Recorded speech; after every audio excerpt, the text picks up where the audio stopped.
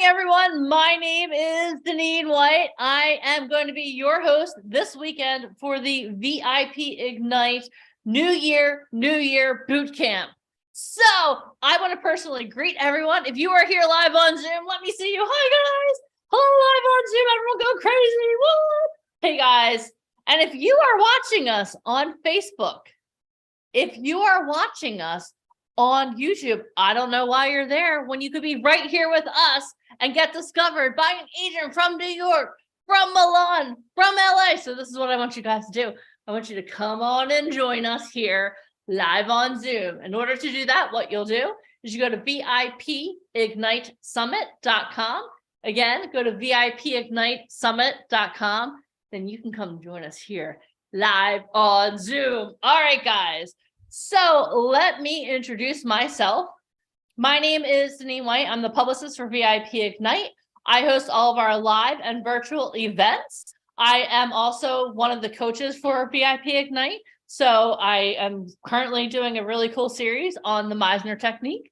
And not only that, but I am also the president of talent services for our mother agency, Truth Management. And I want to personally welcome you here to our boot camp. You're going to hear from our co-founders, Alicia Kabak and Michael Fomkin, later on in the day, but I'm going to get us started today. So first thing, you might be thinking, okay, this is really cool. I love Zooms, but why am I here? So what I want to do is I want to give you guys a preview of what to expect over the weekend.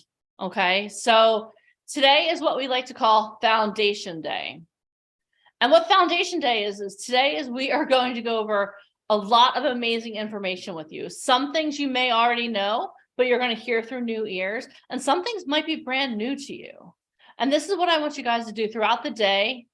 I want you to pay full attention because, again, today is Foundation Day. Tomorrow is Transformation Day.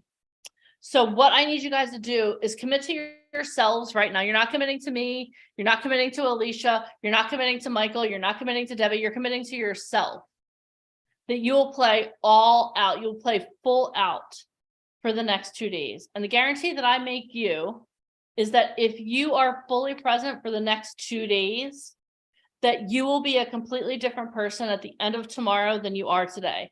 That's not to say you're not really cool right now, but I want you to be you 2.0. Okay, I want you to be you 2.0. So the first thing I want you to do right now is in the comments, say, I am all in. Type that in the comments right now. I am all in. You're committing to yourself right now, and you're committing to your future self that you are going to be all in. And let me explain what that means to you. That means that how many of you have a cell phone? Raise your physical hands. Yes, we all do, right? I'm asking you, and your future self is asking you to put your phone down. Unless, of course, you're watching us on your phone, then, of course, keep it on, obviously. But I'm asking you to not pay attention to your notifications until the end of the day today. Because I want you to be fully present today, because we have some speakers that are going to change your thought patterns. But the only way that there's going to be any change in you is if you play full out. Okay, so I want you to turn off your notifications on your phone. I give you permissions for like the next 2 seconds. Turn off the notifications on your phone. Put your phone on mute. Put it on silent. Put it somewhere away from you so you're not even tempted. That's the first thing. The next thing I'm asking you to commit to do is take lots of notes. And this is why I want you to take lots of notes. Because when you write things down, you're going to learn in 3 different ways. You're going to hear it. So you're going to hear the information. Then when you're writing it, you're actually changing the synapses in your brain. You're rewiring your brain with the information that you're writing down. And then you're going to see it. And there have been study after study after study showing that if you process information in more than one way, it'll stick to you in a different way.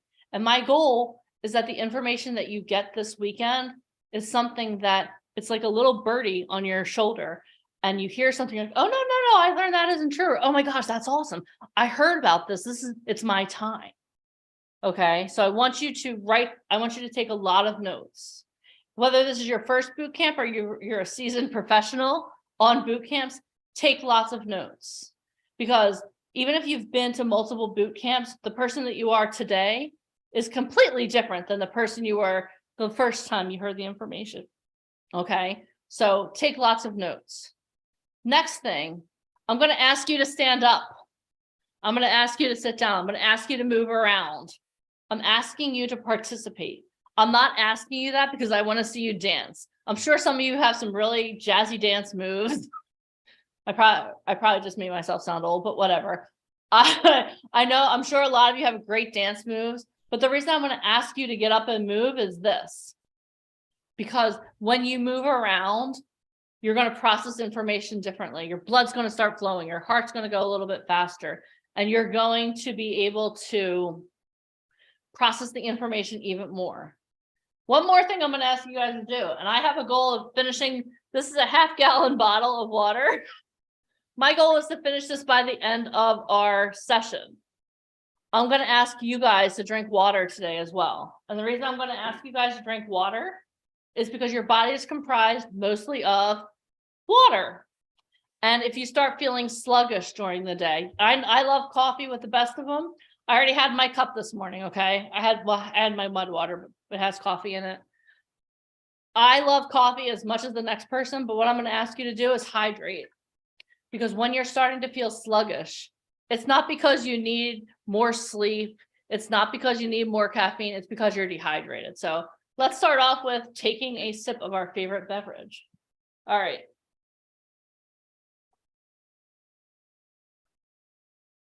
All right. Okay.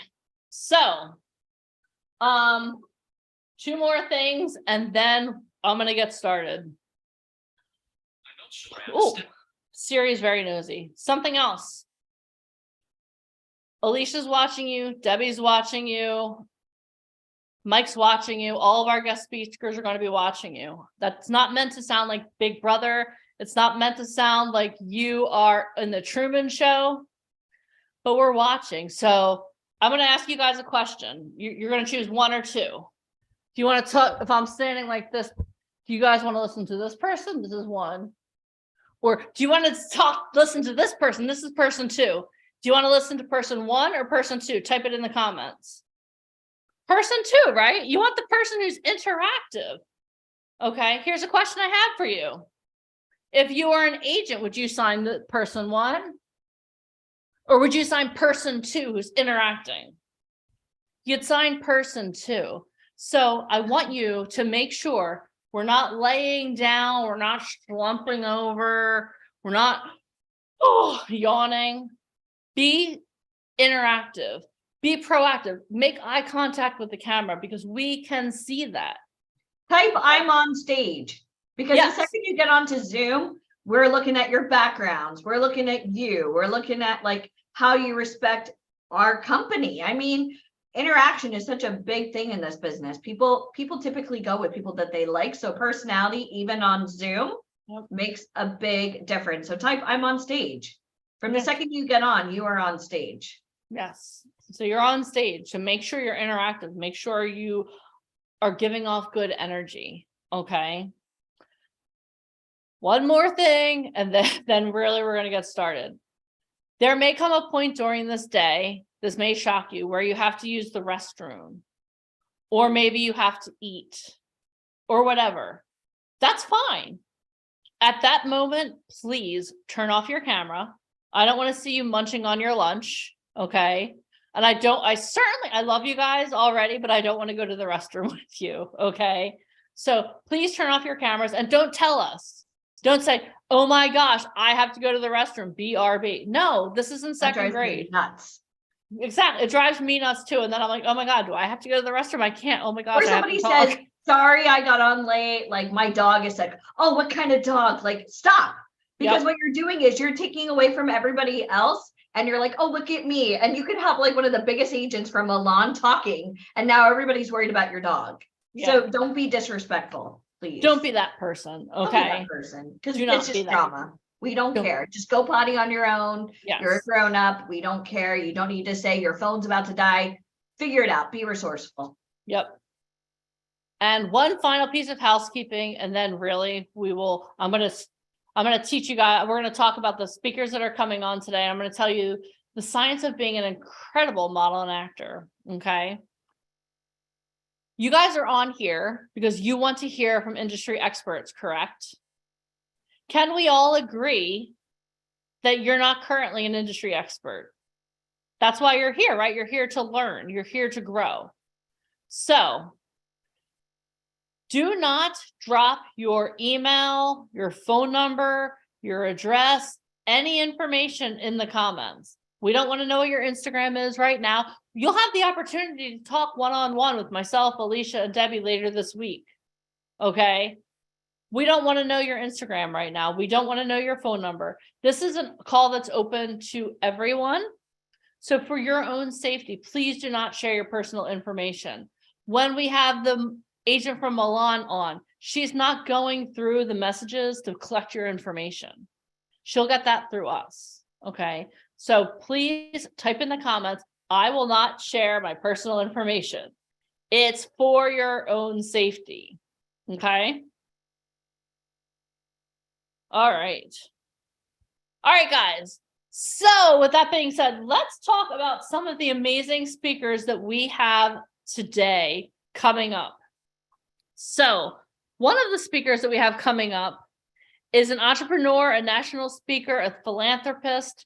He's an amazing, amazing man. He is going to talk to you about accelerating your life and your career while making the world a greater place. How many of you are here because you want to make the world a greater place with your art? Type art in the comments.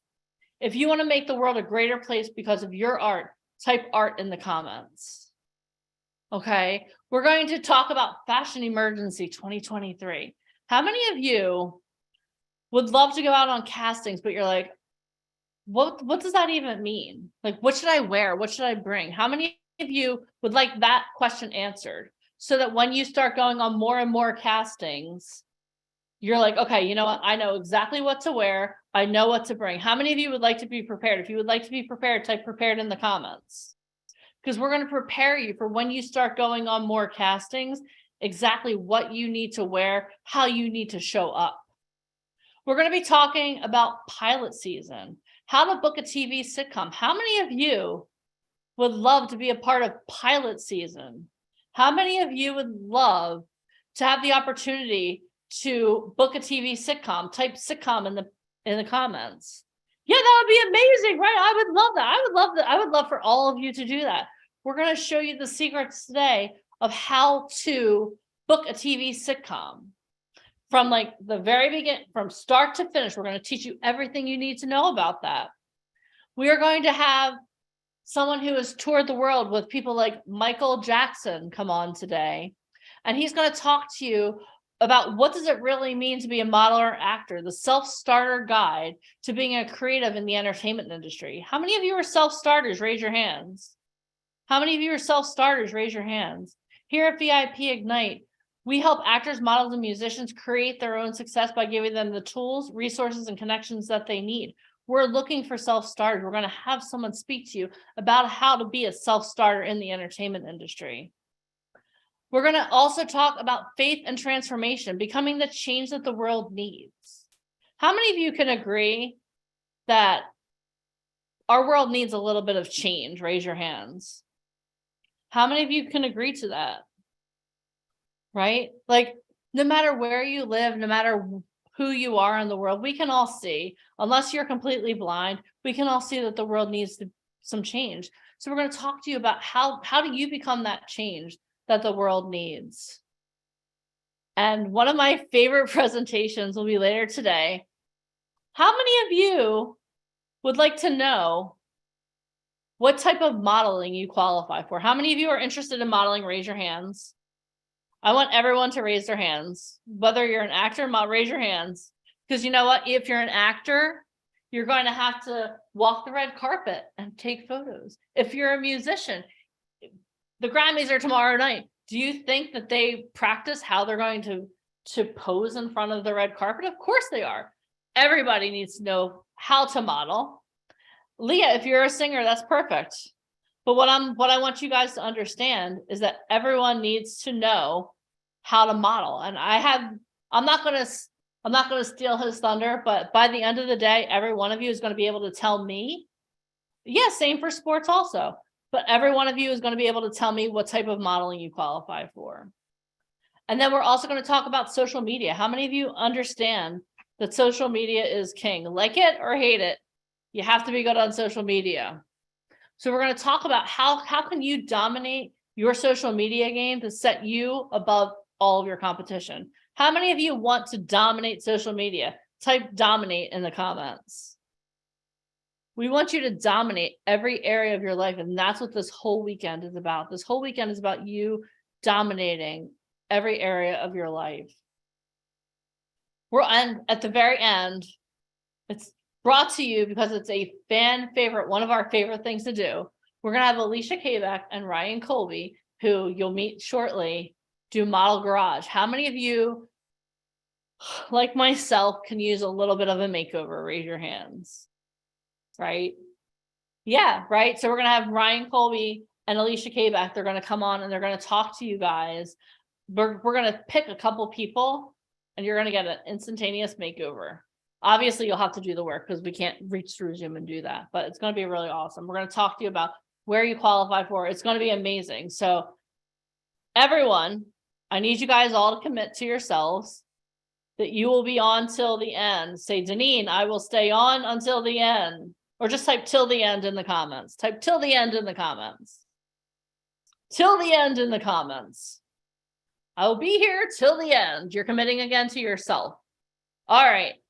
So how many of you want to know the science of being an incredible model or actor?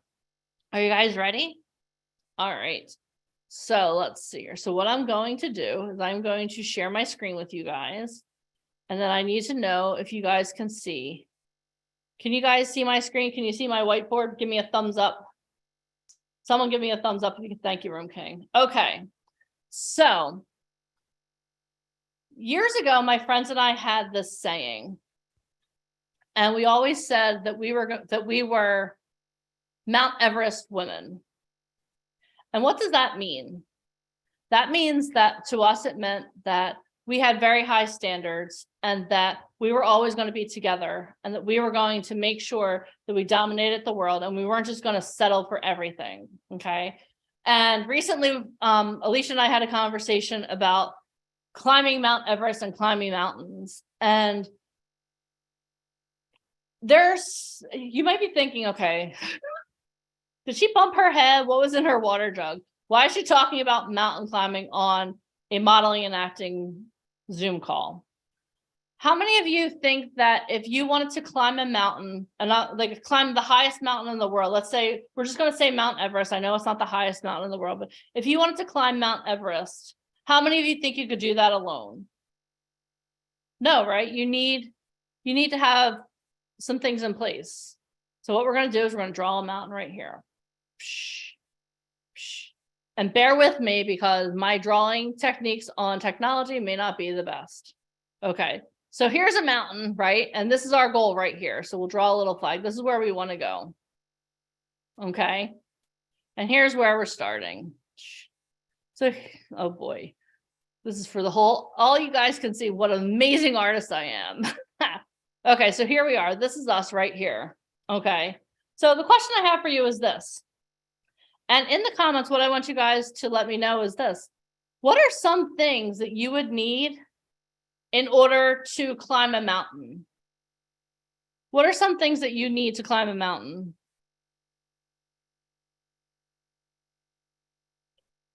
Okay, you need gear, you need tools, right? Okay. Gear, tools, equipment. So we're going to do tools and I'll kind of cover equipment. Oh my gosh, I feel like I'm just learning how to write. Tools. Oh, yep, you need training, right? Yeah, you definitely need training. So we'll just write training here. Sorry, I'm cracking myself up. Is that okay? Okay. And G. What else do you need? Do you think you'd need strength, navigation, money. Yeah, you definitely need money. Great. Oh, coach. Thank you. You're going to need a coach. We're going to put a guide for this here. Okay. And do you think you can climb this mountain in one day, or do you think it's going to take a little while? It's going to take a little while, right? So, oh, snacks. Thank you. Latarsha, you're a woman after my heart. You're going to need, we're going to call that supplies. Okay. All right. So here's a question I have for you. So now we have an idea of what we need to climb this mountain. So which thing do you think you need first? Do you think you need tools, training, guide, or supplies first? Which one do you think you need for discipline? You'll definitely need discipline. Well, yeah, I don't think you need an agent necessarily to climb a mountain. I like your one-track mind. You'll need training, right? So imagine this. Okay, so now you want to climb this mountain. And okay, Lori, stop with the agent. We got it. We see what you want. Okay, so right now you know that you want to climb a mountain and you need training. How do you know what type of training you need? How do you know that? What are you going to do? How are you going to figure out what kind of training you need to get to the top of the mountain? Are you going to Google it? Or are you going to hire someone who's been there before? Are you going to hire someone who's been there before, or are you just going to like wing it and do your own research and pray to God that you went to the right website? You're going to hire an expert, right? So the first thing you need is a guide, right? Awesome. Okay. So what do you think the guide's going to do first? Do you think the guide's going to have you say, okay, you know what, Gabrielle, this is what Gabrielle, I want you to just like go out and buy all these things and then come back to me. Do you think that's the first thing do you think that's the first thing your guide's going to do? No, right? What's the first thing after you get the guide, then you're going to have to get some training, right? You need some training. Why do you need training? Why do you think you need training to climb a mountain?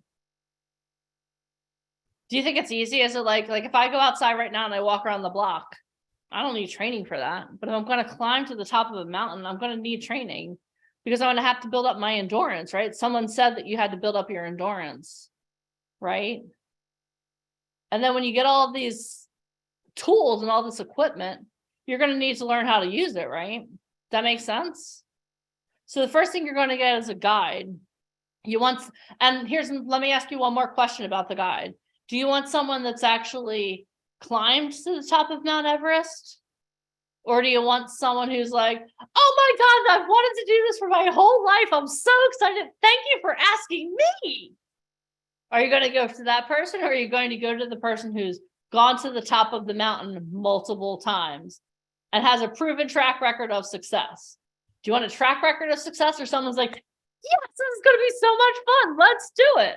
You want someone who has a track record of success, right? So you have to find the right guide. You can't just go and hope that like there are a bunch of people here. You can't just find anyone. You want to find the person that has a track record of success. Then you're going to need training, because getting to the top of this mountain, it's going to take endurance. You're not just going to hop on the mountain and start walking up, right? You're going to have to make sure that you can last. It's going to be multiple days up and down, right? You're going to have to make sure that you know how to use all of the tools that you got, right? That'll be the next thing you get. You're going to get the tools.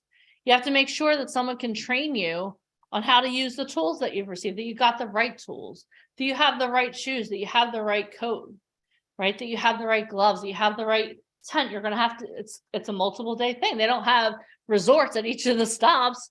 You're going to have to make sure that you have the right oxygen, make sure that you have enough oxygen, that you know how to use it all.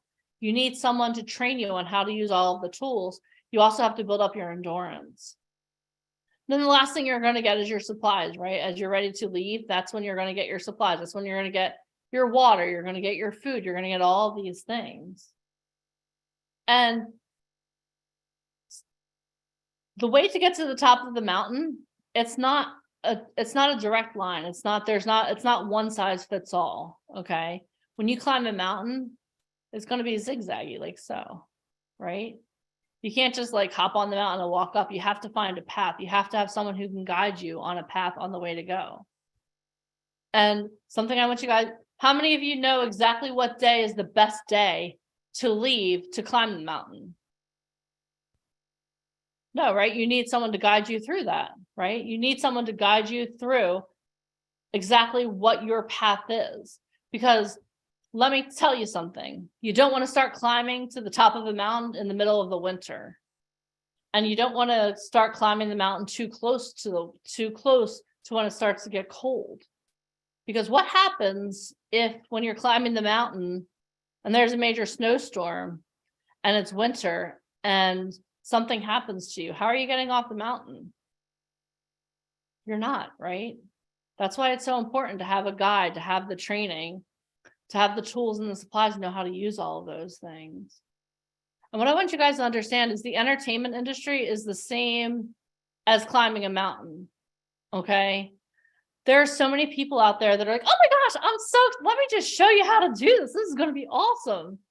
But maybe they don't have a proven track record of success.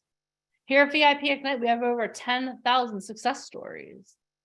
We've taken people from being church secretaries to booking 6-figure jobs in the entertainment industry within a year.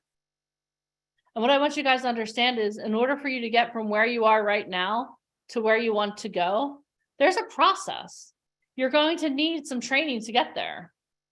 Most people, how many of you, again, I asked you this, but I want you guys to really think about this from your own perspective. If you were an agent, would you want someone who's like, oh, please pick me, this is going to be awesome? Or would you want someone that's already had some training? They have some tools in their toolkit. They know what supplies they need. They know what the things that they need in order to get there, and they started working on it, right? Yeah, you want someone who's prepared. You want to make sure that you are the person who's ready to get there, right? And then your guide, after you've gone through the training, you have the tools, you have the supplies, your guide's going to tell you, okay, you know what? You're ready. Let's do this. And that's what this weekend is all about. This whole weekend is about you getting the tools. First of all, you need a guide, right? This whole weekend is about guiding you to going from where you are here today, wherever you are, whether you've booked work and you are looking to accelerate your success, or you haven't yet booked work, but you're like, okay, I know that this is what I want to do. Let's do this. This whole weekend is about us here at VIP Ignite, taking you from the bottom of the mountain to the top of the mountain, because we want you to be successful. Our goal is for you to be successful. And over the course of the weekend, the people that we're going to introduce you to, they're going to be guides that are going to give you a little bit of the training and some of the tools that you need to go from where you are to where you want to go.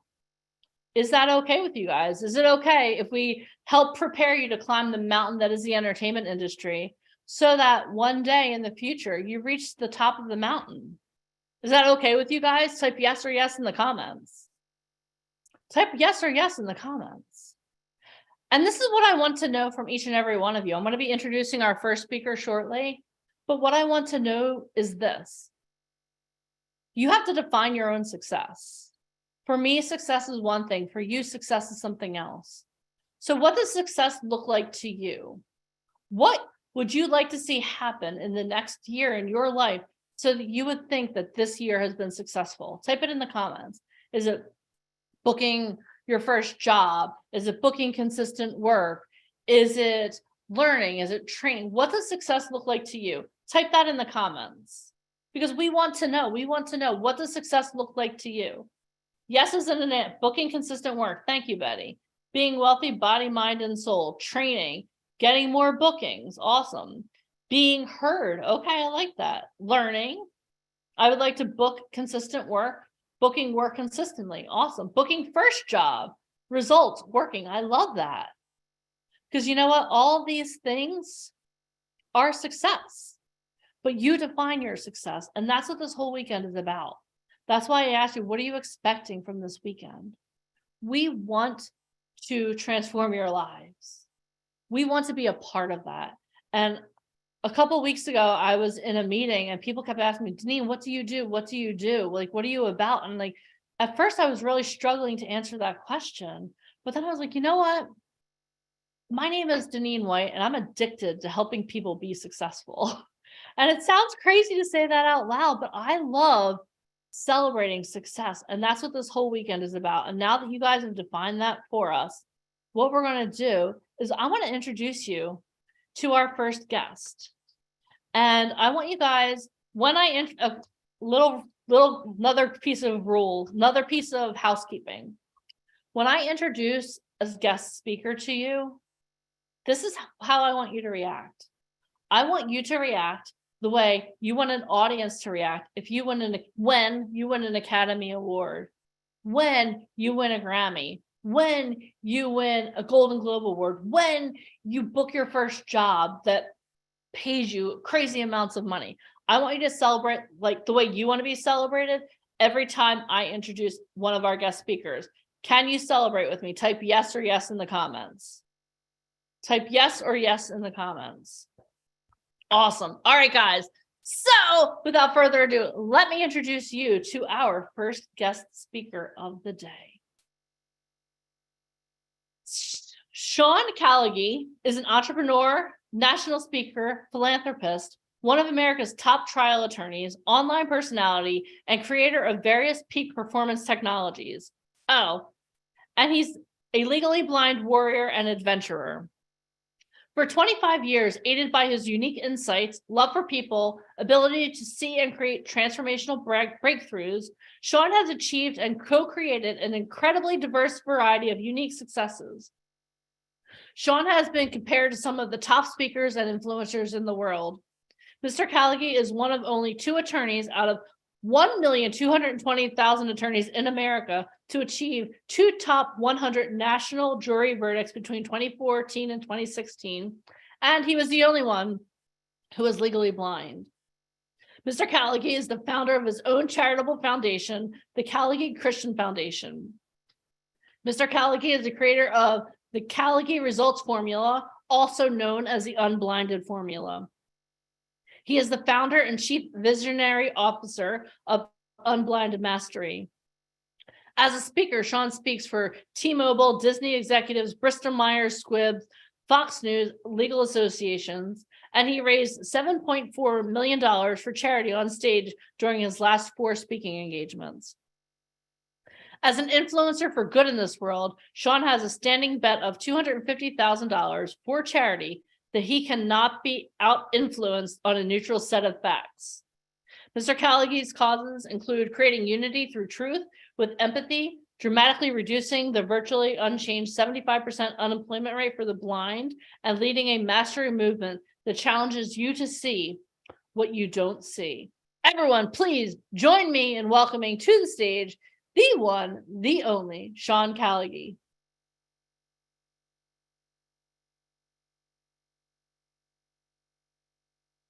Oh, okay. Sean, can you hear me?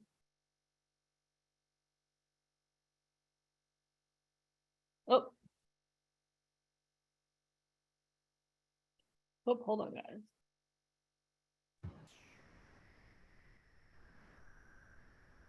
Test, you have me. We have you. Yes, sir. How are you? Perfect. Well, I'm doing great. Thank you so much. What a beautiful introduction. A great way to start the day. Full alignment. I love the dynamics of a guide climbing the mountain of the entertainment industry. And that was just a tremendous, beautiful start to the day. And thank you. Thank you. Thank you so much for being here. We're so excited to have you. Thank you. Thank you. So shall I launch in? Yes, that would be amazing. Cool. All right, awesome.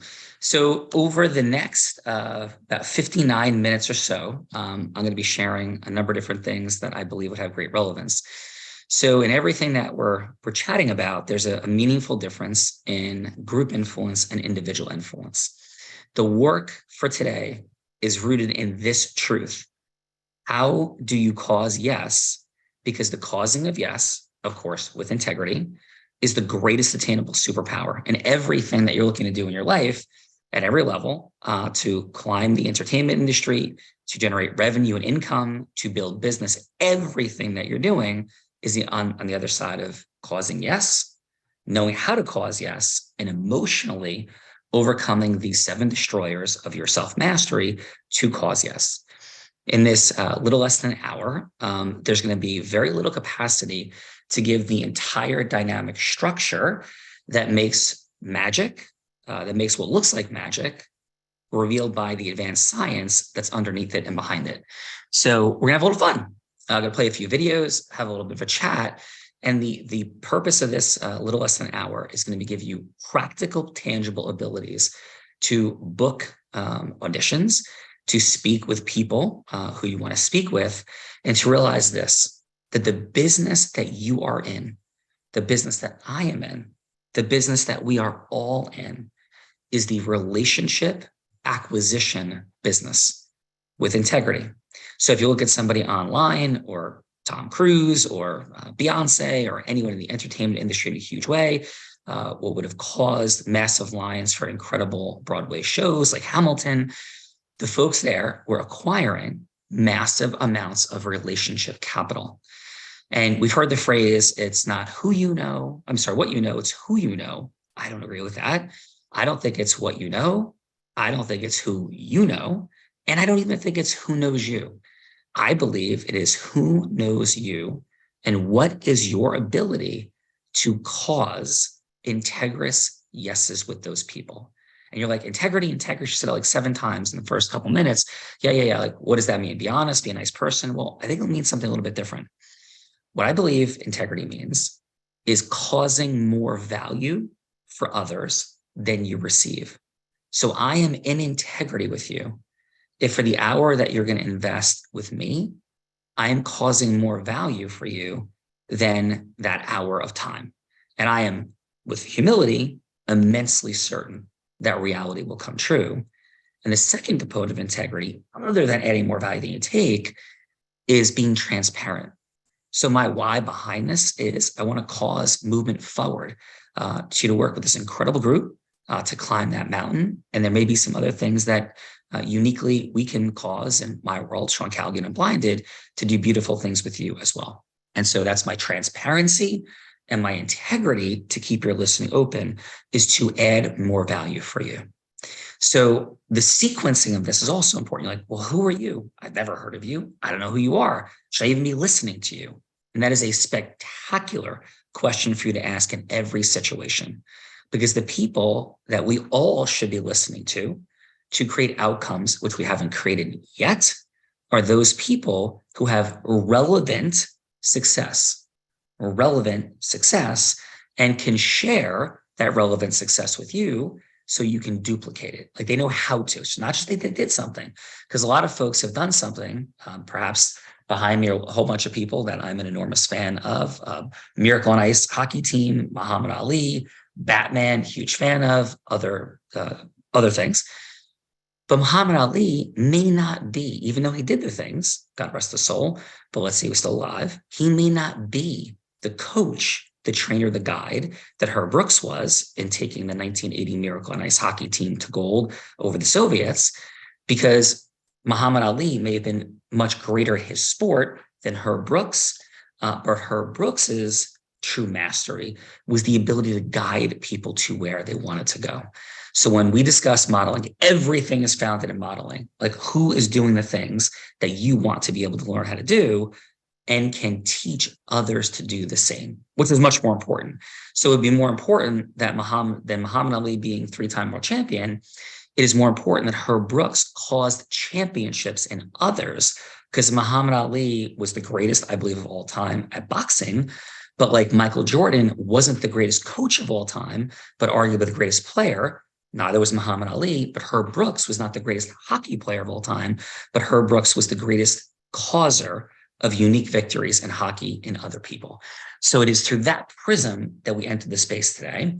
And I'll share a little bit of background really briefly. So, takeaway number 1 for today is model.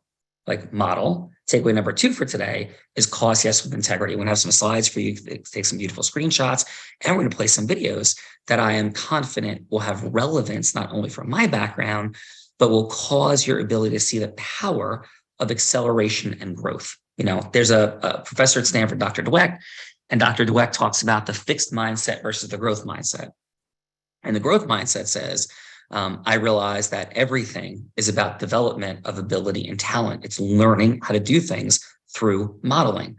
And what the fixed mindset says, and literally our brain lights up differently in different areas. And let's not be concerned, our fixed mindset, which says very clearly, I'm born with some inherent level of talent and ability. And that inherent level of talent and ability is going to dictate something outside of me, something outside of my work ethic is going to dictate where I can get to. And I don't believe that at all. I've had the privilege of meeting Sylvester Stallone at Tony Robbins' house. That's a longer story for a different day. And Sylvester Stallone, I've met Mike Tyson, Sylvester Stallone, Kevin Hart, Tom Brady, some of the most extraordinary human beings in the world. And to a person, when I shared these different dynamics with them, they were absolutely aligned and agreed. And Sylvester Stallone's story, as an example, is completely ridiculous and insane. I will finish up with a couple of thoughts on modeling his approach to self-mastery. And I don't know that I would ever recommend to anyone they follow the path of Sylvester Stallone, because it was one of the craziest things I've ever heard about. And I knew a lot, and I learned more when I had the privilege of speaking with him. So we'll share a little bit more about that. So as we drop into today, my quick background: 5 years old, my mom finds out that I will have the same eye condition as my grandfather, retinitis pigmentosa, the same eye condition that affects more than 1 million Americans and affects Steve Wynn, who is the founder of the Wynn Hotels, of Las Vegas fame and success, who happens to be blind. I am blind. I can't see a single thing in front of me on the screen. And occasionally I'll turn my head to make sure I can still see sort of the outline of the screen, so a little bit of peripheral vision. And my mom thinks I will end up being blind and broke and alone. Blind, broke, and alone. And she thinks this is what her son's future looks like. And I'm not telling you this to be inspirational. Footnote: this is not inspirational. This is to give credibility to the science that I'm going to be sharing with you over the next 45 minutes or so. And so from there, I become an athlete, and I'm a successful athlete. I don't know I have this eye condition. My desire is to become a professional baseball player. I go to Columbia University in New York City. Many of my friends, not many, some of my friends wanted to move into the world of acting. In fact, I lived right off of Broadway, a little bit higher up where the Broadway shows are, but I was on 115th Street in Broadway, which is about 70 blocks higher than where you'd want to be on Broadway. But I spent a lot of time in Times Square in the general Broadway area as I grew up, and met a lot of people in the industry then and now. So as I progressed through my journey, I was captain of the Columbia University baseball team. I was told I was getting drafted. So as you desire massive acceleration and to make it to the big time of where you're headed, and whether it be Broadway, Hollywood, other aspects of the entertainment industry, mine was to make it to Major League Baseball, and I was on my way. I was told I was getting drafted. And when I had the beginnings of some of the eye challenges that I had only found out that I had 3 years before at the age of 17, I was devastated when my game started to fail in certain ways as a junior in college. And then I was told I wouldn't get drafted because of a medical condition. So I had to recreate my identity, my life, everything inside of me. And I was crushed, because I didn't want to do anything else besides play baseball. It's all I knew. And I didn't party. I didn't drink. I didn't do drugs. I don't judge any of those things in any way. I don't judge anyone for anything, right? I assess behavior. I don't judge people. And as a political science major at Columbia, that was certainly hammered into me for many years. And as somebody who teaches diversity and inclusion as an aspect of what I do at some of the biggest corporations in the world, in addition to these influencing dynamics at places, as you heard, like Disney, T-Mobile, Salesforce, Bristol Myers Squibb, and others, speaking on Tony Robbins' stage now for 17 times, I am certainly clear that the judgment of other people is a massive pathway to disaster. And we'll get back to that in a little bit as well.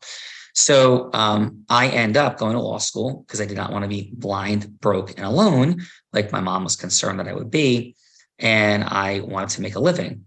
Accelerating forward, I find out that law, like entertainment, is a business as well as an art form. And I had no interest in business. I had no interest in anything, quite frankly, other than modeling what I did in athletics, learning mastery, perhaps as some of you do, and your acting and other abilities. And what I did not want to do was learn about business. I couldn't even believe that the law was actually business. But then I learned about it, and I did some unbelievably unique things in that space. I built a 40-person law firm by the time I was 2 years out of law school, quitting I thought was my dream job. And why that's relevant is because I faced age bias. I faced people telling me I was too young. I faced people limiting me, oppressing me, minimizing me in all the biggest of ways. I faced judges having ageism, for me. And I was able to profoundly falter. I don't believe in failure, right? But falter in the face of these things massively, and then able to overcome them, to do something I've never heard before since, somebody building a 40-person law firm 2 years out of law school. That was unprecedented. And still, I've never heard of somebody doing that without any capital, without any advertising. And the reason, again, was because of my ability to cause yes. So that's what we're going to focus on. And then the progression was crazy from there. I decided I want to teach other people how to do it. I built a 100-person law firm. I was able from that moment, from building a 100-person law firm, to graduate onto moving into the personal development world and professional development world. I still own a 125-person law firm. And I have the privilege of speaking on some of the most extraordinary stages in the world. And in fact, next Saturday before the Super Bowl, I will be speaking on Lee Steinberg's stage. For between 8,000 and 10,000 people. For those that don't know, Lee Steinberg is Jerry Maguire. He has the largest Super Bowl party in the country. There will be Hollywood elite. There will be the sports and world elite that will be at this. 15 NFL Hall of Famers, multiple baseball Hall of Famers. Al Pacino, Oliver Stone are both slated to be there in the audience as I speak at Lee Steinberg's Super Bowl party. A tremendous philanthropic effort and evidence of the fact that this blind kid who knew nothing about influence in the world is the person that the people in the biggest stages in the world, like Tony Robbins, like Lee Steinberg and others, call upon to cause yes from the front of the room. And what you are doing, right? So you're in the business of acquiring relationship capital. So you can then deploy your art form, which is causing yes from the front of the camera, from the front of the room. What does that mean? It means if you're on Broadway, you're causing yes. If you cause people to say, you're amazing, what you're doing is incredible, and cause audiences to want the show to stay open. So it's not like Almost Famous that opens and closes in 4 months, but instead is something like Phantom of the Opera, which is open for decade after decade after decade. We're causing yes if we cause reviews for shows, et cetera, et cetera. Footnote, my daughter is a theater major at the University of Maryland right now in her junior year.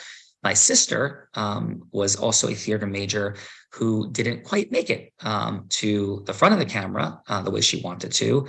But what she did do is she became a 2-time Emmy Award winner.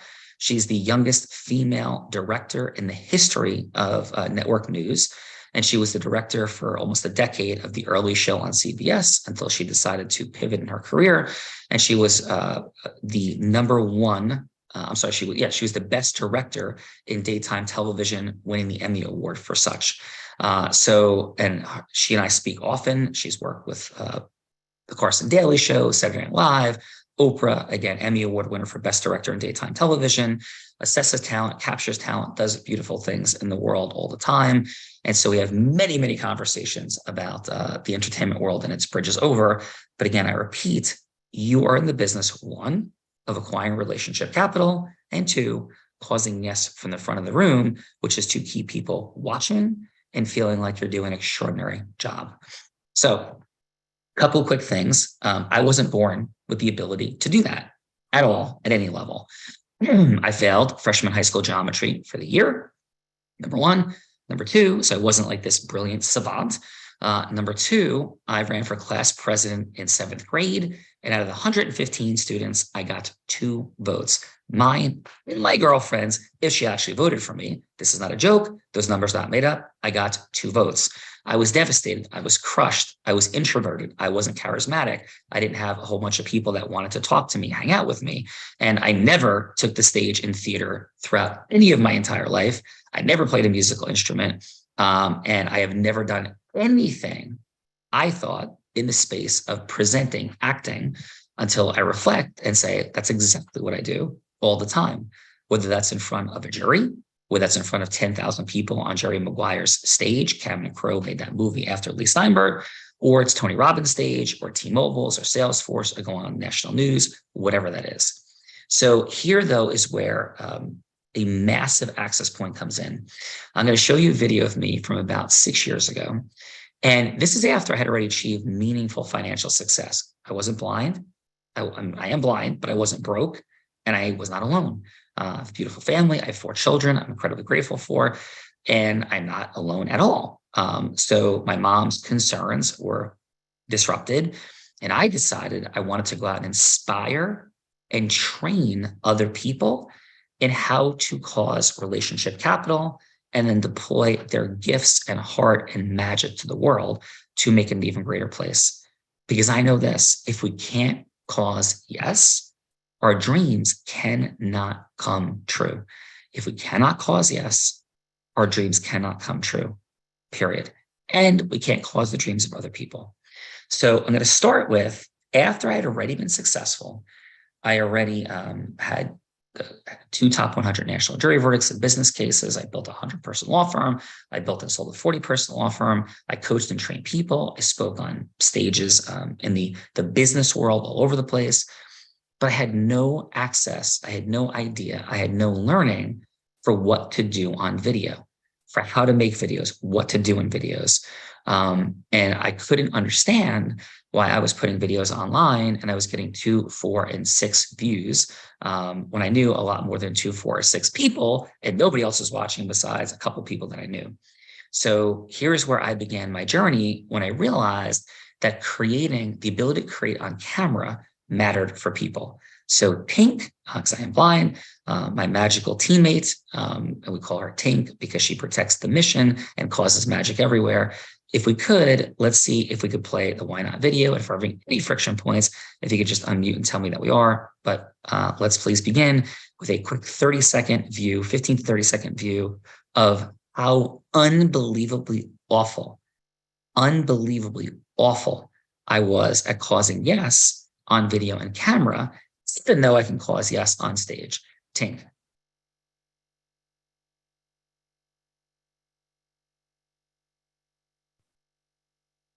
Give me 1 second, Nicole. Sorry about that. Okay, Nicole, you should be good now. Yeah, and I'm gonna just keep talking until it actually starts playing. So Tink, we can make a place. There's no dead air time. This video was my best shot again at acquiring and generating people to watch me and what I was up to. And I'm like, I'm going to inspire people. I'm going to energize people. And I'm going to shoot these videos every day. And I'm going to be like Sylvester Stallone. And I'm just going to do the things. Do the things.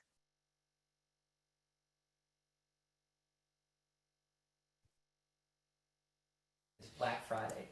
If your fun is going to the malls and shopping and looking for deals, I wish you the best. Not my idea of a great time, but I wish you great shopping and happiness if that's what you're up to. For me, though, as we roll into Thanksgiving, one of the most fun things to think about and do is to plan what we're going to do over the Christmas break. And something that I find to be amazingly fun and wonderful, I'm going to share a little bit about, is skiing. But specifically, one of my favorite places. Okay, let's pause. This is horrific. Number one, my energetic transference is god awful. Number two, who cares about me and what I do? So it was self-focused about me. It was completely crazy because it had no energetic transference. There was nothing compelling. There was nothing interesting. And there was absolutely no one who was watching these videos. Last month, and I do no paid advertising in January on Facebook, my views were just under on my Facebook 1-minute videos in total for the month. This is click on the video. I shoot 60-second videos. Click on watch for at least 60 seconds. Right? These are not 3-second views. The 3-second view number is, a whole different story. This is 1 minute actual click on views. I had just under 2 million views last month on my Facebook page alone. And that's not the end of the world, but that's a far cry from 2 or 4 people watching each video. And the average video I put up, I have about 11,000 views per video. And it's a very consistent number between 4,000, I'd say 25,000 and getting up into the occasional 6 figures. And I am only 6 months in to a disruptive modeling journey where I'm learning how to do that. where I'm learning how to do that, apply my own formula, but micro distinctions for people who are expert in the space of video. They're dear friends of mine that get between 20 and 40 million views a month on their stuff. So the point of this initially is that, number one, we need to have the influencing dynamics, and there I had them inside of me, but I wasn't deploying them. Obviously, who would want to watch that painful video? And I'm about to show you how we can create a very strong pivot and shift, because the video you're about to see was only about 3 years later that I created it. And in this video, you will see famous people like Tony Robbins, and I'm on his stage. You'll hear from people who are 3 steps down from the CEO at Disney, the #1 woman in banking in America, Harvard Law School graduate, and don't just listen to what they say. Listen to the engagement with which they are saying it. And not one of these people was paid by me to say anything that they were saying. And you'll see the video that I use now to open the listening of people who are thinking about booking me to speak, like Lee Steinberg, and how and why I'll be the keynote speaker at his event in front of 8,000 to 10,000 people live in just 7 days from today. At this time, we'll be getting ready to rock and roll in just a couple of hours, 7 days from today. So Tink, let's drop in with the Lee Steinberg piece. And then I want to teach a couple critical things. I'm going to show you some slides of not just say, okay, so have more energy. That's incredibly ineffective. But look for the dynamics in this video of 4 energies. Look for 4 energies in the video. So first, look for the enthusiasm of people speaking. Watch me and a couple of speaking snippets. But look for 4 different energies the video conveys overall, which each of us in causing us want to transfer. And in no particular order, because they're in variant orders, and we have mechanisms for this. One energy is goddess. It's heart-centered. If people don't feel your heart, they will never trust you. If people don't feel your heart, they'll never trust you. So when people say to me, hey, like, what's your pitch? Go. The first thing I'll disrupt and say is, listen, thank you. I'm super grateful for the time and opportunity, but with complete respect, I actually don't pitch. I share, I present some things, and like, I'm not rude and I go through a longer conversation, but I disrupt the energy of pitching. The energy of pitching to me feels like in our head, not in our heart and being. So first, goddess energy, I call it, the ability to be in your heart and be felt so you're trusted. Second energy is fun energy.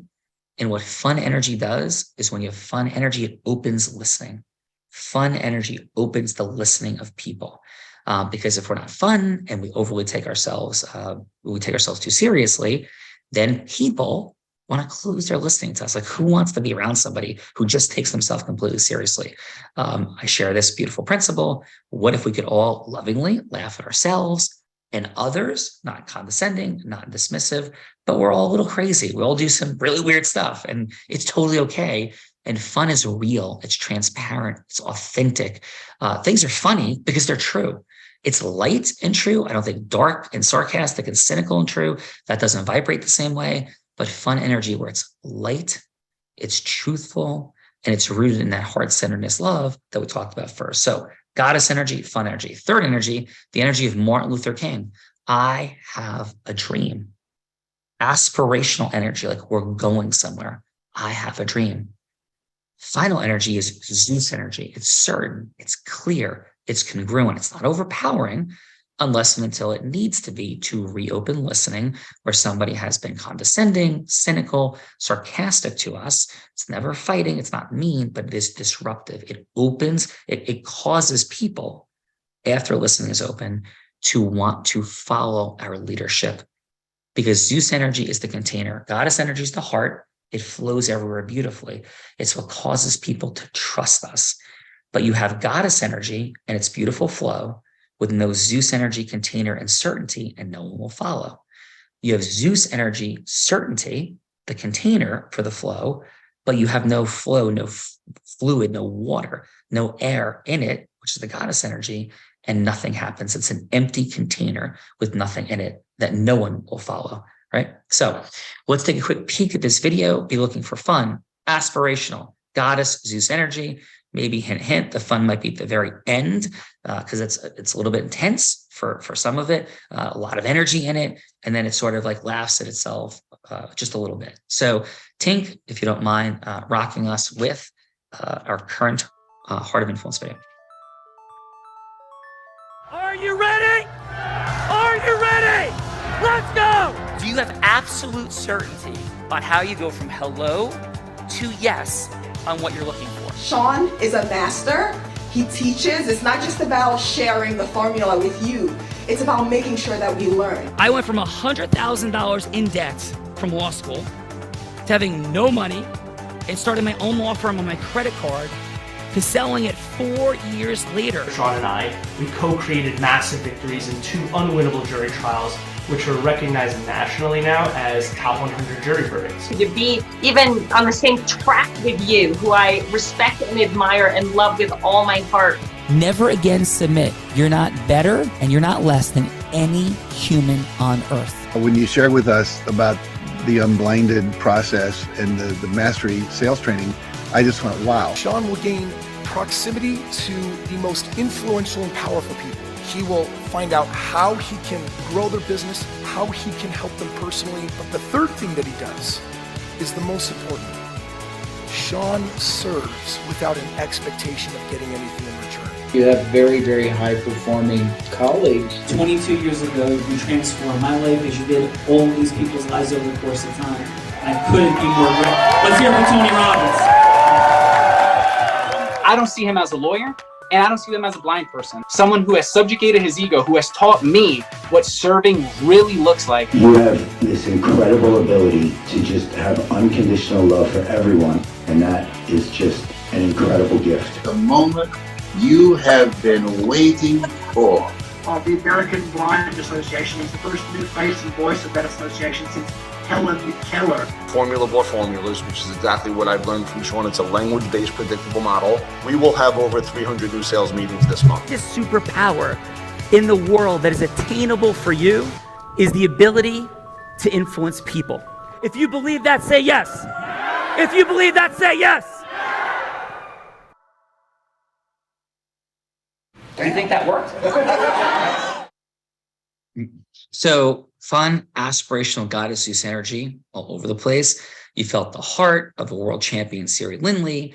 And these are social proofing authoritative sources. So this is why you're in the relationship acquisition game and process. And the fun footnote is when I did that why not video, which did not have any energetic transference or energetic variance whatsoever, I didn't know any of the people in the video you just witnessed. I knew none of those people in 2017. But by 2020, I knew all of them. And these were the things that they were saying. I had a lot of credibility in little old New Jersey, which is where I grew up, where I live. But I knew no people like that in the world. And I'm in Tony Robbins' backyard after his wife had asked me to raise money for his birthday from his incredible Platinum Partnership group. And we raised $1.7 million in a few minutes, but I was the person they asked. And I didn't even know them 2 years before that moment. And then I'm bringing Tony Robbins up onto stage in his backyard. It's crazy, right? I couldn't have fathomed this. Now, I was an Academy Award winner. I'm not a Tony Award winner. But the dreams I had from the front of the stage, I'm creating.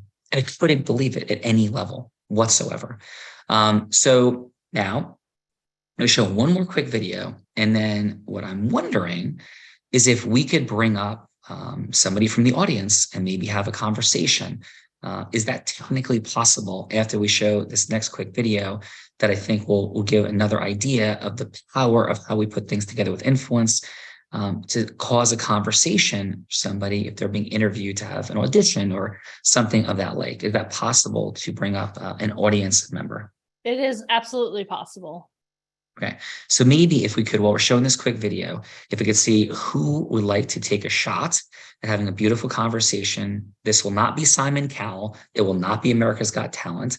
But we do have a show that we do every single day where we support people in getting reviewed on how they go from hello to yes about something they want to create. And it would be extraordinarily valuable for the group for you to volunteer. But second, any time you get the opportunity to have the microphone in your hand, you want to, because it is from the front of the room, it is from the microphone that everything is created. And once I understood this for a book I bought for $1 at a garage sale, being a good grandson to my grandma, Nani, it was called How to Make a Fortune from Public Speaking. I would change that for how to make a fortune from being on the microphone, not just public speaking, from being on the microphone at any stage, whether it be business, entertainment, whatever it is. So if we could maybe look for a beautiful guest in a moment that would come up and do that. This next video, I have the privilege of having won a Telly Award. And this Telly Award came from a trailer for a charitable show we created.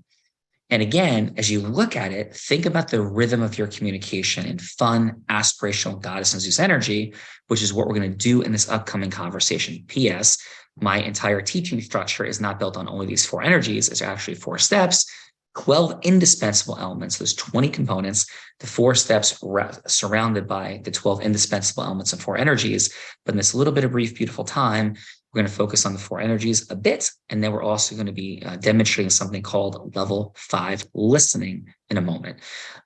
So Nicole, Tink, if we could, let's roll into this Telly Award winning trailer for a beautiful charitable reality show. We've had the privilege of raising millions of dollars for charity. I had the honor of being in the Ukraine just a few months ago when Kyiv had been under siege the few weeks before, and we had missiles that went over our head that day. And charity, philanthropy, the causing of things as somebody who grew up with no money and thought they were going to be blind and broke is a major part of my life. And it's all the same thing. Footnote, you want to meet famous people, the ability to cause yes from the front of the room in philanthropy to gather audiences and people is an extraordinary way to meet very famous and successful people, as I now have the privilege of doing. They want to talk to me because I can raise money for their charities. And I have friends in rock music at the highest level. People have been on 300 million albums like Kenny Aronoff, who was the drummer on Jack and Diane. Meatloaf still tours around the world. He's like, I've got to introduce you to, my friend Sammy Hagar and the owner Jim Irsay, the Colts. NFL Hall of Famers are asking me to do their charitable fundraisers like Bruce Smith, Eric Dickerson. We hosted the American Foundation for the Blind Gala. You will see the makeup of that entire dynamic and see this also through the prism of, that's how this dude gets to know these people. So Tink, let's play the beautiful trailer. Antonia Mack just donated $2,500 for a ticket. Put it on the window. Well, how we got involved. We were invited by Dr. Kirk Adams, who's the president of the American Foundation for the Blind, to help up their fundraising goals and especially to look at, creating new income streams in the organization. And they were celebrating their 100-year anniversary. From right now, we have 2 days and 7 hours. Jack Bauer saved the world in 24. That's right. 24 hours. The first thing that happened is our friend and mentor, Sean Callaghy, who's an amazing personal development expert and a prolific fundraiser, stepped in to take charge of the fundraising goals and to disrupt that whole process. But he only had 6 weeks before the big gala. I don't know if we can do this. I have no freaking clue. You kind of have to reevaluate what is possible and what isn't possible. You have to, after you see a blind man surfing. Got another one. 2,500 donation. Hot damn! A pivotal point in this whole dynamic was finding out about the opportunity that we had to actually open up a time capsule that was buried by no other than Helen Keller herself. It became the foundation for the gala, and that alone propelled people to get involved, to donate. $5,000 in 10 minutes. They're selling tickets like crazy. They're filling seats. They're bringing in top sports people. And then, Unfortunately, we're not going to be able to open the capsule. it's 2 days before the gala, and we find out the AFB has decided, nope, we can't open up the time capsule. And we're like, what? It's like, what? What do we tell the media? We can't. Why? We cannot get it done. We can't. I am a liar right now. We're not getting to the gala. There is no gala. There's disastrous dynamics in leadership and scaling. We cannot stand up and raise money when people were told one thing is going to happen, and then having it not occur is utterly unacceptable. We'll step into situations to confront, and this is wrongdoing because there's times when we have to disrupt. We want to solve the problem. What would it take to make that happen? So we had to start getting yeses. I feel that that's something I can handle. I may as well lend my hand as an archaeologist. And so it was really a turning point when everyone sprung into action. It was amazing to watch. Alrighty, thanks. You got it. Charlie. There's no way that we're not going to make Thursday night extraordinary. Cool. Helen Keller said, life is a daring adventure or nothing at all. Last night on a Tribeca rooftop in New York City, sports legends and philanthropists came out to celebrate American hero Helen Keller. Blind and deaf, nothing could stop her from becoming an author, educator, and the American Foundation for the Blind spokesperson in 1924. This woman raised $2 million, $41 million in today's money, unable to see or hear. If she could do that, what can we do?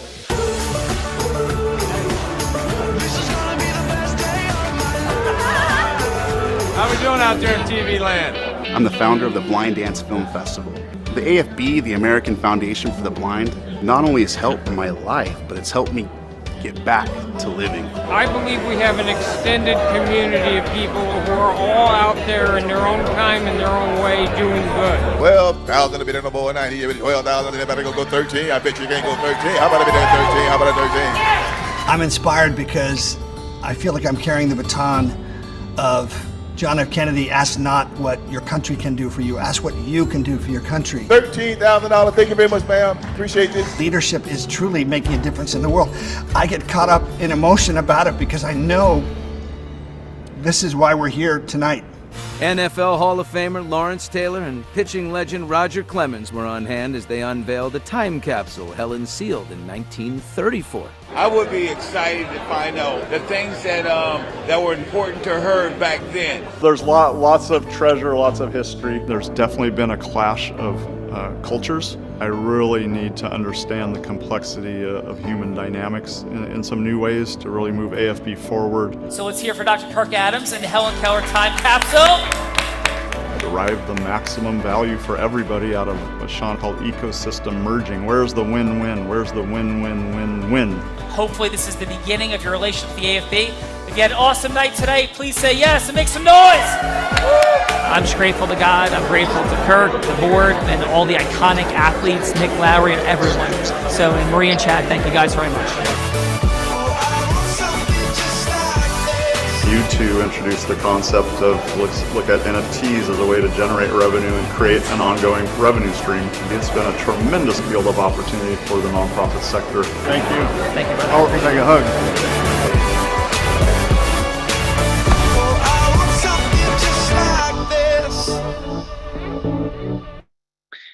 So the footnote from that, again, Telly Award, I have the privilege of having Telly Award on the desk. And I didn't know any of those people in 2017 either. I didn't know Dr. Kirk Adams, the president of the American Foundation for the Blind. Again, Helen Keller, the most inspirational figure of the 20th century, doing those things before. I did not know Chad or Maria. I did not know Nick Lowry, who was sourced to 15 Hall of Fame athletes. Nick is a Kansas City Chiefs Hall of Famer, should be in the NFL Hall of Fame. In fact, his charity is the one that will be being recognized at Lee Steinberg's. I didn't know Lee Steinberg, the actual Jerry Maguire. I didn't know Roger Clemens. I didn't know Lawrence Taylor. I didn't know former Jet head coach Rex Ryan and a lot of the other incredible people that were there. All of this is because of relationship capital acquisition. And the mechanism and way for you to generate relationship capital is to add more value than you take.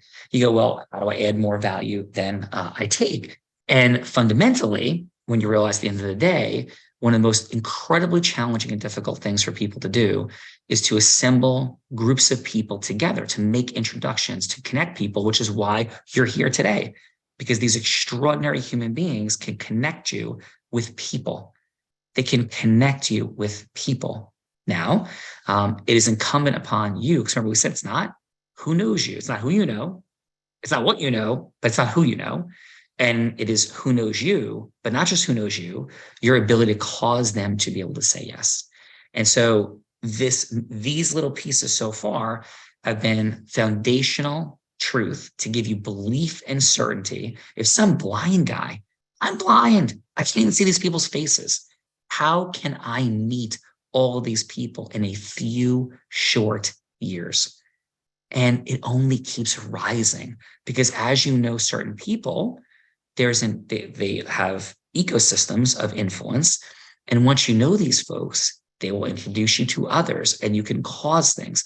I'm going to be standing up again. I said with Al Pacino, Oliver Stone, and I'm not 100% sure they'll show up. They're confirmed to show up, and many other Hollywood elite. And I'll be on that stage rocking the thing with them in my audience.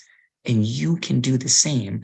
If this blind guy whose mother thought he was going broke, who failed freshman high school geometry for the year and got 2 votes for class president in 7th grade, I am very confident that just about every person here has a more impressive background growing up than I did with to demonstrate foundationally your ability to cause yes. So what I love to do now is do a little bit deeper micro dive, that we have this vision of certainty, that you add value to people of influence massively, and you don't add value by saying I'm a fan. I didn't tell Tony Robbins, hey, I'm a fan. And P.S., Tony Robbins has incredible influence. One of his closest friends in the world is Peter Guber, who's been nominated for something like 60 Academy Awards, 57 or something. Made the original Batman movie. I didn't walk up to Tony Robbins, and he's called me his dear friend from stage. He said that nobody leads with more heart and more integrity than Sean Callaghan. I'm very honored. It was very generous of him. But I didn't walk up to him and say, hey, Tony, I'm a fan. Hey, Tony, I'd love to do something with you. That's what everyone says. The guy's millions of people who literally write to him and say that to him. The mechanism is exactly what I'm talking about. I created unique value for him. That's a separate story for a different time, but create unique value for him with my ability to cause yes. So mastering your ability to cause yes is the most foundational component to everything you're going to be doing. So do we have any fine volunteers that would like to come up and cause a little yes in a conversation about why they should have an audition or a conversation about an audition? Who do we have, if anyone? Okay, I'm going to volunteer someone. Her name is Candace Rayford. She's one of our inner circle members, and she's absolutely amazing. So Candace Rayford, can you please unmute yourself? I'm unmuted. Awesome. Awesome. Well, Candace, thank you so much for being voluntold to come on up for today. And Candace, where are you coming from right now? I'm coming from Winchester, California. Winchester, California is in the house. It is Candace, ladies and gentlemen. Candace, please, what is a fun fact about you? Something that might be a proud moment, embarrassing moment, slightly uncomfortable moment, whatever it is that make us go, Candace, no way. I train Brazilian Jiu-Jitsu, and I have been making a little bit of an impact around the area in the competitions and in the gym. That is super awesome. And so you choke out the Gracies. Is this what I'm hearing? Pretty much. Awesome. All right. So Candace, how about we do this? Would you mind if we entered into about a 3-minute conversation as to why, and actually what's your, I should ask this first. What's your mission, your vision, your purpose? What's it all about, Candace? Like, what's the ultimate dream of impact that sits in Candace's heart? Okay. It's to inspire other survivors that may not have been planned, their births, and other children or even adults that grew up in similar situations like I did, where they weren't born into structured families. And so they kind of had to figure out basically how to live with all of their issues and conditions, and basically just inspiring them to rise up and being able to heal from their traumas and follow their dreams, no matter how quirky or silly they may sound, but to really just step into their true essence and be that beacon of hope for people like me. Beautiful, Candace. And so I'm hearing that as a speaker, coach, a trainer. What format do you see that taking? Can you say that one more time? My kids kind of heard me talking. Of course. So yeah, no worries. Cool. Hello. How many children do you have, by the way? They're 2, 6 and 9. Gorgeous. Boy, girl? Girl, boy. Girl, boy. Awesome. And so what is it, Candace, that you would see that? Is that in speaking, coaching, training, authoring? Like, what's the really through all format, my art? So through music, primarily, and then next through sports and like my service in that area. So really just reaching out into the communities and just sharing my music and sharing my Beautiful. journey jiu-jitsu and using that as Awesome. Okay, so what would be a yes that would be really powerful for you?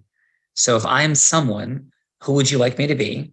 And what yes would you like to be creating? Could be for an audition, an introduction. What would be a yes that would really help accelerate your musical career, this beautiful, powerful journey that you have envisioned to support people, cause inspiration, all the beautiful things? Who would I be that could really help you?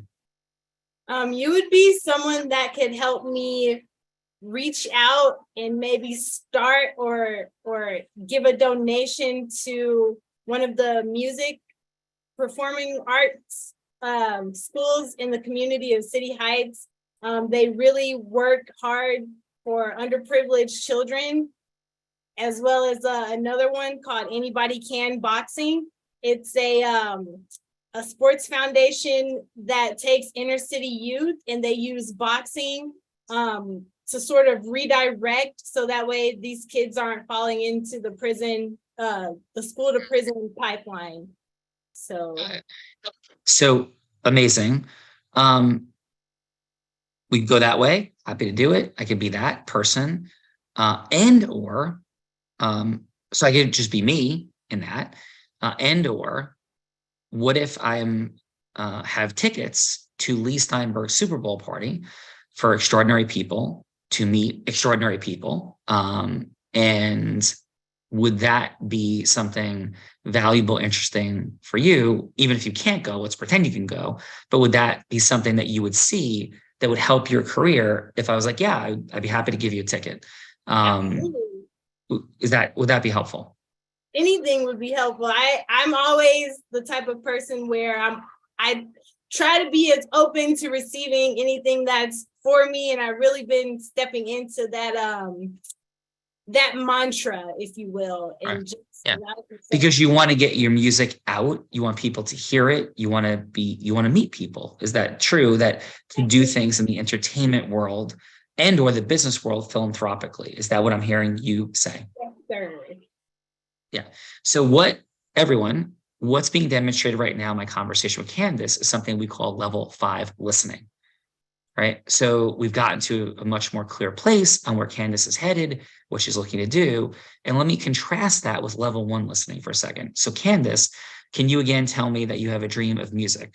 Can you share, hey, I dream about music. Give me like one sentence on that and I'll demonstrate level 1 listening. I dream that my music will inspire others to step into their true essence. Oh, Candace, that's great. You know what? I want to inspire people too. I want to inspire people to cause yes in the world so they can achieve their dreams. That's level 1 listening. I'm talking about me. Who cares? Nobody cares in the conversation about you. They care about themselves. So it would sound more like, Candace, the energy that you just shared, that powerful dream, I hear belief in it. I hear hope in it. And I also hear that it's not there yet for you. Candace, am I hearing you correctly? That's correct. And I'm hearing you believe, but there's this tinge of like, what if we don't get all the way there? Am I also hearing that correctly? Not necessarily that. It's more of because I'm on the spot. So you're hearing a little bit of wow, I'm on the spot. Because deep down, I know that what my vision is, it will happen in time. So I don't have a what if it doesn't work. My journey right now is just being present and allowing whatever to happen to just happen and be blessed and grateful for that. Awesome. But we did hear a tinge of uncertainty, and that's why we ask a beautiful question. And then Candace's like, no, I believe. So it forwards the conversation, it goes deeper. So Candace, absolutely incredible, because out of all the people I communicate with, and I have the privilege of communicating with so many, virtually everyone I talk to, 99.99% of people have more doubt than you. So if I may, congratulations on the incredible certainty foundationally that you've created in what you do. And I'm hearing that you're believing a lot in the work that's here. As an inner circle person, it seems like you've brought immense certainty to things, and that this is a part of your heart, your being, and there's value that you've created here. Am I hearing you correctly? Absolutely. Awesome. So, and Oprah Winfrey said she held the microphone for 30,000 people because she said, I hear you, I see you, and what you say matters to me. So Candace, do you feel closer to me with the depth of my listening of you?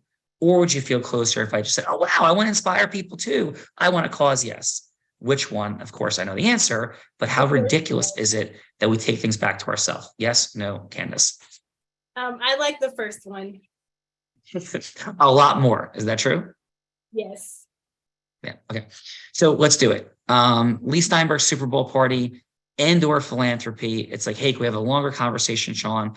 There's value that I see here, and I want to cause you to say yes, and I want to come to that Super Bowl party and meet some incredible, cool people. I'm not saying, Candace, that's a burning heart desire in her heart. I mean, where you are probably would be a really good place to go. But let's begin, Candace, that's okay. And let's say that the conversation was set up by a mutual friend who said, hey, would you have a conversation with Candace for 3 minutes? And I said yes. Does that sound good, Candace? That sounds phenomenal. Okay. Yeah. Hi. Hello. So Candace, you're calling me. Hello. Oh, hi there. Yeah. Hi. Who's this? This is Candace. How are you? Hey, good, Candace. I know we had a 3-minute call with Sean Callagy. Yeah. So I'm doing well. How are you doing today? I'm doing outstanding. Okay. Amazing. So what can I do for you? I was wondering if you had any knowledge on how I can be more of an impact in my community regarding inspiration and helping others to step into their true essence using music and sports. Well, Candace, first of all, let me acknowledge that's a beautiful vision. It's a large vision. And I'm a little bit curious, what's the intersection between music and sports? I love it. I certainly have a lot to say on the matter. Probably not going to be able to give you too much in 3 minutes, although I'll give you one quick thought and idea. But what's the integration of those things? Well, music is an expression of one's feelings, whereas sports is the expression of discipline and the grit and the ability to rise out of a struggle, no matter how hard it is. Love it. Really present to it. So sure. The key thing I would say, Candace, is to realize 3 things. One, that influence is, I believe, with integrity, the only attainable superpower in the world, number 1.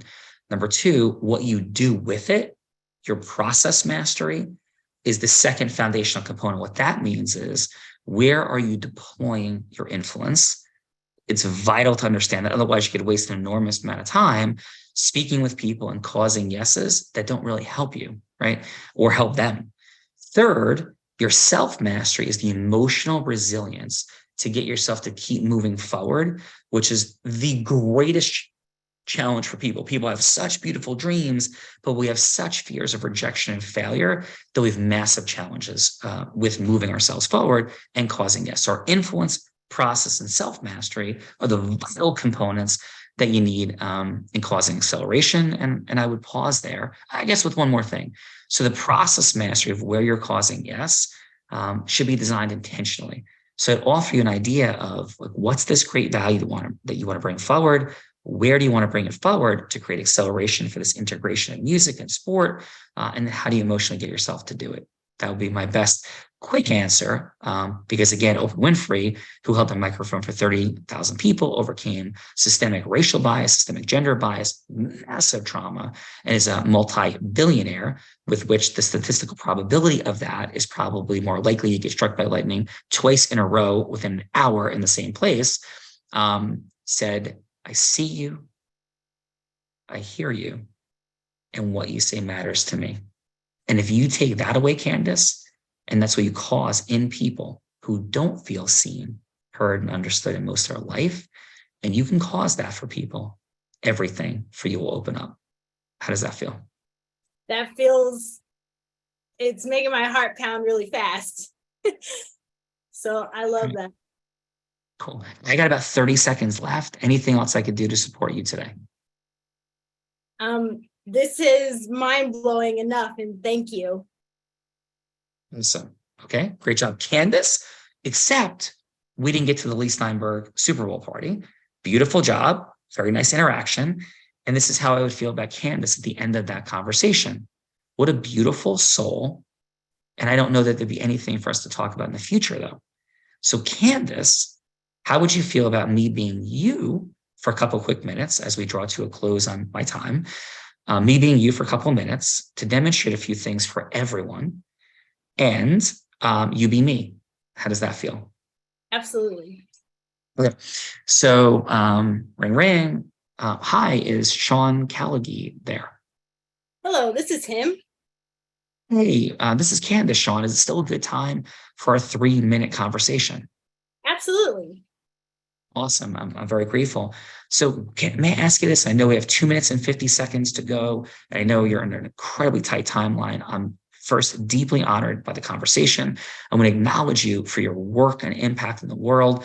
When I saw you recently, I was really shocked at all the people that you met and knew and how you did it later in life from being blind. So I'd love to learn more about that, but I know we have a very short time window. So may I ask you this? Why did you accept this call with me in the first place? I'm very grateful for it, but there had to be some reason you accepted it. And can I ask you why you did? I can see that there's a light in you that others need to be around, and they need to experience this light. You've had some challenges, but yet there's this resiliency that speaks through you. And I know that you have a story that is greater than what you can see in the moment.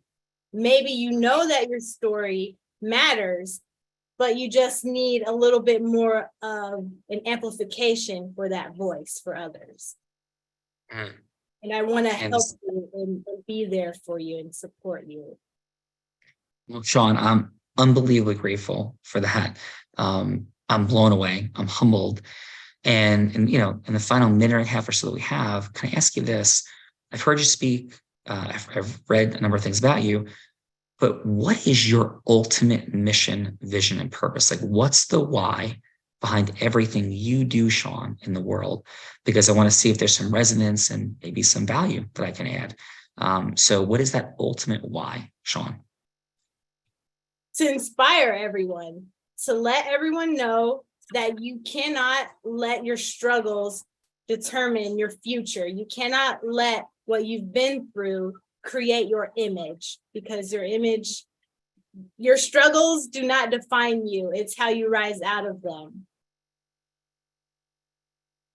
So I'm hearing, and that is hitting me in my heart, I'm hearing that you want to continue to take this to everyone. That's a big word. There's 8 billion humans on the planet, everyone.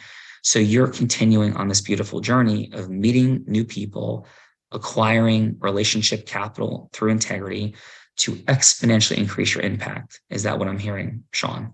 Absolutely. Even if it's just with one person or 5 people or 5 million people, as long as I'm able to break through on some level that says I want to grow and I want to be better, then that's enough for me. Amazing. Well, I'm incredibly grateful. In these final few seconds we have left, can I just share a couple of quick thoughts? Yes. So Sean, as you saw in me, there is light, there is energy. And I've listened deeply to what you've talked about. And what I would propose is this. And if we can't do in this conversation, I'd be happy to let your team make a decision because I don't want to put you on the spot. But I heard about this Lee Steinberg Super Bowl party, and I want to fly from California to Phoenix. And I would love to come, but I don't want to come for me. Obviously, I benefit if I'm there. I'm clear.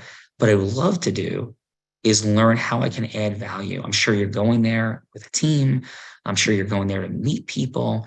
If there's any way that you would have an extra ticket or slot, I would bring all my love, my heart, my energy, my impact to come there and add value for your mission and purpose. And I get that I win on my mission if I can come and support you in that mission with these extraordinary people of influence and impact. So, Sean, I'm listening to you sharply. And if the answer is no, I completely understand. It's been an honor to speak with you. But how does that resonate with you or not to permit me the honor and privilege of joining your team at the Lee Steinberg Super Bowl party and causing impact there? What say you, Sean? My answer would be absolutely. Have your people call my people and we'll be in touch. Awesome. Thank you, Sean. I couldn't be more grateful. Adorable. Candace, how did that feel? And what are your takeaways? Because that was a very heart-centered, flowing, but intentionally structured sequencing of communication to open listening, to acknowledge, to create an integrous moving forward. Yes, having my unique identity as Candace received by the person, Sean, in that situation, I was seeking to cause a yes with by adding value to them, not net taking something from me. So Candace, how did that feel for you and what were your takeaways? Well, right now I'm feeling a lot of adrenaline, and I'm not usually one to talk a lot on the calls. And so when I'm just put on the spotlight, it's like, whoa, okay, this is me, just breathe. So firstly, I feel honored that I get to have this dialogue with you. And it's eye-opening for myself as well, just reaffirming everything that I've been going through, just working to this point. It's just all meshing together. So I feel extremely liberated and inspired. In portraying you, I didn't really feel that I deserved to portray you just because we're first meeting right now. And so I kind of feel a little diminutive trying to pretend to be you just because I'm not familiar with all of your work and accolades and everything like that. But overall, I do just feel honored and grateful to have this experience because it's coaching and mentorship and just all of the above. Thank you. Candace did a great job. Thank you for that. And everything that we just shared was rooted in a formula. And if we could throw up that formula slide really quickly, I'm sure it's been up at times by Tank already, or I would believe it was, which would be the 4 steps, 12 indispensable elements, 4 energies. I'd take a quick screenshot of this. This is the structure of every conversation you have. And if yes isn't caused, and it should result in yes, it's because something went suboptimally, we'll say wrong, suboptimally in this mechanism. And as I draw to a close, I'm a huge fan of Bruce Springsteen and his work in the world, his heart, his impact.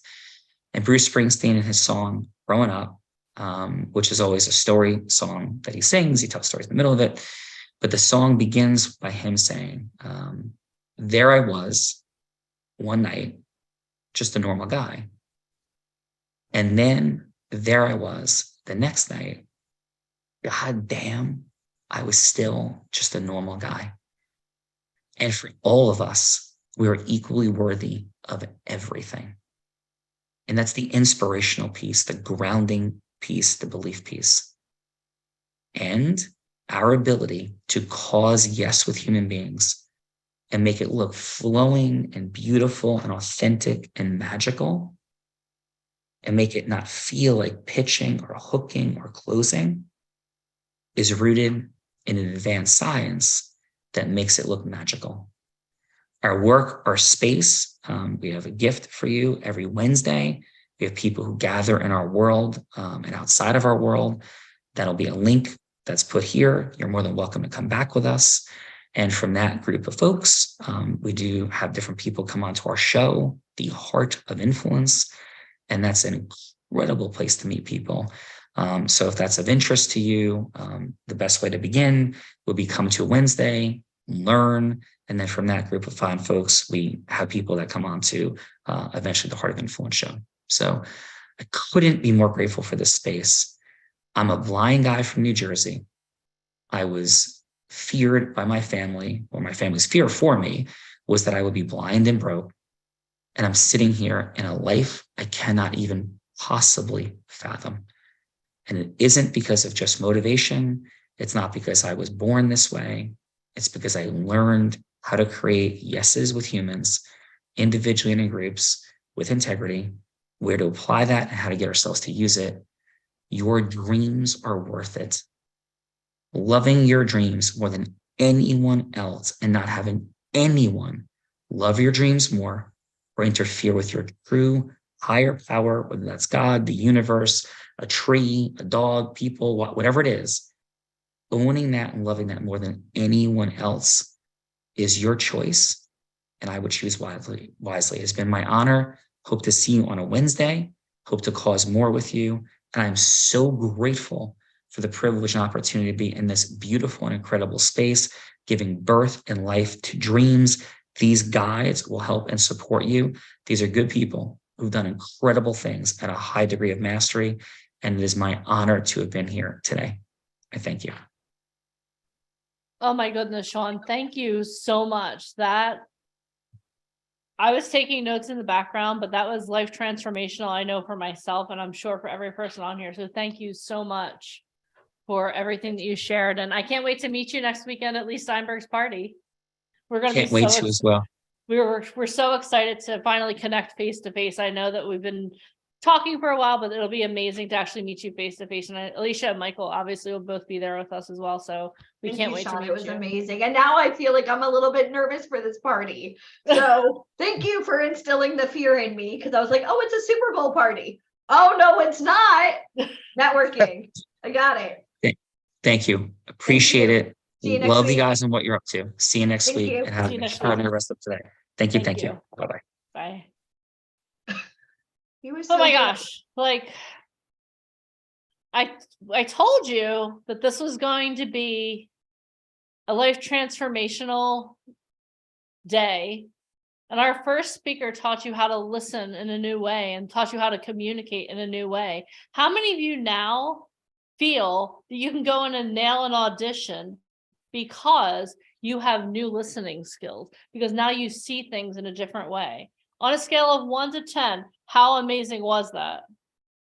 You know, and I kind of want to piggyback off of what you just said. That should almost be a drinking game every time I say piggyback. But, you know, when Sean was like one of the first speakers, you know, I get a lot of talent that will message me going, well, it has nothing to do with modeling and acting.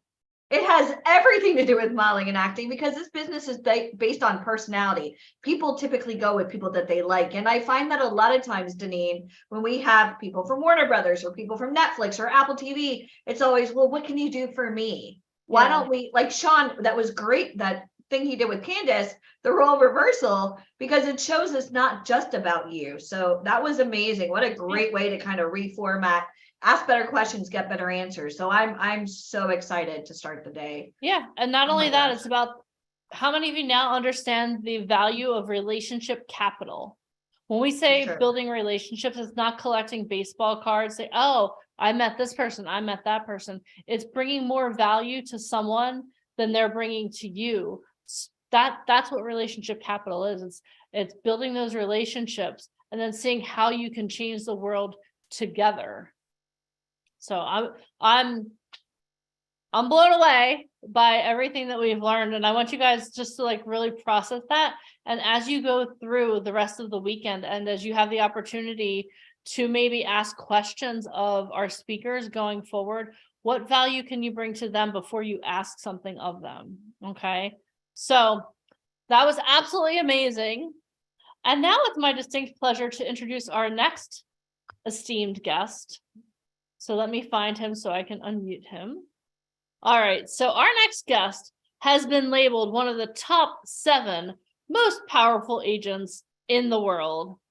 He started his career as a model at the age of 12 and now has almost 4 decades in the industry as an icon of fashion. Fun fact, not sure what's going on here. Fun fact, his first gig was with Benetton. He opened Emmanuel Ungaro at the age of 15. He has art directed over 20 covers of Vogue. He has been proclaimed to have one of the best eyes to scout in the business. He has run his agency successfully for 12 years, through the good times and the bad times. Never once has he wavered. He has a record number of covers for the agency, 72 in 1 year. Also, for 2 decades, he has styled some of Hollywood's biggest stars, taking Ethan Hawke from worst dressed to best dressed. He has placed talent worldwide for the top luxury brands in the world. Everyone, please join me in welcoming the one, the only, Mr. Ryan Colby. All right, Mr. Ryan Colby. Hi. What is going on with your sound, sir? I don't know. It says you muted me. Can you guys hear? Am I off? Am I on? Okay, Ryan, you have to disconnect and reconnect because you sound like Hello. I'm going to mute him. Ryan Colby, if you can hear me, you need to disconnect and you need to come back because it sounds like there's an alien overtaking your computer. So while we're waiting for you to do that, what a fun game. You know, it is. It's always is Ryan. The host is muting you because you sound like an alien's taking over your equipment, sir. So while we're doing this, yeah, he sounds like he's in the Matrix. Exactly. All right. So while I'm having Ryan disconnect and reconnect, what was your biggest takeaway from hearing Sean speak today? What was your biggest takeaway so far? Like, what is something that you're going to start applying right now from what he shared? Growth mindset. Yeah, the growth mindset, right? You have to have a growth mindset. Awesome. Oh, Candace, I'm sorry. I just got your text message. Listening in, listening, level 5 listening, right? Better listening techniques. Maximize the moments, right? Yeah, how do you maximize your moments? Like, you have to make the best of everything. And I love the 3-minute conversation too, because how much impact can you make in someone in 3 minutes? And I think we saw the impact that you can make in someone in 3 minutes. It's pretty amazing. The 4 energies, selflessness is key, right? Absolutely. Okay, let's see here. Mr. Colby is back. Let's see if he sounds. Okay, Mr. Colby. Hello. Oh my gosh, that is so much better. You sounded like you were in the Matrix or aliens were taking over. There's something different going on. The fonts and everything is different when I sign on. Are you putting this somewhere else or something? I am. Hello. It is being streamed, but I do that every time. Okay, yeah, that's why. It's like 4 different screens just to get on. Well, that is maybe different. I don't know. I didn't. Well, Mr. Okay, Colby. well, everyone can hear me. Yes. What are you wearing today, sir? That's a mighty fine cardigan you have on. It's a vintage Mizrahi. Very nice. Awesome. Well, Ryan, we're so excited to have you here today because you are going to help us stop any fashion emergency of 2023. Good, and there are many. Stop talking about me like that. I'm standing right here, Ryan. No.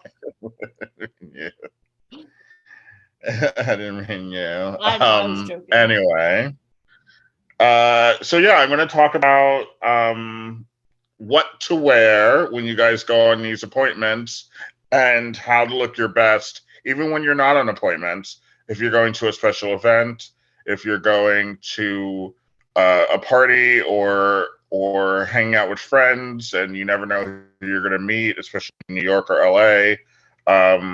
So I'm going to talk about that. Sorry, it's really hot in here, so my eyes are tearing a little bit. But it's getting warm in LA, which is kind Do of you annoying. miss New York City right now, Ryan? I got the No, weather not today. now. It was 5 degrees My mother at texted home. me that it's 4 degrees today. So Not missing it. You're Anyway. in LA. I'm in Florida. This is great. yeah. Go ahead. So yeah, so basically we go on castings and you go on these appointments for television or film or print or runway or whatever it is. You really want to be as clean of a slate as possible, wearing, you don't have to wear monochromatic colors, but wearing clothes that draw the eye down. So, you know, a pair of jeans and a tank top, just and fitted, and make sure there's no loud prints.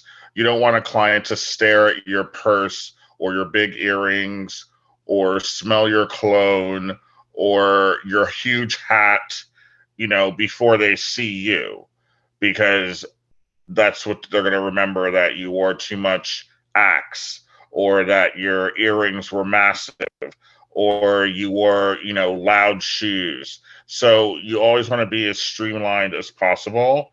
For females, wearing like a jean skirt, a skirt, skinny jeans, medium-sized heels, a tank top or a button-up, or a thin sweater or a blouse, a blazer on top if it's, you know, chilly or whatever. You know, natural hair, ponytail, light wave if you feel like it, minimal makeup, mascara and lip balm, and maybe a little bit of powder if you need it, but no full coverage. Not like you're going out to the club with your girlfriends. Do not do that. For guys, very little cologne, very little hair wax, you know, a little bit of moisturizer, a lot of moisturizer, but sometimes for men, there are tinted moisturizers that help even out the skin in person. So, you know, don't be afraid to buy cosmetics, men. There's nothing wrong with it, to make yourself look a little better walking into a room. Make sure if you have beards, make sure they're trimmed up. Make sure they're moisturized too, just like your hair. On your head, and also fitted clothing, tank tops, button ups, nice sweater, nice cardigan, skinny jeans, or just nice trousers. Simple shoes. We don't need the latest sneaker. Nobody cares. We don't need ridiculous hoodies or with huge prints on it. You really want to be a clean slate, so the casting director or photographer or producer or whoever you're meeting with can see you and focus on your face when you're talking, as opposed to looking at your jeans or, you know, whatever it is that's loud that you walked in with. So that is the biggest tip I can tell anyone, whether you're a fashion model or whether you're going in for, you know, grandma number 2 role. It doesn't really matter what it is you're doing. The same rules apply. You don't want to walk out leaving, having them think about anything else but you and not what you wore. So, am I saying fashion can kill a part or a job? Probably. I mean, I don't think no one's ever directly looked in my face and said, "Oh, we're not using your model because I didn't like the dress she wore." But it does color their judgment as to your taste level. And when you're in the entertainment industry, they want you to have some sort of taste, or at least feel like they do, or at least you have to fake it until you get some. So, because sometimes taste is acquired based upon your surroundings. A lot of people don't have it, but if you see it every day, eventually it'll seep into you and you'll get it. So you have to fake it in the beginning sometimes.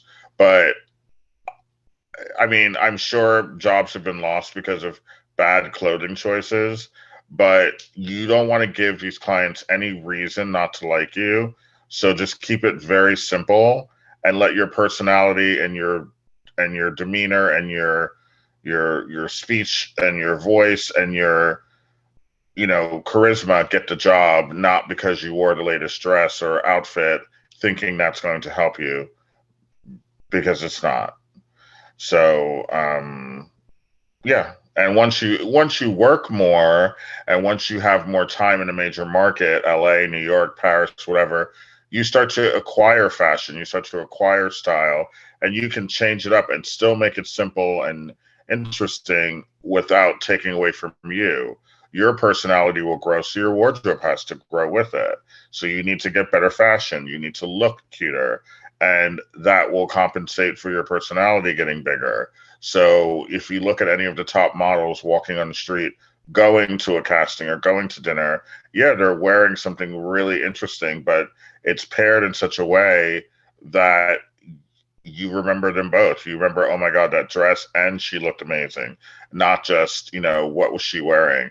Your body and face have to mesh together with the outfit to make sure that it's a full package. Not one thing cannot take away from the other.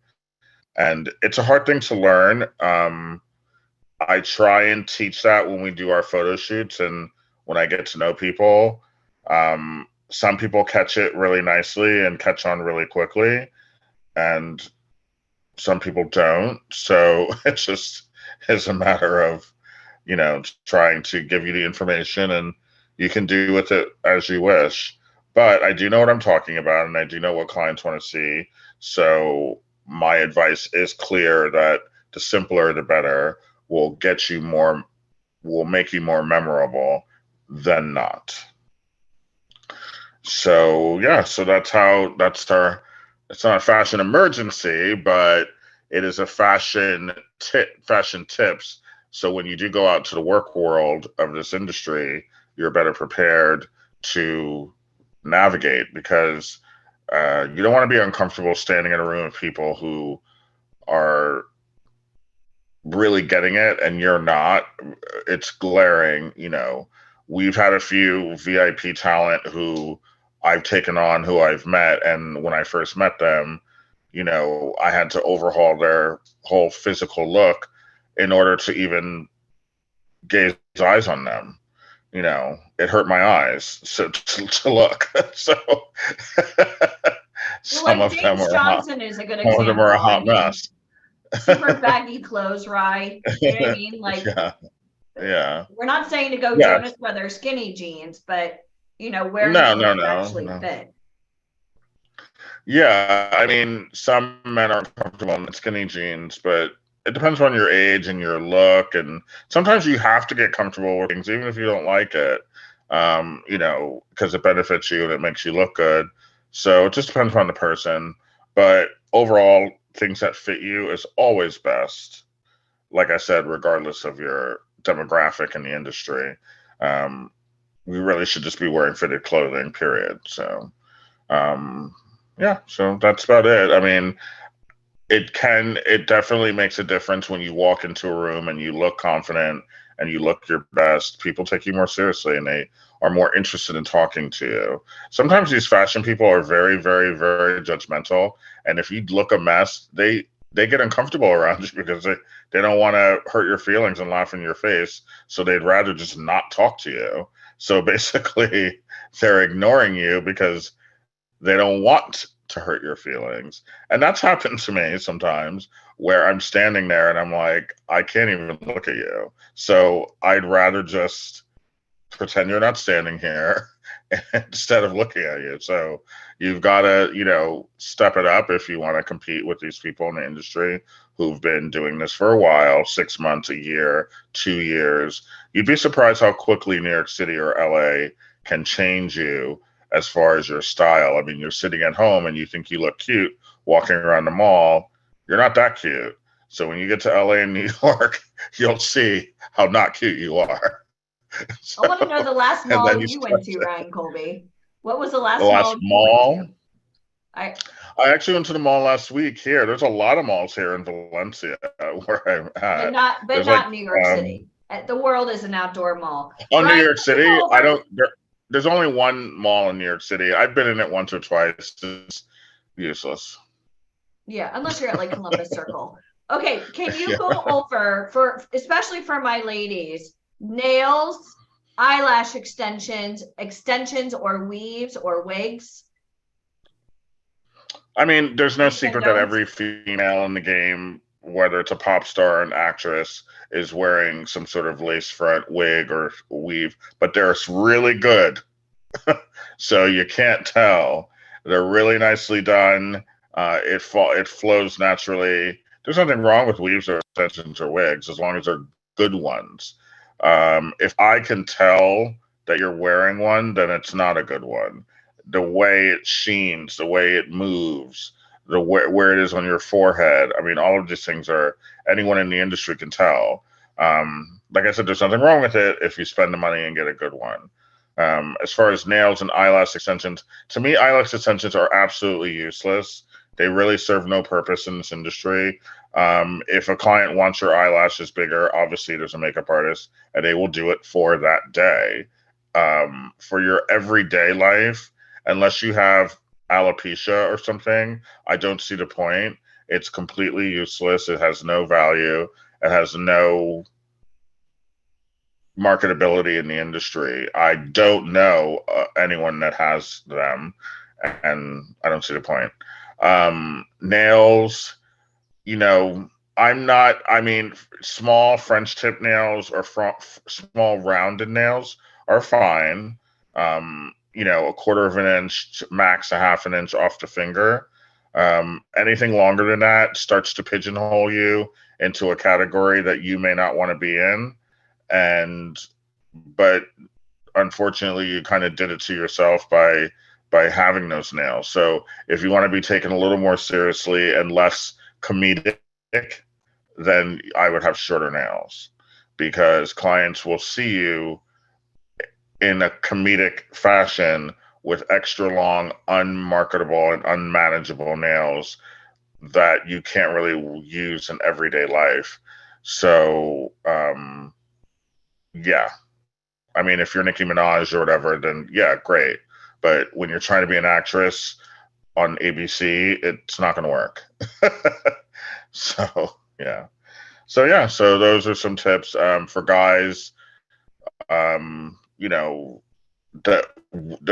one thing that will kill a deal with guys is the overly groomed eyebrow that has seemed to have seeped into our world and is not letting go. The overly groomed male eyebrow is probably the worst thing you could do. It doesn't work, and no clients like it. And also the overly groomed shape up.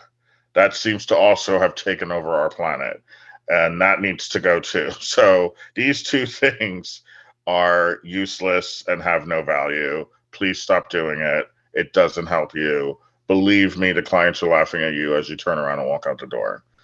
So yeah, those are some minor tips that can help you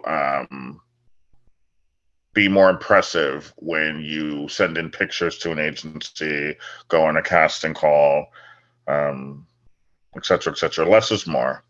When you become a personality in the industry, which is basically more behind the scenes, if you become a director, if you become a top actor, or an agent like me or whatever, you can do whatever you want. Like, I can do whatever I want, because I'm not trying to get a job. So therefore, if I want to wear a burlap sack with a pink sash on it, well, guess what? That's what I'm doing, and I'll still have a job. So it's but you can't do that if you want to be an actress, because it won't work, or an actor. So do as I say, not as I do. That's how I live my life, Ryan. Do as I you was going to say, not right as now you do. the eyebrows are bleached. Is that fresh, Ryan? And also, I've noticed in the messages a lot of people saying that your skin is glistening. Would you mind, since this is a fashion emergency, would you mind going I did over a the half. skincare regime? I did a half regime today. I ran out of time.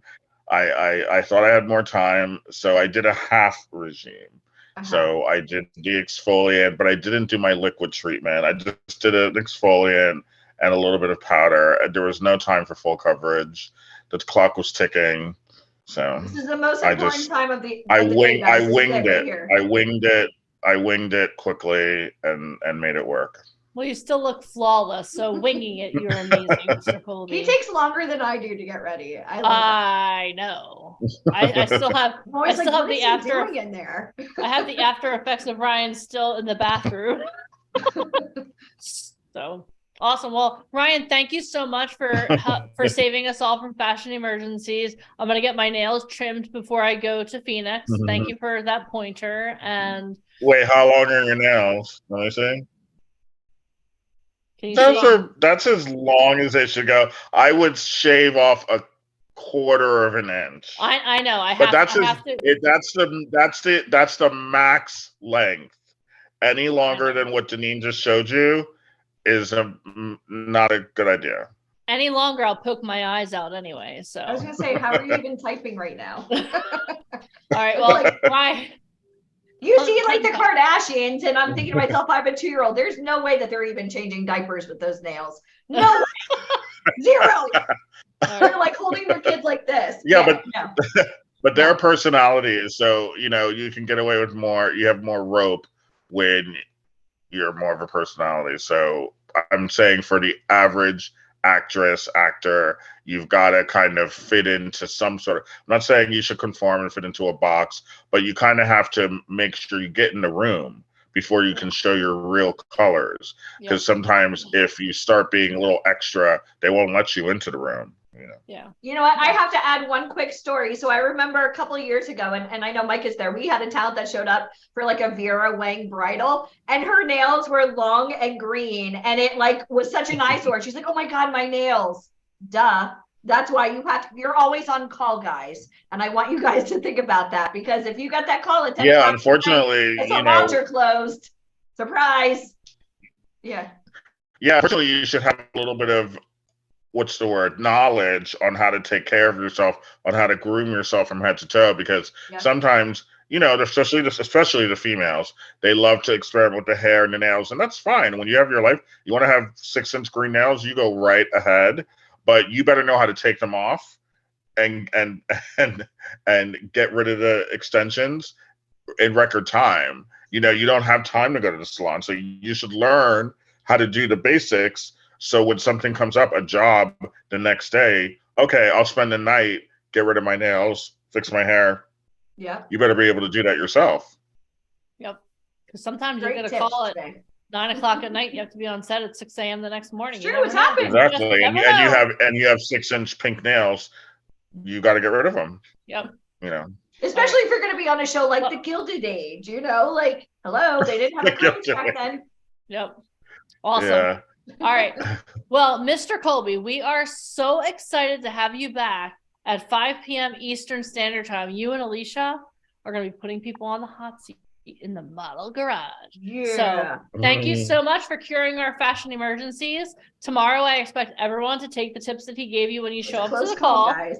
But we all survived that one. Yes. Today. Well, that's part 1. Wait until part 2. All right, guys. So Ryan, thank you so much. We'll see you again in a couple hours. We can't wait. Everyone stay on, because Ryan and Alicia may choose you to go over with Model Garage. But right now, how many of you would love to be a part of pilot season? How many of you would love Bye, Ryan. How many of you would love to know what goes into creating a pilot? Like, it sounds like, oh my gosh, pilot season, you hear people talking. So what we're going to do is I'm going to introduce our next guest, and he's going to break down pilot season for you from A to Z. Gregory Bolton's excited. He's like, I want to be a part of pilot season. Awesome. All right. So our next speaker, for almost 2 decades, he has dedicated his life to helping models, actors, and musicians connect with the most powerful people in the entertainment industry. As a Broadway investor, he has won over 38 awards, including 6 Tonys, and in 2013 won the Tony for Best Play. He is also the founder of Truth Management, the fastest growing talent management firm in the USA, with placement of talent in a range of TV, film, and fashion shows around the world and in the US. His company has helped to free over 3,500 women and children from sex trafficking worldwide, in partnership with Operation Underground Railroad. He has over 10 years of experience in online marketing and is an expert in branding and marketing. He is also on the advisory council for President Donald J. Trump in the arts and entertainment sphere. Everyone, please give a rousing round of applause and welcome to the stage the one, the only, Mr. Michael Fomkin. Hey guys, can everybody hear me? Yes. Awesome. All right, let me just share my screen so we can keep everything on time here today. All right. Thank you, Deneen. Thank you, Allie. Ryan was great. Sean was absolutely phenomenal. I'm so excited to actually get to meet with him in person. I've been working with him a lot recently, so it's really great to have him as one of our speakers.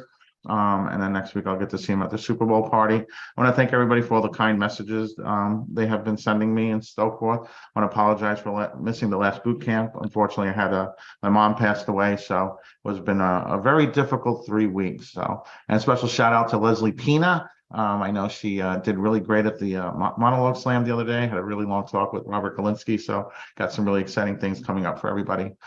All right, so today we're going to talk about everything you need to know about pilot season. So I'm going to go through this in a couple of different ways because I want you guys to really have like a 360-degree understanding of how the industry works.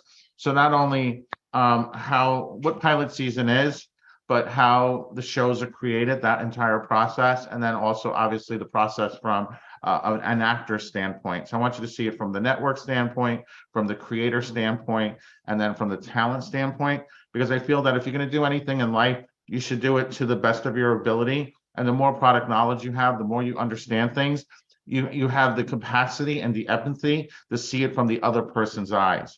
So a lot of these events, a lot of these boot camps that we do is really trying to show you not only how to get on set, not only how to get jobs and opportunities, but really to see the perspective from the other person's eyes. What does it mean to be a casting director? What does it mean to be a producer, an actor, a model? And really, the more you understand that, when you're now in front of these people, you can relate to them a lot better. And, and Sean said earlier, it's all about relationship capital. So this presentation is everything you need to know about pilot season. All right, so what is pilot season? Pilot season is a time when studios create sample episodes for new potential series. A pilot is a test episode that will be screened for a major network and sample audience, a sort of marketing piece that's designed to sell them on the show and convince them to pick it up, order an entire season's worth of episodes to be made. Historically, pilot season has taken place between January and April, with the bulk of it in February and March, because they would typically air new shows in the fall. But nowadays, with so many online streaming services, pilots are being cast and shot throughout the year. And it's so a pilot is really one of the greatest ways for a new actor to kind of transpose themselves and step into becoming that known actor. Landing a pilot really can change your life.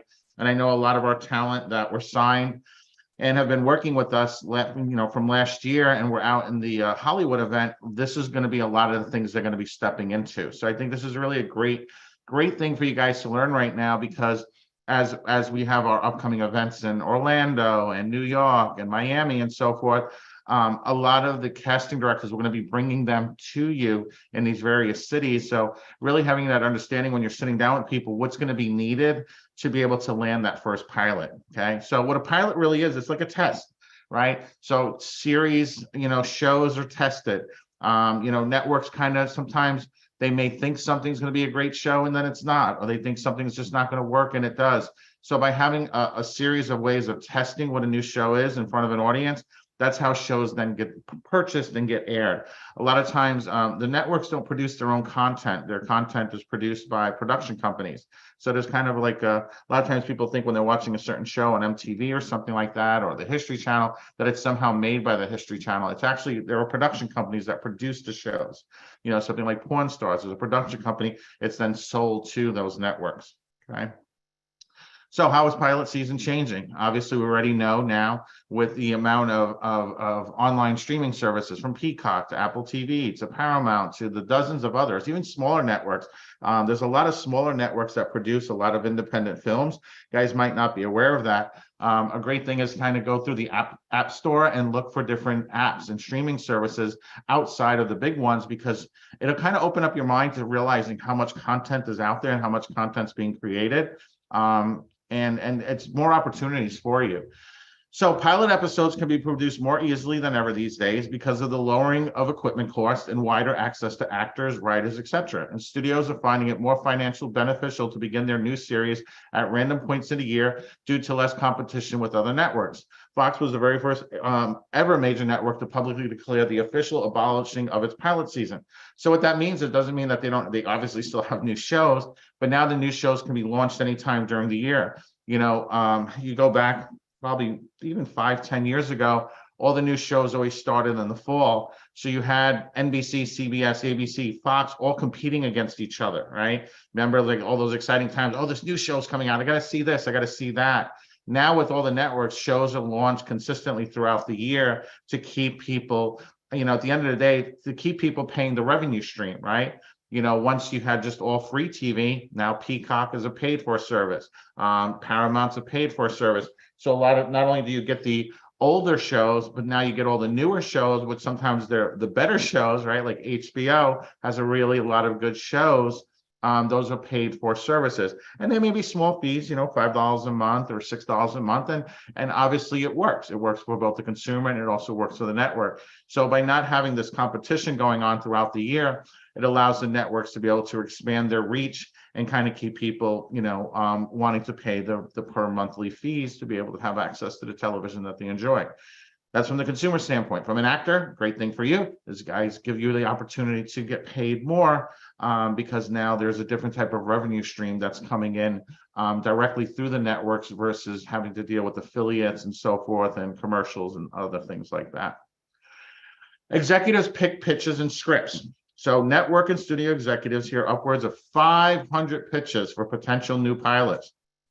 Executives determine which of these pitches they like, and could see the network offering in the fall, and then order pilot scripts to be written for each of those picked up pitches. Each network typically orders around 70 scripts, which needs to be completed and on their desk like gift wrap presents before the holiday season starts. So when we'll talk about this in a moment, but like somebody like a Mark Schoenfeld, he puts together pitches. He's considered the pitch man of Hollywood. So this is now his genre. Now we're learning a little bit about his genre, where he may not write out the entire show, but they're going to write out that pitch. They're going to say, hey, I have this great idea for this new show. Here's the synopsis of the show. Here's the story arc of the show. Here's how I can see the show lasting for 5 seasons. If you notice a lot of network television, a lot of the shows, they end after season 5. And there's a reason for that. It's not that they run out of ideas. They can keep shows going for years and years and years. It really comes down to contract negotiations with the actors. The way SAG-AFTRA works. So SAG is the Screen Actors Guild, American Federation of Radio and Television. It's the union for actors. When you sign a contract, if your show is going to go past 5 seasons, your salary cap per episode goes up a lot. It can go from $50,000 an episode to $350,000 an episode. So if you're like on a Stranger Things or a show like that, where they have additional income coming in, so they're not just dependent, like Netflix has their dependency on their monthly revenue. But now a show like Stranger Things, they have licensing. So now they can license products and toys and Dungeons and Dragons and posters and all kinds of merchandise to go around it. So depending upon the level of the show, the merchandise will help support the actors making more money, right? Think of like The Walking Dead that lasted for 11 seasons because the amount of money made on the back end is a lot higher. But it all begins with an idea. So at the end of the day, it becomes just a simple idea. And people then, the network executives make a decision, hey, I like this idea. Let's get like a full script. Let's take this to the next level. So pilots are ordered. Executives discuss things like creative and staffing issues, what projects fit best in the programming lineup, and whose projects they can't afford to reject because of their clout in the industry, right? So it's all about who you know in this industry too. If a Steven Spielberg has a great idea for a pilot, he's working closely with Paramount. So that script's going to go to Paramount. Depending upon where his contract is, if they don't want to do it, he may go to another network, to NBC, to Peacock, or someplace other than that. So again, shows can also get picked, not only the quality of the show, but who's behind the show, who's backing the show. These talks can narrow the field further until finally between 20 and 30 scripts per network are chosen for pilot orders. Okay, so it's this narrowing down process. You can think of this like the NFL draft, right? right? Who's going to get what shows, and they have to narrow it down to what they believe works for their network. Each show, like CBS, has a lot of police dramas. So if I was pitching a pilot and it was a police drama, I would probably want to pitch to CBS first, then possibly ABC, because ABC also has some. While Fox, not so many, right? Or Paramount, not so many. So it's kind of, you have to kind of know what each network has its own style, its own flavor. Okay. Pilots are cast and shot. Once a pilot gets a network's green light, creatives spend the next few months scrambling to make said pilot. Traditionally, springtime in Hollywood is a madhouse as creatives assemble production teams and cast their pilots, all while competing. Creatives do the same. Casting directors, and actors are hired in February and March, and then the pilot is shot typically sometime in March or April. Now we know now this is more long. This is done throughout the year. But another thing is, when you think about, like, even for Hollywood, and it's really great that, location really doesn't matter so much now because there's so many shows shot all throughout the country. What's really great is, like, I want you guys to realize, like, there's only so many creatives out there, right? There's only so many directors, so many makeup artists, and especially people that work at a higher level. Like, as you move up the chain and you become, higher and higher, it becomes a very small, tight-knit community. So these relationships, this relationship capital becomes so important to your career. When you're kind of where you are right now, and I know a lot of you guys are, brand new. Some of you guys have only been doing this for maybe a year, which honestly is still brand new. But some of you guys haven't even started. This may be your first event. And I feel the pain to say, wow, Mike, this is so much. It's a little bit overwhelming because I don't even know where to begin. Don't worry about that. Over the course of the next 2 days, we're going to cover everything you need to know. Today is all about building that foundation, but I want you to realize how important relationship capital is, how important the relationships that you build.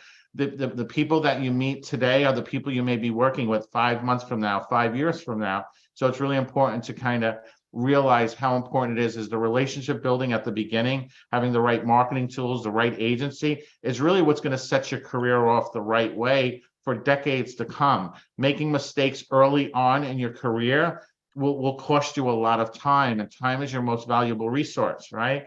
You can always make more money, but you can't get more time. You only have so much time to be able to accomplish the things that you want to do in life. So decisions are made. Next, everyone finds out whether they have a job. This television season, it's like getting into college. You got the grades, did the extracurriculars, submitted applications, and now you want to find out if you're going to your dream school or community college. After the pilot is edited, the final cut is delivered to the networks and the waiting begins. Creatives spend weeks compulsively checking the trades and harassing their friends in the industry, trying to glean information on the status of their shows and their future employment status. Network executives start seriously watching the pilots, then start ordering these pilots to series. So you can get cast for a pilot and you're like so excited, like, oh my God, I'm going to be in the new Star Trek. I'm going to be in the new spinoff for Star Wars, right? And for some reason, they don't get made, right? I'll give you a great example. Some of you guys are like, Mike, Star Wars and Star Trek, those are definitely going to get made. Well, there was a pilot for Batgirl, and the show would look phenomenal, but it's not getting made. It was canceled. It's not going to go into full production. So think about that actress who's playing that lead, that all of a sudden now that show is not going, right? She did all the work, she put in the time, but it's not going. But here's the important part. She still has the experience. She still has the relationship. So never think just that because a pilot's not picked up, there's still not a value there in longevity, because everyone who worked on that project is in the same boat as you, because now they put in that time and effort. Of course, they was compensated, but obviously compensation is great, but having the show actually put out where you have a long time career. So these are all really hard. And when it talks about trades, it talks about trade publications like Variety, Hollywood Reporter, and so forth, the trade magazine, which I highly recommend you guys should go and sign up for all of those. Put your email in, go to variety.com, go to the Hollywood Reporter, go to all those different magazines that you see, because you're always going to get like the latest news of what's going on in the industry. You really need to make this a part of your daily ritual, following casting directors, following people in the industry, makeup artists and so forth, to really help boost your social media so you know what's going on. It's just not about being an actor is a profession, right? No different than being a doctor, a lawyer, a police officer. It's a profession. So you have to treat it as a profession. A lot of times when people are new, they don't treat it as a profession. They're just kind of chasing around a casting. They're chasing around an audition and versus becoming the person that is a part of the industry. And it's really important. Like, you have 24 hours in a day. Being here for these 2 days is great, but what are you going to do on Monday, right? What are going to be your next steps? So definitely be taking notes on this and really start thinking about your life. Really start thinking about where do you want your life to be in the next 90 days, the next 6 months? What are the steps that you need to do? Break it down. During this weekend, ask questions. If you're stuck, like Mike, I'm brand new, I don't know what to do. We're going to talk all about that. So there'll be time we're going to open up just for Q&A where you can ask questions that kind of can help take you to the next level. For those of you that'll be here for both days, I'm going to be doing something so special tomorrow. Make sure you are here for this because I will change your life in ways you can't even imagine. I am doing something so insane tomorrow that you guys are going to go absolutely crazy for. So a step-by-step guide to create a TV show, right? So now we kind of know how a network does it, right? They have to go order the pilots, submit the pilots, they decide what they want to do. Pretty simple. So how do you create a TV show? So now let's look at it from the creative's perspective, right? So develop a captivating pitch. Before it's a series, it's a pilot. Before it's a pilot, it's a script. Before it's a script, it's a pitch. So a pitch is, what is the idea, right? So, I love that show Breaking Bad, and when I was growing up in Brooklyn, I used to hang out at this club and there was a bunch of mobsters there and we just had this really great time and it was interesting to see life from their perspective. I think that would make a great show. Well, that's the idea. That's the pitch. Then the pitch, it becomes a script, and then the script gets purchased, becomes a pilot, right? So there's a process to everything. And I want you guys to understand this, like there's a process to becoming an actor. There's a process to becoming a model. Okay. It doesn't all happen overnight. It's building blocks. You have to build one block upon another. But if you don't continuously push through, you're never going to get to the finish line, right? It's like the tortoise and the hare, right? It doesn't matter how fast the rabbit was, the tortoise won because the rabbit always took a break. He stopped, I can just win any time.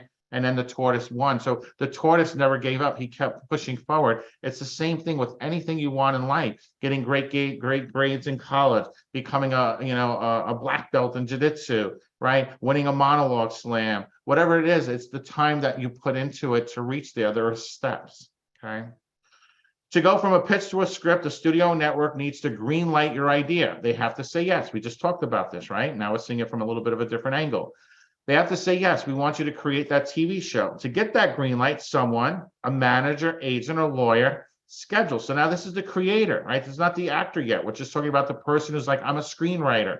Schedules a meeting. So you just don't call up Warner Brothers, hey, I got a great idea for a script. Doesn't work that way, unfortunately. It's the same thing like an actor, a model. You need a manager, an agent, an entertainment attorney who schedules a meeting between you and a studio network executive. So that means that it's just not any manager, but somebody who really has the capability to have built these relationships. Like next week, we're going to we'll be at the Super Bowl party with Lee Steinberg and Sean. People like Matt Damon will be there, and a lot of A-list actors are there, right? They're interested in sports. This is how we build relationships. We have to go out. We have to invest the time, the flights, the hotels to build these relationships to be able to now connect our talent with people at this higher level. So at the end of the day, relationship capital is so important to the entire industry, right? So schedule a meeting between you and the studio network executive. Then it's your job to capture their attention by immersing them in the worlds you create on television, right? I can get you the interview, right? I can have you sit down with the vice president of Warner Brothers Casting of all North America, and I can get you the interview. But when you're sitting at his desk in front of him and he says, hey, what type of training do you have? And you're like, well, really none. Do you have any professional photos? Well, no. Who have you worked with? Well, nobody. Well, what can I do to help you, right? You could be the greatest screenwriter in the world, but if you don't have a script or a pitch, sitting down with the vice president of Warner Brothers is not going to really help either him or you. See, it's really important to understand that so many people try to break into this industry and come in with nothing. They just hold their hands out. Well, I want to be an actor. Okay, great. What have you done? Well, nothing. Do you have headshots? Well, no. Do you know anyone in the industry? Well, no. Have you done community theater? Well, no. Well, how can I help you? Right? If you're not willing to help yourself, what can I do? Right? So it's the same thing. I want you guys to really understand this. Being here on this weekend is so powerful for you because you're learning things. You're learning things that really should open up your eyes, open up your mind to how this is done correctly. I understand what you guys all go through. I understand all the bad companies out there, the bad advice that you get. Okay, I get it. That's why we put these together, and that's why they're free. Okay, because it gives you the opportunity to learn things the right way. Building this world requires deep research. To sell your pitch, know your world inside and out. then give them a unique point of view to explore that world. Okay. When you're great shows, they know every character, they know everything about the show, they know the teapot sitting in the cabinet, in their mind, they see all this. Okay. That's what makes great writers. Great actors are able to visualize this too. Okay. After the pitch, you can leave the executive a treatment. The treatment is the pitch. So pitch is, hey, let me tell you about this. The treatment is the pitch in written form and can be anywhere from a single page to 50 pages. It's an overview of the world you'll explore in narrative arcs. So what are the story arcs, right? Think of like Ozark or Stranger Things or, you know, any of your favorite show. There are arcs, right? Called the hero's journey that they're going through, right? Through the first season and beyond. If the executives like what they'll hear, they'll buy your pitch. From there, you're on to the next step, writing and delivering the pilot script. Step 2, write the pilot script. There are certain table stakes when it comes to writing your script. Write structure and format. For example, if it's a single cam drama, there's a teaser and 4 to 5 acts. Multicam sitcom, cold open acts and 2 acts. Screencast has an in-depth explainer of the differences between the two. Learn the conventions and stick to them. So I know for some of you guys that are new, you're like, whoa, wait a second. What do you mean single cam drama? 2, 4, 5 acts? I guarantee you, Bobby Fernaro is going to be on here tomorrow. He'll sit here and he'll tell you all about this. Okay. Even though he's an actor, he understands all this. So your job as an actor is to understand all this. Now, I'm not going to go through this in that kind of depth today because we are limited on time, but I will, for those of you that are interested, especially people in our circle, I'll bring on some directors. I'll bring on producers who will really work you through this process because I want you guys to be extremely educated on all aspects of the industry. Right tone. Your show will air on a network and every network has a brand. Your show could match the tone of that brand. A script you deliver to NBC should be different than the one to Netflix. NBC is going to have more family dramas, right? Netflix can push, you know, the ratings, right? They can have nudity, profanity, right? They can have more graphic violence. Well, like a major network like NBC will not be able to air those types of shows. Introduce the world and point of view. All these great elements you delivered in your pitch now need to come alive in the script. That's what you sold the network on. Deliver on that promise. What is the world you're in? Is it the world of Harry Potter? Is it the world of magic and dragons? Is it a world of the 1920s, the 1930s? Is it set in the 1970s? What is the world? Who are the characters? How do those characters interact? What is the journey those characters are all going on? This is how a script is done. And it's so important for you to understand this because this becomes a part of your script analysis as an actor, to be able to envision what that writer saw, to be able to bring those characters to life. That's what your job as an actor is. A writer is not able to do that. I've met many writers who try to act. They just don't do it as good. Even though they created the characters and they know them so well, they don't have the skills and techniques that you guys have. Assemble your creative elements. Your pilot is the tip of the spear of a television enterprise.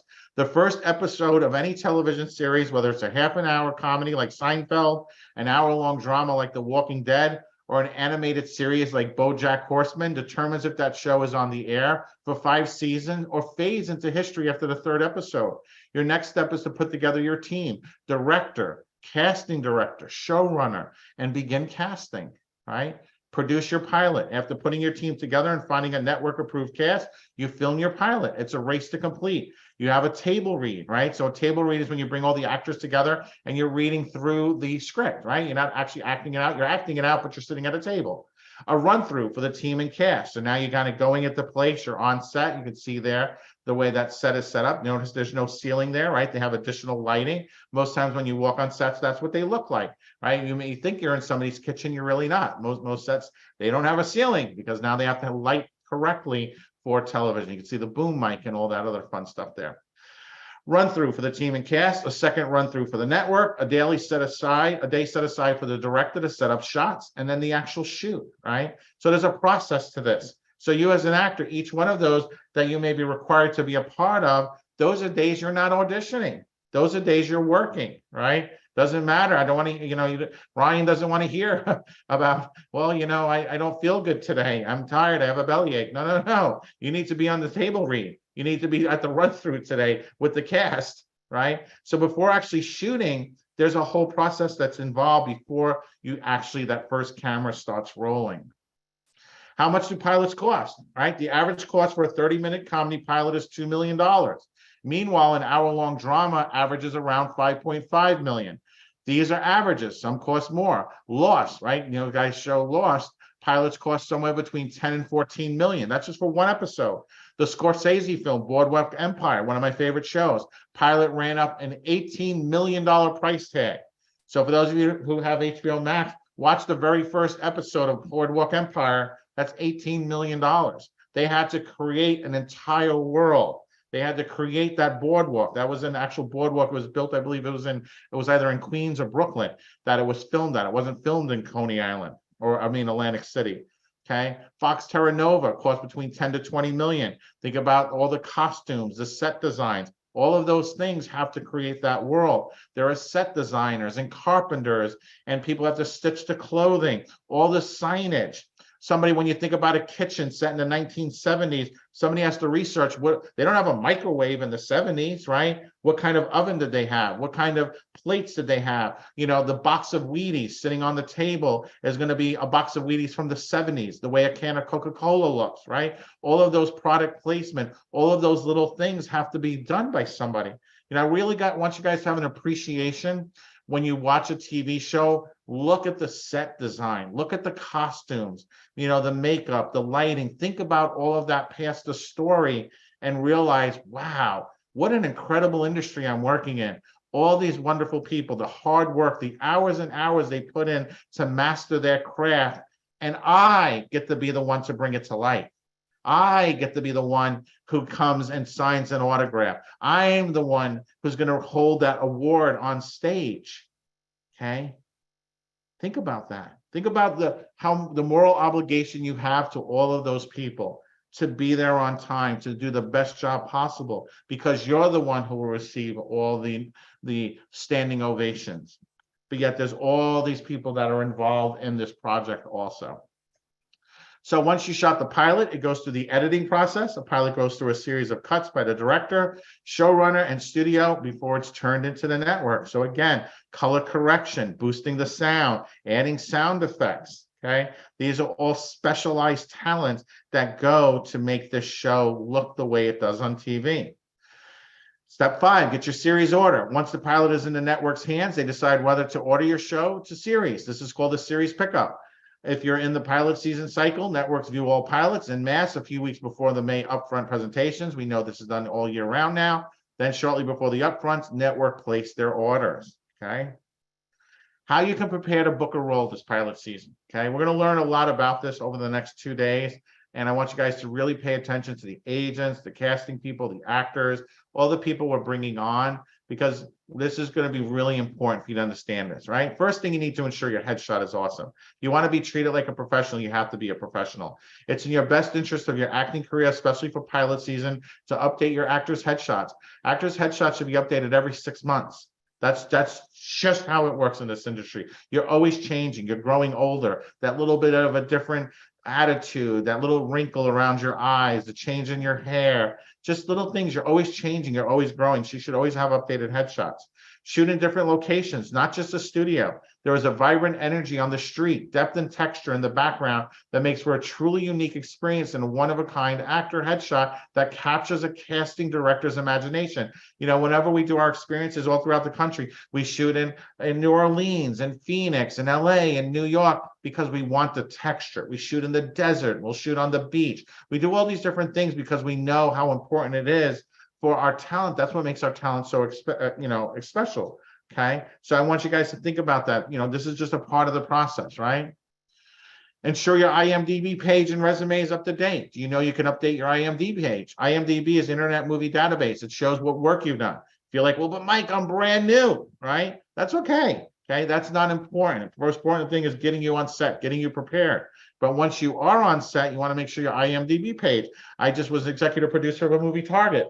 I had to chase after the producer to make sure my IMDb page was updated, and it just was 2 weeks ago. So I was excited about that. So it's not always your agent or manager doing this. Sometimes you as an actor got to make sure that you're updated. An IMDb page is just your updated resume. So like an online resume for actors where people can search what roles you are.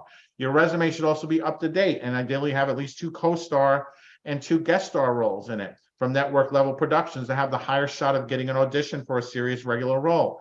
Casting directors are far less likely to bring on somebody without much experience for such a huge role, but it can still happen even if you don't have these credits. So guys, I want you to understand that. Do not ever think that you can't do something just because you're brand new. Everyone has to start someplace. We've proven this over and over and over again for 16 plus years. You know, one of our talent, Scott Irwin, he's not on here today. He's on set. He literally just landed a principal role, okay, for a small independent film. He's going to be the lead actor. Okay, 2 months ago, he was 6 months ago, he was filming with Brad Pitt for that new movie Babylon.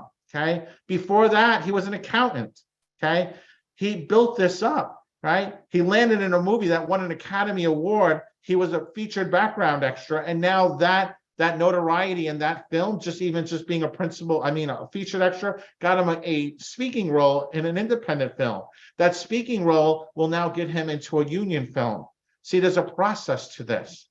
Okay, and we understand the process better than anyone on the entire planet. I can guarantee you that. Okay, but there's a process to this, and I want you guys to know where your future lies. These are important things for you to really understand, and we'll talk more about that. We have a really great presentation coming up, I believe later today or tomorrow, that will really go in depth with this. Ensure you have a demo reel. Oh my God, I can't believe how many people never have a demo reel. A demo reel is always part of an audition submission, so be sure to remove clips. Make sure to remove clips where the quality isn't 100% professional. Bad lighting, unclear sound, choppy camera work will distract casting directors from watching your performance, and they will move on to another submission. It's better to send one good scene or no reel at all than to send a full reel of clips that make your work look subpar and unprofessional. You're like, but Mike, I'm brand new. I don't have any clips yet. That's okay. Okay. You can create a scene. You can show your acting skills. You know, we have our we do our weekly coaching, right, with Bobby Finaro. He's from The Sopranos, and Robert Galinsky, 50 Cent's acting coach, and all these amazing people who help create scenes. And then when we're on location somewhere, we can film a scene, right? There's always a way to get something done. Okay, it's better to have something than to have nothing. Okay. Have a great self-tape set up, right? Do you guys have do you know what a self-tape is? Okay, we do a whole training on this. If you're not prepared to make your own self-tape the same or next day you book an audition, fix that now, right? Where are you shooting from? What type of lighting do you have, right? I go through all of this. We have a thing called the vault with over 300 hours broken down on everything you need, right? You have access to Nanine or myself or even some of our inner circle, right? This will serve you well throughout and after pilot season. What do you need? Your cell phone, right? You just need a cell phone to film your audition. A lav type mic for you to wear, right? Do not use the built-in mic on your camera. The sound is terrible. I know some people do. It's fine if you have nothing else, especially Ryan calls you, I need something in 30 seconds. But it's better to have something professional. Sound is so important in this industry. Entry-level light kit, right? You should have a light kit. You should have professional lighting on. Okay, solid light background. A wall in your apartment can work as well, right? You can, just have a white wall, move the couch out of the way. Okay, iMovie or any entry level software that will allow you to edit, process, and upload your finished audition as quickly as possible. A free account with any large delivery service like WeTransfer, Google Drive, Dropbox. You can't send a self-tape or a video file via regular email. It's not going to get to your agent. It's not going to get to the casting director. You have to have Dropbox. You have to have Google Drive. These are all free. Most of the digital audition files are too large to simply send by email. Work on your mindset, okay? And this is really what it comes down to. So I know some of you guys are like, oh my God, this is so much. That's your mindset, right? How do I do this? How do I find the right people to help me? Think of every audition as a test.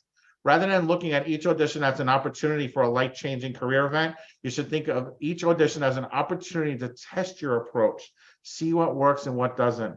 Whenever you're rejected, ask yourself, what can I change to improve for next time? Taking rejection personally is a big no-no because it will lead you to never wanting to audition. The only way to be successful in pilot season is to audition as much as possible. So you need to get comfortable with that failure and rejection and start using it to your advantage. Okay, find an agent, a well-connected manager. Of course, it's easier said than done, but having representation can vastly improve your chances of getting opportunities to audition for major pilot networks. You know, a lot of our talent that are here, we represent them, okay? We represent talent of all different talent. We'll talk about that later today and tomorrow. But for those of you that are looking for an agent, looking for a manager, part of this weekend is for you to have the opportunity to be signed by us. Okay, we do some amazing things for our talent. You know, I not only because I work and own the company, but I know for 16 years how far we've come, and the level of connections and the level of things we do with our talent are unparalleled. I wouldn't be able to get the leaders in the industry that we get for these free events if I wasn't getting the results for them to be here. So the need for pilots has never been greater. All the major TV networks and streaming services are competing for viewers, and therefore they continue to turn out brand new content. Your opportunities to book a TV show are multiplying every month. Be ready when your chance comes. New actor headshots, an updated professional reel, and your self-tape setup are the 3 essential tools that will launch your acting career. The time is now, okay? So my name is Michael Fomkin, and this was a little bit about learning about pilot season. So I'm going to turn this over to Ms. Deneen because we have a lot more, but I just want the guys to kind of introduce you to what's possible for your life. So thank you, guys. Okay, how awesome was that presentation? Are you guys ready to take on pilot season? Do you understand that what you need to become a part of pilot season to start becoming even more successful? Like on a scale of 1 to 10, and if you say 10, I'm going to be a little bit insulted. How exciting is that for you to now know, okay, not only do you know what you need to be a part of pilot season, but you know how the whole process works. How many of you are never, ever, ever, ever, ever going to watch television the same again? I know I don't. Like every time I hear one of these presentations, I'm like, okay. And literally like I forgot we were watching something last night and Mike was like, and he predicted what was going to happen. I was like, how did you do that? He was like, it's because it's what I do. So how many of you already feel that transformation going on in yourself? Like how many of you, like, you feel like that foundation is being dug and now you're like, okay, you know, I see things in a completely different way. Like you thought, that's our goal here. Because I told you this morning that our goal is for you to be transformed. I told you that our goal is that if you play Full Out, and I want to give you guys a round of applause real quick for playing Full Out, because you know, you guys have been paying attention. I've been seeing you take notes. I see so many of your cameras are on. That's all awesome because we have our next speaker is here and I want to introduce him. But before we do that, I think that we need to hydrate. You know why? Because it's been a couple hours and I don't want you guys getting a little laggy. Okay, so everyone, please grab your water, grab your coffee, grab your beverage of choice, and please take a nice drink.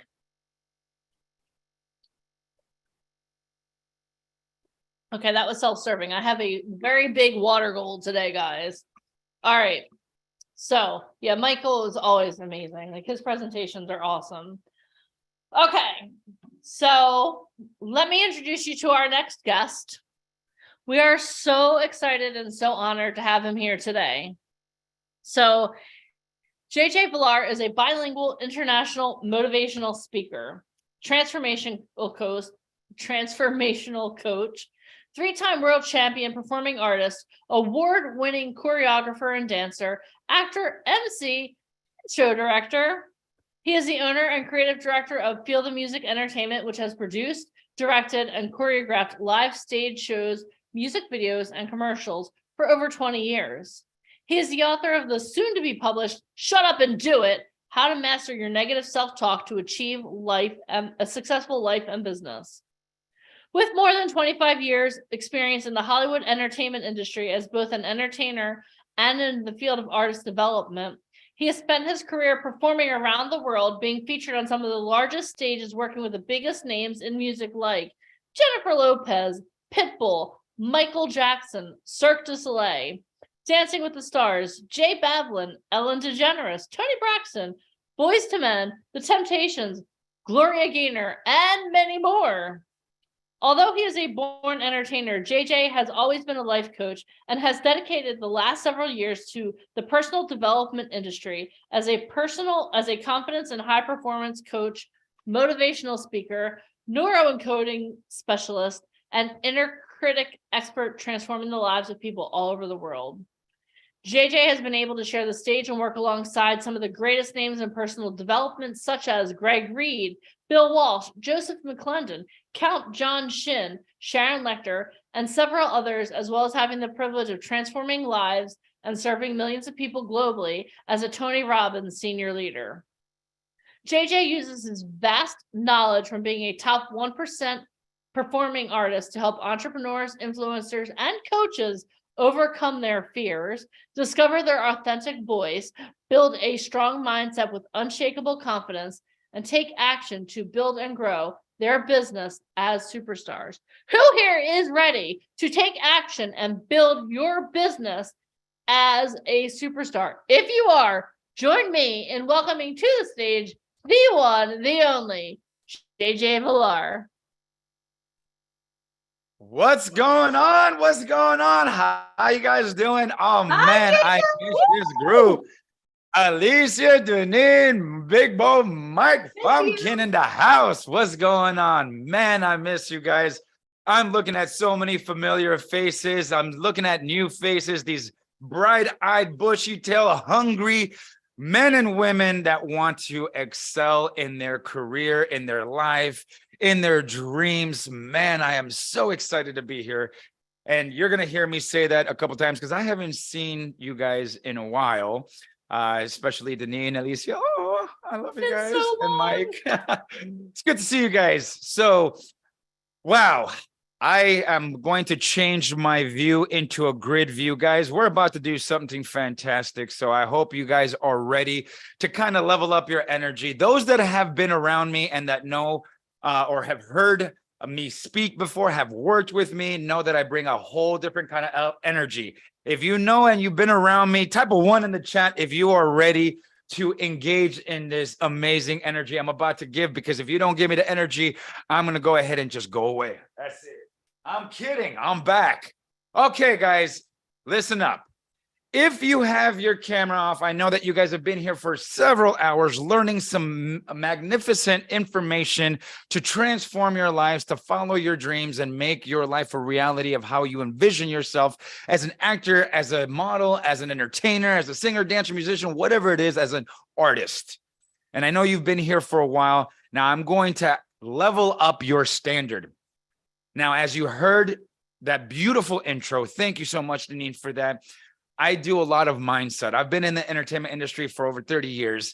I've had a lot of success, and I've transitioned into personal development, mindset, confidence, high performance coaching, because I felt and I saw that there was a need, especially in entertainers today, with mindset. We've lost a lot of greats to suicides, to accidental deaths, to depression, people that have fallen off the industry because they just didn't have the mindset, the tenacity, the gumshoe, if you will, to withstand what Hollywood and entertainment does to you. And I'm here to tell you that it's no easy thing. So one of the reasons why they bring me on is I keep it real, raw, 100%. Are you guys ready? If you're ready for real, raw, 100%, put a 1 in the chat. And if you're not going to participate, might as well sign off, because this is all about participation. So I want to see those ones in the chat. Light up the chat right now. I'm looking over here. Thank you, Masharad, Latarsha, all these people that are here ready to go. Now, I am looking at you guys here at this beautiful experience of VIP Ignite. And I hear that it's about learning what it takes to really be an actor or a model, and giving you guys the self-starter guide on how to create this as a business. Now, I'm here to tell you something. This is a business. Do not forget it. This is a business. And even though that we are here driven by passion and love and excitement and the arts, it's a business first and foremost. So with that said, I want you guys to real quickly type in the chat from a level 1 to 10. Out of 1 to 10, 10 is like absolutely without a shadow of a doubt. There is no doubt in my mind that this is what I want for my life, to be an actress, an actor, a model, an entertainer, an artist, you're going to type in a 10. If I'm kind of dabbling, kind of figuring it out, I'm not sure, I kind of stumbled onto this thing here and maybe that's not for me, type in a 1. And either which way, there's no wrong answer. I got 100, I got a 10. Jade, Lori, I love it. Real and raw, I love it. Muhammad, beautiful. Jade is a 5. Thank you, Jade, for your honesty. I appreciate that, because normally everybody says, yeah, 10, 10, 10, 10. Now, unless, I'm going to keep it real and raw. You guys give me permission? Give me a thumbs up. If you guys give me permission to keep it real and raw. Beautiful. I love it. I'm looking at all, look, Kiana's beautiful face right there. Yeah, I see you, Kiana Smith, right? I see you, Lakin. Look at that smile. Good to see you guys. All right. I'm going to keep it real. So here goes. Unless you are butt-ass naked or driving or in the bathroom, there is no reason why you should have your camera off. I'm going to say that one more time. Unless you butt-ass naked in the car or maybe potentially at work, there's no reason why you should have your camera off. And I'm going to tell you why. One, you're here at VIP Ignite to help you become an entertainer, which people need to see your face so that you can actually portray the desire to want to do this business. And if you are passively learning, if you're sitting in the back with your camera off, maybe taking notes, maybe eating some ho-hos, you know, maybe on the couch, feet up, then this is probably not for you. And I don't say this to discourage you. I say this to encourage you to check yourself on asking yourself, how do you show up to these type of events? Because let me tell you, there is no better people in the business than Alicia, Deneen, and Mike to be able to lead you to help you find your way to success. And if you are back there, I'm going to encourage you to turn on your camera, especially when you have speakers here, because guess what? I ain't getting paid for this. I'm here out of the kindness of my heart, because when we build relationships, as Mike was talking about, and people like Mike, Deneen, or Alicia call you, you show up. And this is about showing up. Now, I asked Deneen, you know, what is the topic? What would you really like me to convey? Right. And I believe I have an hour with you guys. If I have shorter time, please correct me. Keep me on time, guys, because I'm going to really go from the cuff. I'm going to go off my heart right now, because I'm looking at these faces and I see people that are hungry and I see people that are anxious and people that are excited. Right. And again, if I'm not your cup of tea, believe me that I am giving you the eye-opening gateway to what Hollywood is, because there's going to be a whole bunch of people that are not going to be your cup of tea, and there's people that you're going to resonate with, and you got to find your tribe. When I started, I asked Deneen, what would you like me to really convey? And she says to me, what does it really mean to be a model or actor? Now, I'm going to throw this question to you guys, because this is interactive. And right now, I'm still kind of seeing, I have you guys a little bit kind of tuned in, leaning in. Some of you guys are a little bit reserved in the back. So I'm going to ask you guys right now, do me a favor, just stand up. Humor me for a quick second. Wherever you are in the world right now, stand up. I want you to think of something. I want you to think of this moment in time that you have the ability to create the vision and the life that you want. You have the ability to do whatever it is that you want. You have the ability to make your dreams come true. And I want you to get excited about it. I want you to feel this music right now, and I want you to kind of move your body. I want you to stretch. I want you to jump up and down. I want you to take a deep breath in. I want you to be excited, because you get a chance to change your life today. And if you're not excited, then what the hell are you doing here? Come on. I want you to think, what is it going to take for you to make your dreams a reality? That's right. Move your body, shake it out, take a deep breath in. Now, quick question. Do you feel better? Type a 1 in the chat if you feel better. Type a 2 in the chat if you feel the exact same thing that you felt before. And type a 3 in the chat if you didn't get up. I see 1s. Thank you, Myrna, Candace, April. I see a whole bunch of 1s. Melanie's a heart. I love it. Feel better. Matthew Gregory. That was about like 7 seconds, 10 seconds, maybe. Now, I'm looking for the person that has radical responsibility that, as I looked on the screen, 3, Jamie. Thank you for your honesty. I appreciate you. I want to ask you guys something because there's going to be real talk today. If you didn't get up to do this, ask yourself why.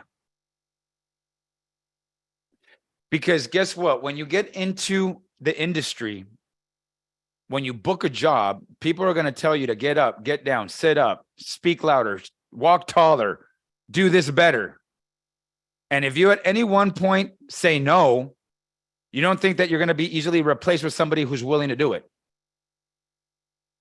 Real talk. I'm going to keep it real with you guys.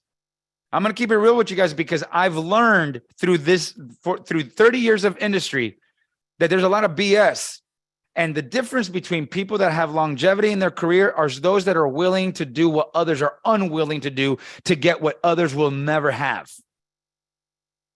I'm going to repeat that one more time. Those that are willing to do what others are unwilling to do to get what others are unwilling to have are those that are going to have the most amount of success and have longevity in their career. And if you are here for free, you haven't spent a dime except you have spent your time. You haven't spent a dime, but you have spent your time being here, which is more valuable than money, which tells me that for some reason, if you're here, that you want this at some level or another. However, if you said to yourself, or you made the conscious and deliberate decision to not get up when I asked you to kind of rejuvenate your energy, I want to ask you why. Why would you be on this call for so long and not not participate? Ask yourself. Now, what I'm doing with you guys is going to lead into what being a model or an actor or a dancer or an entertainer means to me. For me, it means to be able to show up. For me, it means an outlet. For me, it means the ability to create the world that I want to live in. I won't go too deep into my story just now, and I'll chime in a little bit. But those of you guys that know my story, entertainment saved my life. That's why I'm so passionate about it. Now, if you can feel my energy right now, type a 1 in the chat. Come on, let's go. Type a 1 in the chat if you can feel my energy. And this isn't a lie. This isn't fabricated. This isn't to put on a show. This isn't an act. This is who I am. And I believe that Mike and Alicia and Deneen and everybody else that has seen me before, you guys can attest to this, right? You can agree. This is me through and through. Literally at 7 a.m. This is him. He wakes up this way. This is me because I've conditioned this. Because I know the importance of what it is to be an actor, to be an entertainer, to be a singer, to be a dancer, to be an artist. And it is the most magnificent thing in the world because guess what? We get to express ourselves in ways that people can only dream of. We get to walk into a room and shine even the darkest nights. We can walk away from our issues and our problems and for a moment temporarily find ourselves at peace. And notice I haven't not once said that it's because I can book a job. It's because I can get paid. It's because I can get fame. It's because I can be on a network. It's because none of that. When Deneen asked me, what does it really mean to be a model or an actor, or for me, an entertainer? I started in acting. I started in modeling. I got into dancing, choreography, directing, producing. But I realized it was one and all the same. So my invitation to all of you guys is real quickly, type in the chat, what does it mean to you? In 1 or 2 sentences or less. What does it mean to you? What does it mean to be a model or an actor? And I'm going to pick on this beautiful being that I see right now participating. I see Lauren Brooks. I see Lauren Brooks right now. If you're hearing me, I'm going to ask you to unmute yourself. Yeah, look at that. Hi, how you doing? What's going on, Lauren? Unmute yourself. You're pointing like I can hear you. I can't hear you, but can you unmute yourself? No, you can't unmute yourself. It's quite all right. Got it. Just unmute. Just ask her to unmute. Oh, perfect. Hi, Lauren. Lauren, you have to hit unmute. Yeah. Where are you calling? Where are you calling from right now? I'm from LA. You're from LA. What part of LA? North Hollywood. Where at? North Hollywood. No, I know, but where at in North Hollywood? I used to live on Cahuenga and Burbank. Oh, I'm near like Coldwater, like Alcove. Hey, what's up? How old are you, Lauren? 23.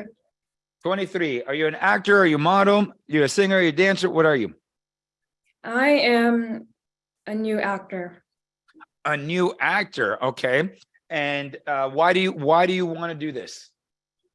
Well, when I was younger, I took a lot of drama school classes and I was on TV for like a commercial. And then I then transitioned to becoming an engineer, but then acting came back to me and I, redeveloped that passion again. Oh, okay. So you're passionate about this. Yeah. Okay, beautiful. Can you do me a favor and tell me with passion that you want to do this more than anything?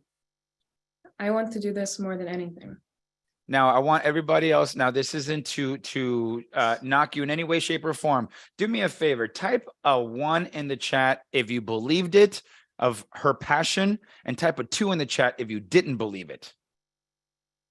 We got Candace with a 2, April with a 2, Adam, Matthew, Jade, Bed, twos. Now, I can see you right now, and I saw your facial expression. Remind you, this is what I do. I do mindset and I do personal development and I can read body language. And I know that you're like, no, wait a minute, I'm passionate about it. Isn't that right, Lauren? Mm-hmm. So do you believe that you conveyed passion? Yes, I think I can. You think you can, but do you believe that you did? Okay. So now watch. Why is this important? Why am I doing this right now? Because I want to show you guys how opportunity shows up like this. Lauren, what if I told you that right now I can book you on your next project? What if I told you right now that I wanted to book you on your next project? I would be so excited. Yeah. So now this is for everybody. Guys, opportunities show up like this. Now, I'm not saying that I'm going to, but any person that is on this call that this beautiful team of VIP Ignite brings onto this platform are people that can provide opportunities for you guys. And how you guys show up is going to determine how you have a level of success in your life and your career. And I got to tell you, Lauren, I believe that you are passionate about this, but I don't believe you projected passion. Can you see my energy right now? Can you feel my energy? Now watch. Lauren, I'm going to get my acting skills. Watch.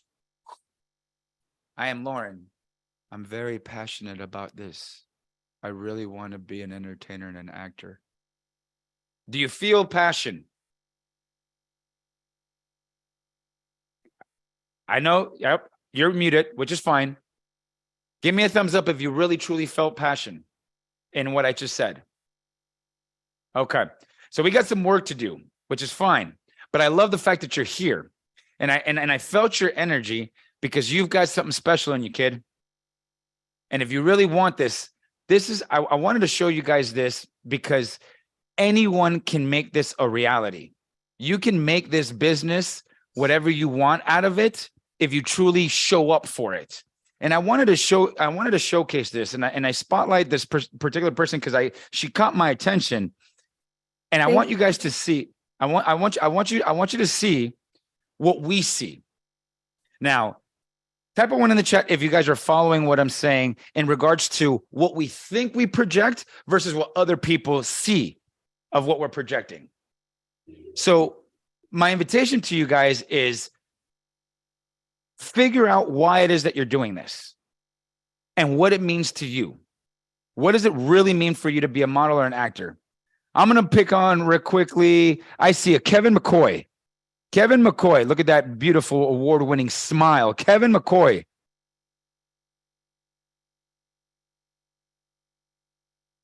Please unmute yourself for a second.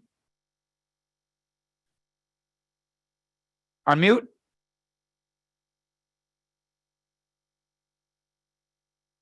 Hold on. Can we unmute him?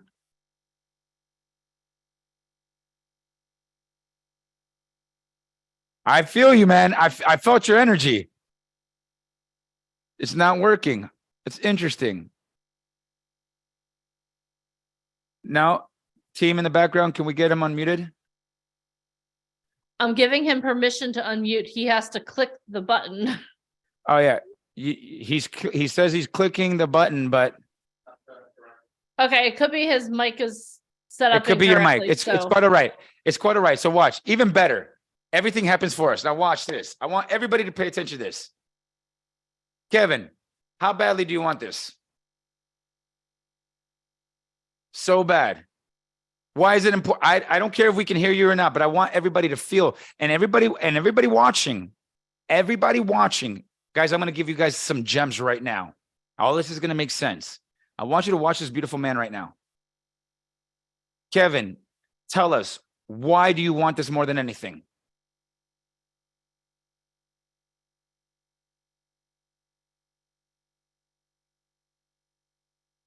I love it. Now stop. Everybody else, type in the chat, what do you think he said, or what you felt by his movements, by his actions, by how he's showing up right now? What do you think he might have said? Type it in the chat real quick. We can feel your energy right here. Enthusiasm, absolutely. He loves this art. He wants it. How badly do you want it, Kevin?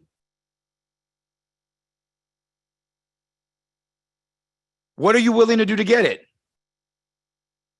Anything and everything, whatever it takes, whatever it takes. I hear you. Are you guys seeing this?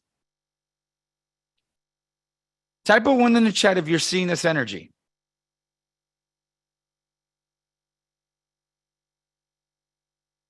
I love it, guys.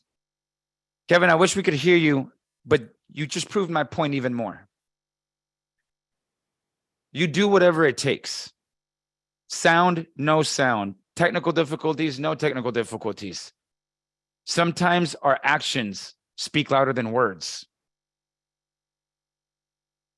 You just provided proof of what it can be to act in the moment, to live and show up for the opportunity. Are you guys following me right now?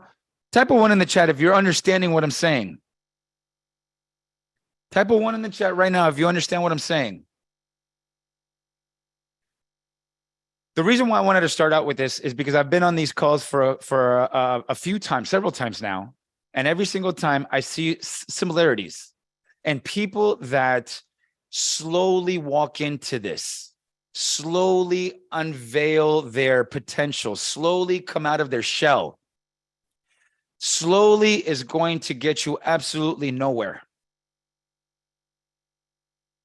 This is a fast-paced business. You heard Mike saying it, that you've got to be updating your headshots every 6 months. You know how much we can change in a month, in a week, in 6 months. And now you're in the right place. Let me tell you why. Because you're going to learn the skills and the knowledge that's going to help you utilize your talent. We don't know if it's a skill yet. There's a difference between a talent and a skill.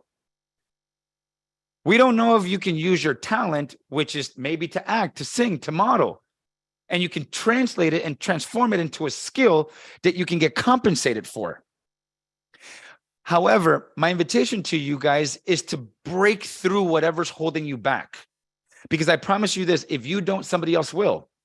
Somebody's doing a lot quicker. Somebody's moving a lot faster. Someone else is finding more resources for them to be able to achieve their goal. Now, I'm going to ask a question here, and actually by show of hands, if your camera's on, which I appreciate all of you guys that have the camera on, how many of you guys have ever said this to yourself out loud in your head, or are reluctant to do this business because you can't afford the things that you need to make this happen? Headshots, investing in yourself in a program like VIP, a new reel. How many of you guys let money get in the way? Let's be honest. Let's be honest. Thank you guys right now for being real. How many of you guys are on a device right now, on a computer or on a phone? Every single one of you guys. Every single one of you guys are on a device or on a phone or a computer of some sort, which tells me that you have access to Wi-Fi, which tells me that you have the most powerful tool in the world to be able to get the resources and create the relationships and put yourself out there in such a way that it allows other people to put eyeballs on you. Does this make sense? Type a 1 in the chat if this makes sense. I used to, not anymore. Gotcha. If this makes sense, guys, the reason why I'm bringing these to the forefront is because if you're sitting here right now, you have the ability to go further faster by being with a group of people that have the skills, the knowledge, the experience, and the results to get you to where you want to go, or you can do it a little bit slower or a lot slower by doing it by yourself. However, if you ever say that you don't have the resources and you don't have the money to make this happen, BS, because you all have a device, which means that you all have Google, you all have YouTube, you have the researching capabilities, you have to ask powerful questions and be resourceful enough to utilize what you do have. Because right now, if you have a phone and you have some kind of light, and if you don't have a ring light, if you don't have artificial light, guess what? You have the sun. You have the sun, the most powerful light in the universe. You have the sun. And if you don't have a tripod, you've got a shoe, or you got 2 boxes that you can prop it up. If you don't have friends, you got social media to where you can position yourself in a way that you can put yourself out there as though you're already doing your craft. And at any given point, you can look at yourself, you can look at your material, you can look at your Instagram and ask yourself, how am I showing up? Just like I asked you guys, how are you showing up on this call? Is your cameras off? Are you participating? Are you going all in? Are you leaning into the information? Or if you're just dabbling? Because I promise you this, and this is, I'm saying this strategically, not to discourage you, but to encourage you to not be on this call if you're not ready to go full out. Because I promise you, you're wasting your time. This is what it means for me to be a model, for me to be an actor. It means that you give everything you got in every single moment, because it is the most competitive industry in the world that bases us not just off our talent, but off our looks, of our skills, and of the relationships that we've built. If this makes sense, type a 1 in the chat. Type a 1 in the chat. Now, here's another question. Here's another question for you guys. Are you guys getting value? Give me a thumbs up right now if this is valuable to you right now. Because I'm going to give you guys a couple of skills real quick. If you do not have, you heard Michael say a lot of what you guys can do on your own. If you don't have the drive, and this is something that I didn't hear, if you don't have the drive to get off this call and overlook all of your social media and plaster your face in a way that is going to present yourself as whatever you want to be, an actor, a model, a singer, a dancer, or whatever, a content creator, the first and foremost thing that you got to do is go in and inventory and audit what are people looking at. If you say to yourself, I don't have a reel, I don't have a headshot, BS, you got a camera, you can ask a friend, and you can take a crappy ass picture to start. At least it's starting building the muscle to do what you need to do to get it done. So I want you to audit what you have and see what other people are seeing. And if you don't know how to create scenes, guess what? Go to YouTube University or go to Dr. Google and ask and find out and research. Now, I want to show you a couple things real quick, but the most important thing that I want you guys to understand is if you don't have fun and if you don't enjoy this, don't do it. This is why people end up killing themselves. And I'm going to be real. Is it okay? You guys give me permission to be real and raw, right? This is why people end up killing themselves. Excuse my language, but people take this shit too seriously. And at the end of the day, we're acting, we're modeling, we're entertainers. We may not be curing cancer, but I promise you we're giving the opportunity for someone who's dying of cancer one last hope to live in happiness before they pass.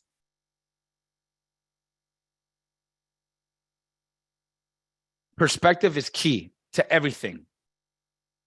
And I'm giving you guys this information. And again, I said at the very beginning, I may be your cup of tea. I may not be your cup of tea. But I'm giving it to you real and raw because I want all of you guys to succeed.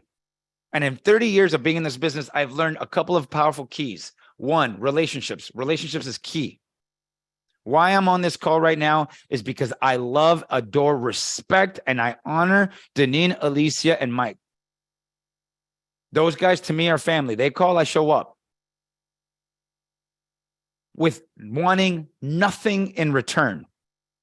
Let me be clear of that. Wanting nothing in return. Because if you ever do something for somebody, or you show up on a set when you don't want to, and you do a job for free because you think you're going to get something out of it, you're transactional, you're not relationship based. That makes you a transactional person. And I promise you, when you think past yourself to be able to give, you're going to receive more than you could ever handle, because that's what God intended us to be, is live in abundance. Can I get an amen? Woo! Realize this. This is a spiritual game. And I can prove it. And I'll show you in a second why. So I want you guys to tune in as I'm going to show this short. I have 2 clips that I want to share with you guys. But I want to show you this clip real quick on how powerful this is a spiritual game. You never know who you're going to be around. And I'll give you a short story before I show you this clip. I just recently, well, it's not recently, God, it's been a few years now. Back in the beginning of 2019, I ended my career performing for Michael Jackson and Cirque du Soleil. I'm one of the last remaining dancers in the world to be hand-selected by the Michael Jackson family to represent Michael's name, the legacy, the biggest name in entertainment after he passed. It's an honor, a privilege. I don't abuse it.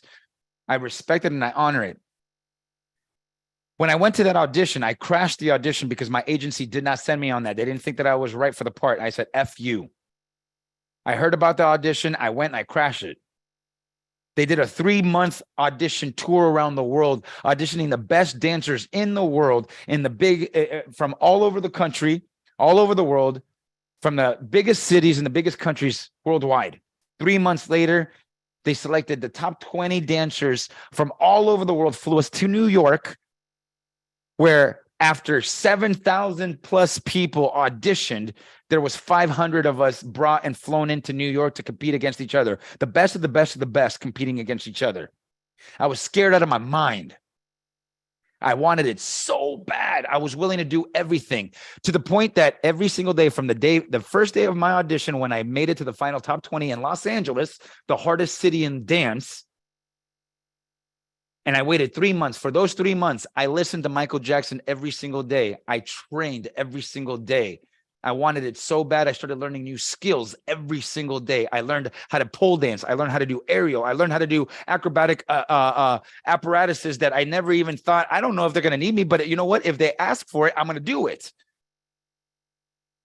And I envisioned it. I had a bag packed in my closet ready for when they called, without knowing if they were going to ever call. Fast forward 3 months later, they fly us out to New York.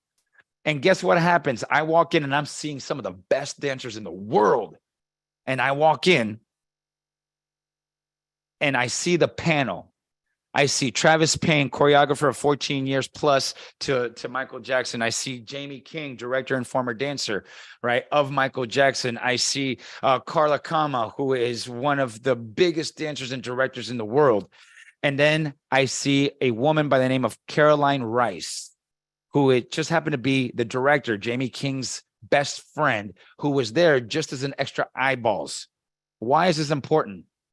Because Caroline Rice was my very first dance instructor when I was a kid.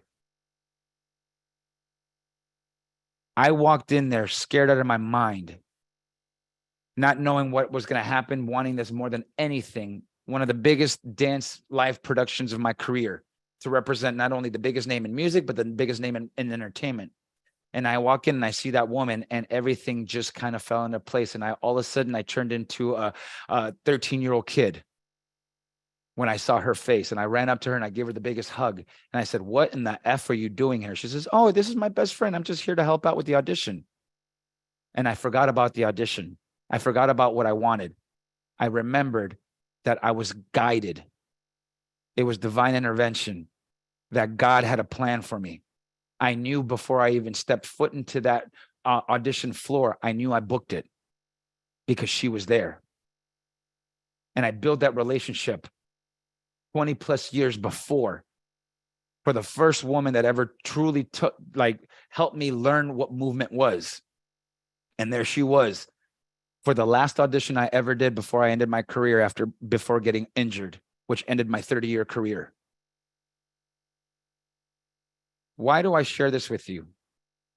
Because relationships is key. How you show up is key. And what she remembered is how I played full out. I've always been this. This guy you see before you, I've always been this. I knew that I wanted something so bad that I was willing to do whatever it took to get it. And I showed up in such a way that she remembered. And the first thing that she said to the director, Jamie King, she said to him, "You're going to want that guy because he's going to give you everything he's got." And guess what?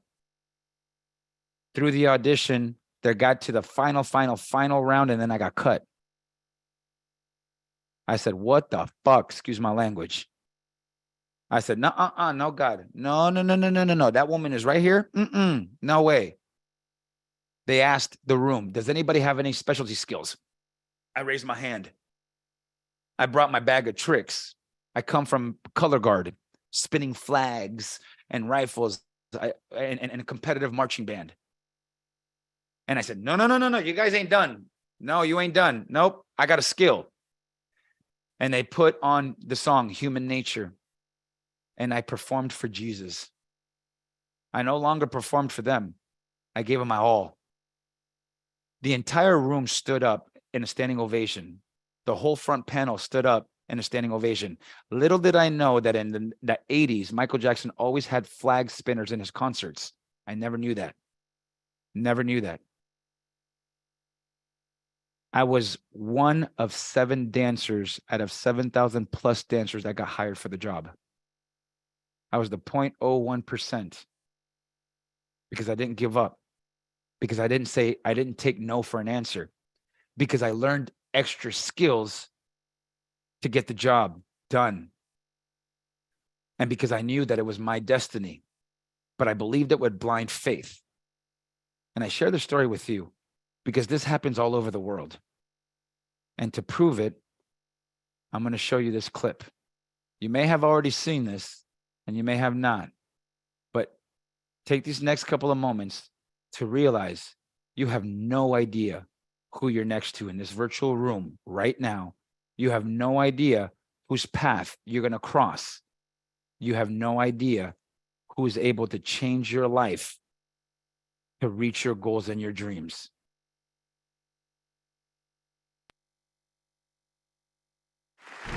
Ladies and gentlemen, Chadwick Boseman.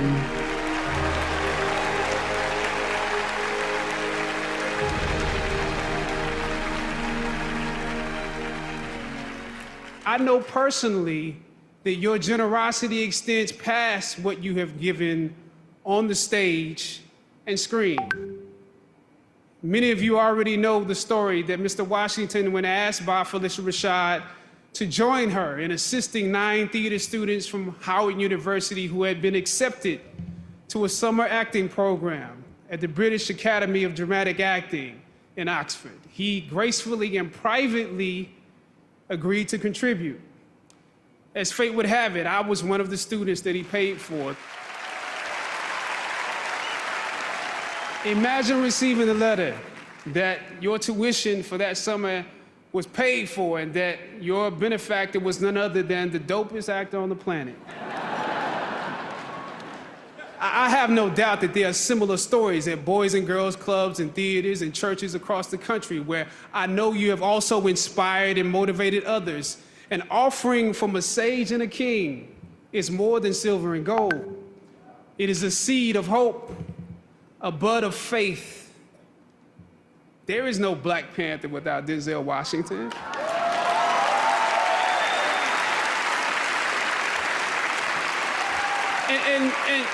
And not just because of me, but my whole cast, that generation stands on your shoulders. The daily battles won, the 1,000 territories gained, the many sacrifices you made for the culture on film sets through your career, the things you refused to compromise along the way, laid the blueprints for us to follow. And so now, let he who has watered be watered. Let he who has given be given too. It is an honor to now know you, to learn from you, and join in this work with you. May God bless you exceedingly and abundantly more in what's in store than he ever has before. God bless you.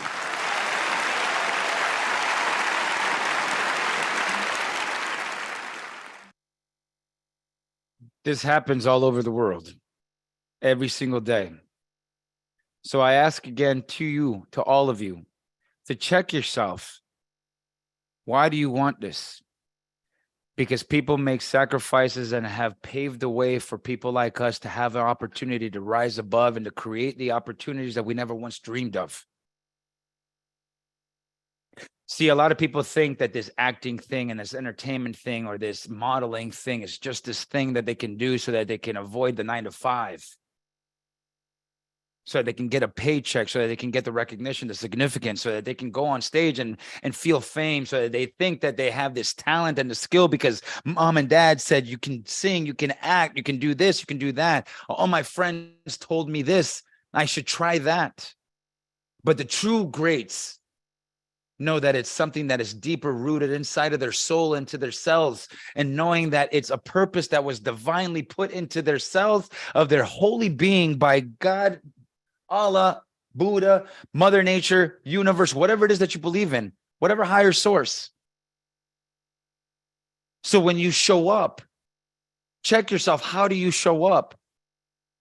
And for those of you guys that have been with VIP long enough or that continue to stay with Inner Circle, you know, and congratulations to all of you guys that have had major success and keep booking jobs left and right, which, oh my God, that is amazing because it's proof of concept that what they do here at VIP is so powerful and profound.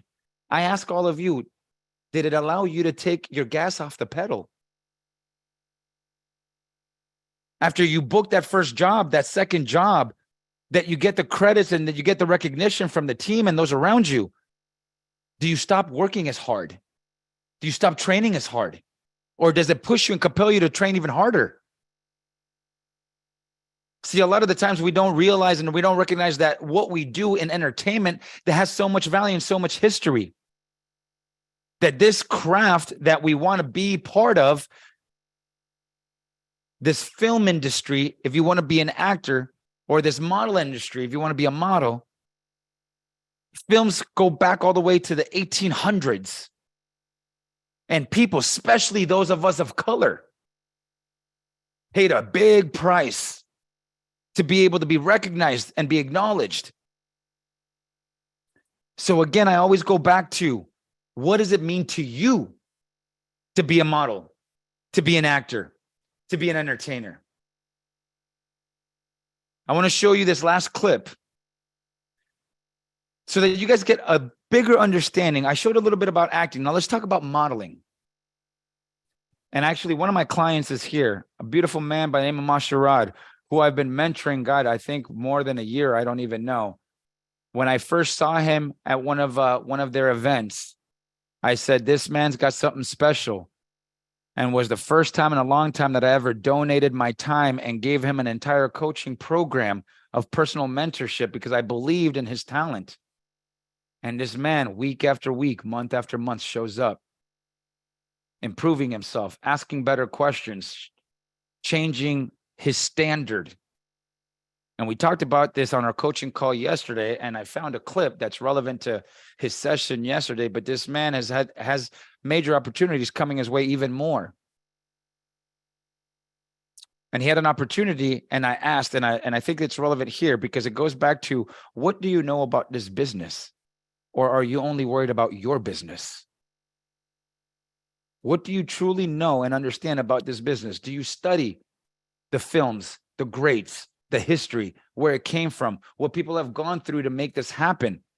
Do you, if you want to be a model, runway, or print, Do you have any acknowledgement of the brands that you might want to represent, or do you just want to make sure that people are representing you? Do you have any pride in what it is that you're doing, or are you just looking for the paycheck or the opportunity?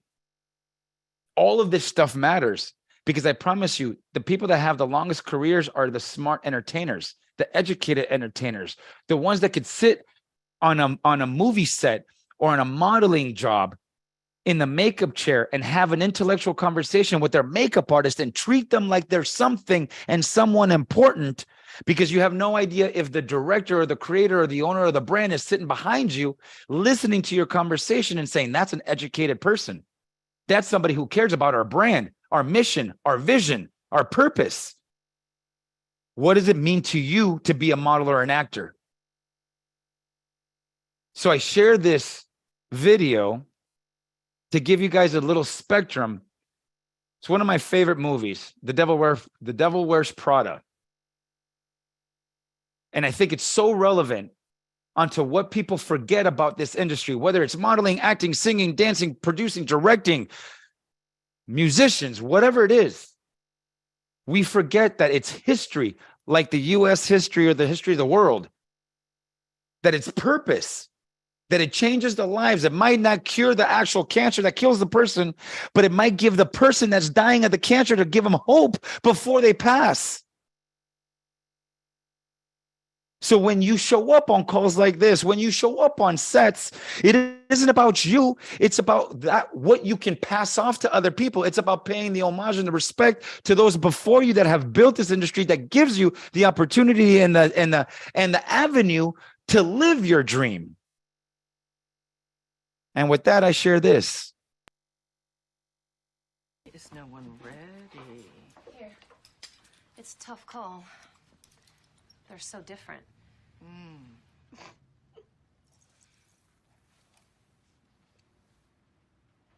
Something funny?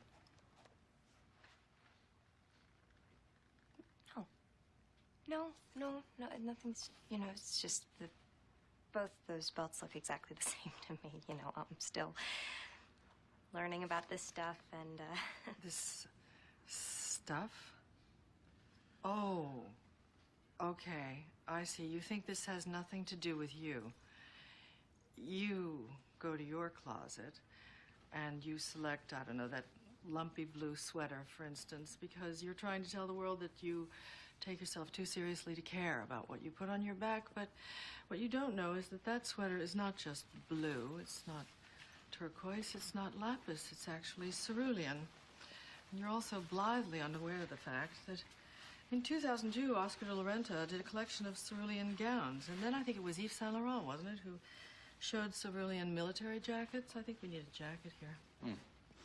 And then cerulean quickly showed up in the collections of 8 different designers. And then it filtered down through the department stores and then trickled on down into some tragic casual corner where you no doubt fished it out of some clearance bin. However, that blue represents millions of dollars and countless jobs. And it's sort of comical how you think that you've made a choice that exempts you from the fashion industry when in fact you're wearing a sweater that was selected for you by the people in this room from a pile of stuff.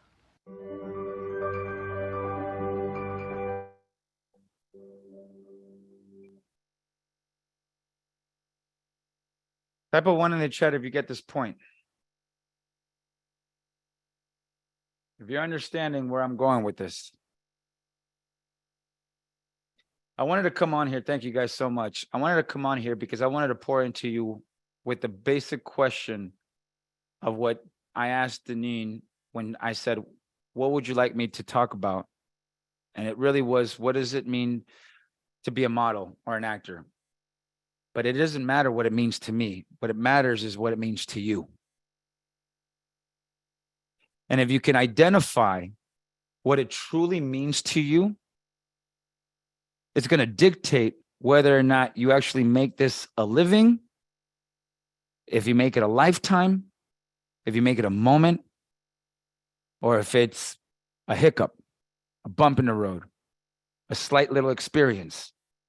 All of them are great. There's no wrong answer. But I'm here to encourage you for those that are truly serious. Because if I know Mike, Deneen, and Alicia well enough, yeah, sure, they run a business. Yes, they actually want to make sure that they help people achieve their goals and their dreams, and they want to open the pathway and the doors and clear the road for other people to reach success. But it doesn't do them any good to have people a part of their program that aren't serious about it, because if they don't have the result, then it taints their name, their brand. So I'm here to encourage you to learn how to show up for yourself and for the things that you want. And this is beyond entertainment. This is life. Learn how to show up for the things that you want and declare it with conviction and strengthen your voice to speak into existence the design of the life that you were meant to live, because that's what you command of the world in entertainment and in life. But I'm also here to encourage you not to do it.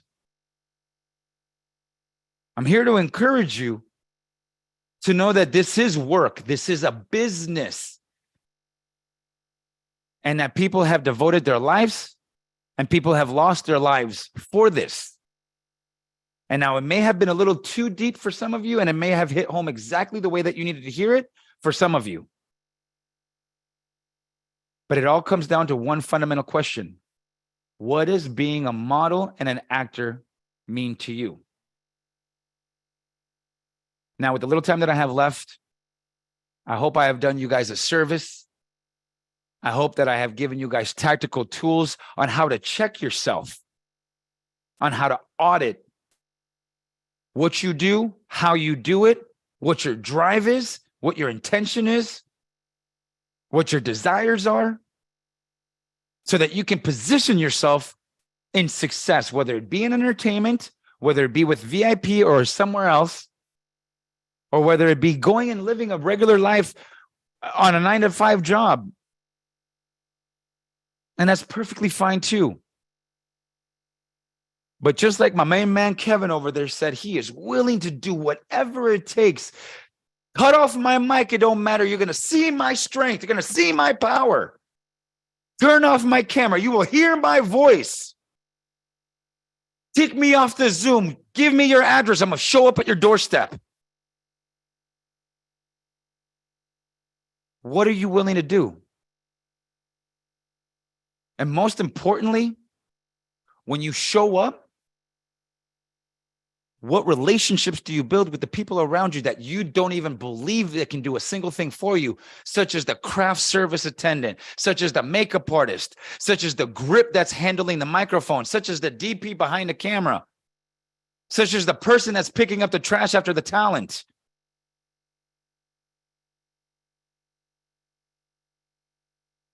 So I hope this has been beneficial, and I'm going to open it up.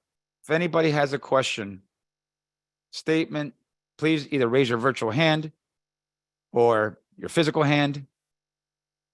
And I'd love to invite you to share your question. We'll open it up for questions in just a moment. But first, Yes. JJ, thank you so much. And you still have time, so we're not stopping. Okay.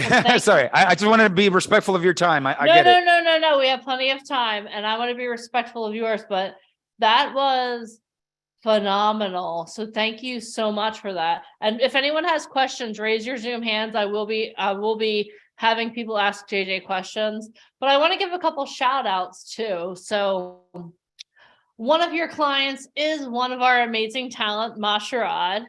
And Masharad, I want to give you a big shout out because I heard that you are on hold for a major brand for LA Fashion Week. And I don't know if I'm allowed to say the name of the brand. I don't want to get what? Okay, I'm going to say the name of the brand and they can come after me. So Masharad, I just found out that you're on hold for Louis Vuitton for LA Fashion Week. Shut the front door. That's amazing. Louis. We are so proud of you. And JJ, I know that in conjunction, Masharad working with us has been amazing for his confidence. But what I've seen with him, okay, I'm gonna start crying. Go ahead, Alicia. I know it's a drinking game. But what the transformation crying. Come on. The transformation that I've seen in Masharad over the past, I know you met him in May, and just seeing that transformation has been amazing. So Masharad, no, we are all so freaking proud of you. And JJ, thank you so much for you pour your heart and soul into everything that you do. And if anyone is on this call and can't feel your energy, please do this. Check your pulse, because I don't think you're alive. So that's the first thing. And I have another question for everyone. Just throwing this out there. Who might like to, I don't know, see JJ in Orlando and have the opportunity to work with him face to face? If you think that would be pretty cool, type Orlando in the comments. Type Orlando in the comments. Do we have a dance off while he's there? I'm not doing a dance off. No, you got, hey, listen, Deneen, you're doing breakdancing. Alicia, you're twerking. That's it. That's all I know. She's twerking. Why do I have to breakdancing? We have. No, Michael's breakdancing. Okay. Michael's breakdancing. Okay, I was gonna say we have to renegotiate our contract, JJ. You can do the robot. Actually, Mike just informed me that growing up in Brooklyn, he was quite the breakdancer. So oh, put your money where your mouth is. Look at that. I have a feeling we have a breakdance off coming in Orlando. It's going to be amazing. Awesome. We'll All right. Non-disclosure agreements before you arrive. Yeah. But we did have music. So for those of you that don't know, we were just in Hollywood. When was that? October?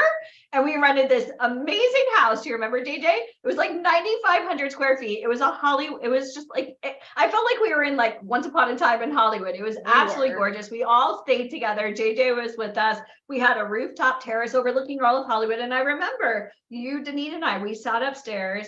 I want to say we had a drink and we were just talking about all the, tens of thousands of people that moved to Hollywood to get discovered and how blessed we were to be together and to be part of this amazing network where anything was possible.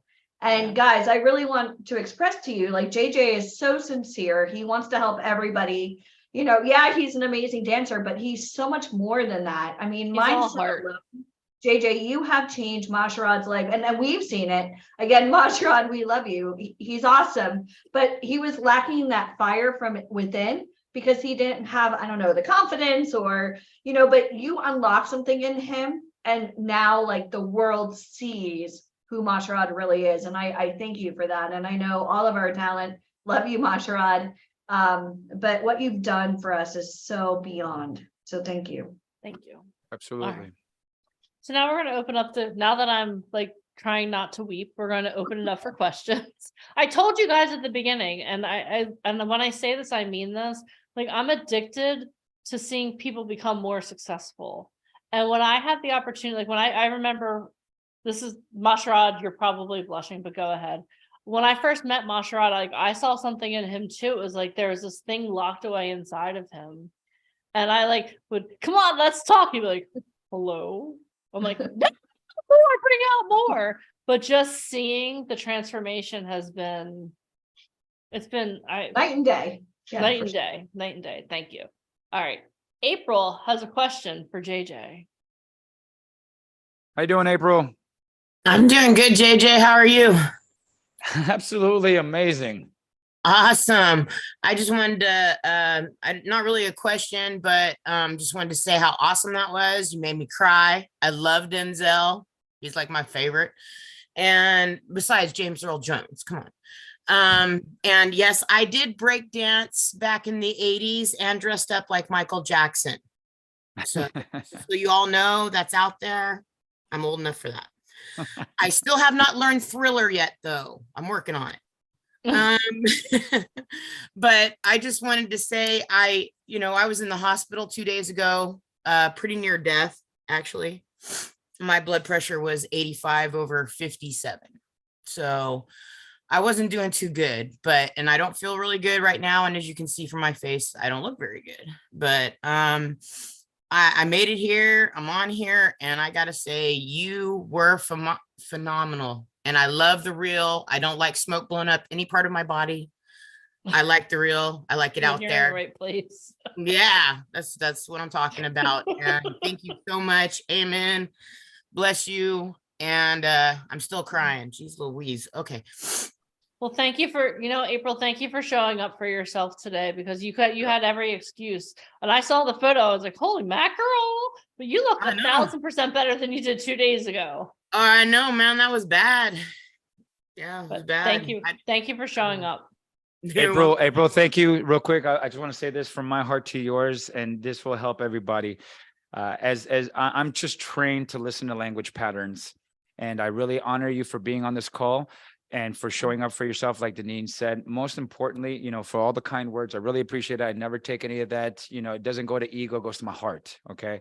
I want to invite you to do something for yourself, and this is for everybody. Everybody, audit your language.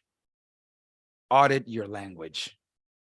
We have the power to create our existence, and we are walking antennas and frequencies of energy that we will emote what we want, and we will attract what we need. And it isn't about, no matter what you go through, whether you're getting out of a hospital or you're getting out of jail, where you're getting out of a relationship, where we're either always in a problem, getting out of a problem, or heading towards a problem. And that's just fact. So the point is, when you audit your language, know that when you speak something into existence, never apologize for your existence. Never start with the excuse, start with the result. Start with the goal, start with the vision. Because you're here, April. You're already here. So there's no excuse for what you're going through. It's in spite of what you're going through, I'm here. And it isn't that you don't look bad. You look exactly how you need to look, because I can promise you this: what you may feel or see or think that looks bad might cast you on the next horror flick. Let's do it. You should have seen the picture the other day. She would have been a shoo. They were stellar. So the point is, accept what you are, where you're at, what you look like, and how you feel. And this is the premise and the joy of being an entertainer and an artist and an actor and a model. Use it. Don't apologize for it. Use it. If you woke up looking like boo-boo, take a picture and have it as on your Z card, if they still have Z cards. I've been gone from entertainment for a little bit, but right. Put it on put these in my portfolio. Right. Put it in your portfolio. It doesn't matter. Everything that you come across, use it.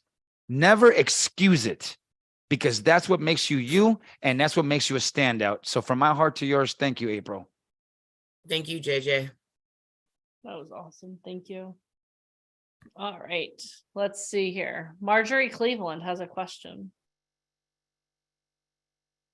Hi.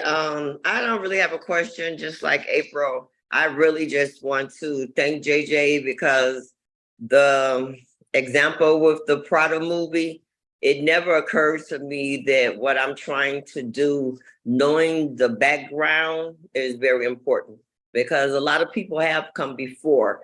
And part of why I do this is because I'm trying to lay background for those coming behind me. So I should know about those that came before me. So I appreciate that information and that insight for something to think about. Absolutely. And just like anything else, again, everybody has their own struggles. And I've had my own struggles coming into this country, being of a different color, being of a different race, and being an outcaster. And I pay homage to those that helped me have the life that I have. And I'm sure as well as you do too. And so we've got to do that in every aspect of our life. It is about the respect for those that give us the opportunity, and about providing more respect for those that are going to come after us, whether we're here for a moment or for a lifetime. Most definitely. Thank you. Thank you. Well, guys, thank you so much for your questions. We'll open up for questions later. JJ, I want to thank you so much today. Mike and I were sitting in the background, and I know you're always on your A game. Everything you show up, you play full out. But today I feel like you were on your A+++ game. It was absolutely amazing. So from the bottom of my heart, thank you so much for everything that you imparted today. And I've had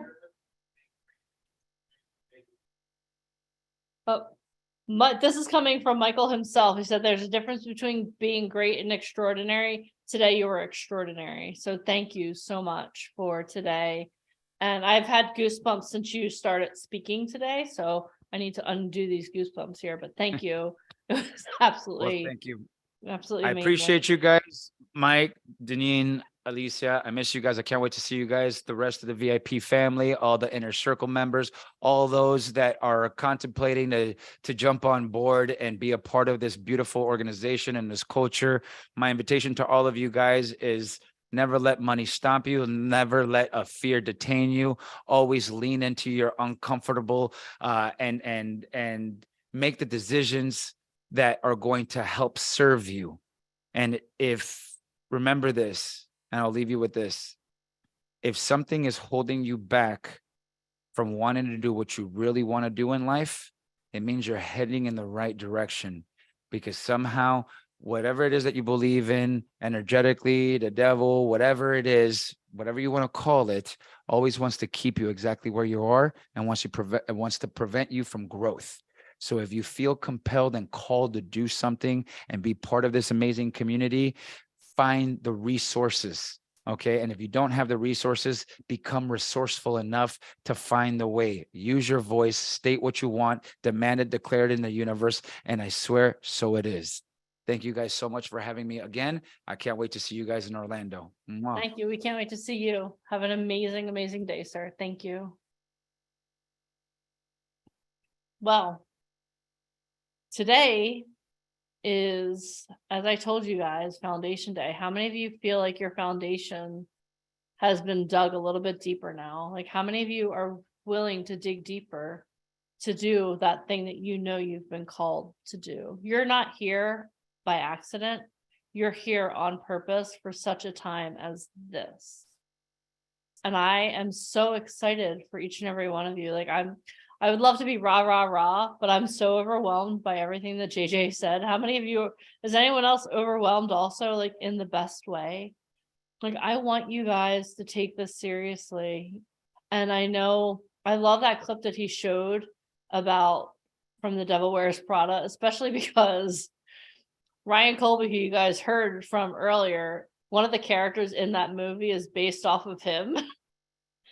And cerulean happens to be his favorite color. So every time I hear that, I'm like, oh my gosh, Mr. Colby. But guys, are you guys feeling the change? Are you feeling the difference in yourselves? Are you feeling more equipped than you were when you first started? Whether this is your first time being here with us, we have the honor to be here with you, or whether you've been here before, are you starting to feel more equipped? If you are, type equipped in the comments. Guys, we have a tremendous speaker coming up, but I just kind of want to do a little bit of a review, and then what we're going to do is I'm going to introduce our next guest. So we talked this morning about the science of being an incredible model or actor. We talked about the things that you need, the equipment, the tools, the resources, the guides that you need, right? And you can't do this alone. Like, how many of you know that you can't do this alone? You need people surrounding you. You need a community of people. You need someone who's been where you want to go, right? We talked, Sean Callaghan, oh my gosh, like, I don't even know where to begin with what he talked about. Like, how many of you feel like scales almost were taken off of your eyes? Like, now when you go into a conversation with someone, you're going to go in leading with value because you always want to give before you take anything. There's that relationship capital is so important. It's not about, like, JJ was here because we've built relationship capital with him. We've built that relationship. Ryan Colby was here because we've built that relationship with him. Our next guest is here because Alicia has built relationship capital with her, literally traveled clear across the country for 36 hours to have the opportunity. She thought she was going to be an international talent scout. She came back with a new friend, with someone that she built a relationship with. It was amazing. So I want you to keep all of this in your mind as we're moving forward, as we're going on. Like, what is the relationship capital that you're building right now? So with that thought in mind, I would like to introduce our next guest. And you guys are in for a real treat. I haven't had the opportunity to meet her just yet. This is going to be my first time too, but I'm so excited. So Giselle Gigi Soto is a self-taught entertainment manager of Panamanian descent who now resides in Charlotte, North Carolina. Prior to partnering and opening ABC Model Management in Milan, Italy, as the agent's model scout in the US, Gigi managed her own thriving boutique agency for actors and models, SEMA Talent Management, in the Washington, D.C. area for more than 2 decades. In her current role, Gigi furthers her mission to seek out models from different ethnic backgrounds for career development in order to bring more diversity to designer campaigns, runways, and editorial magazines internationally.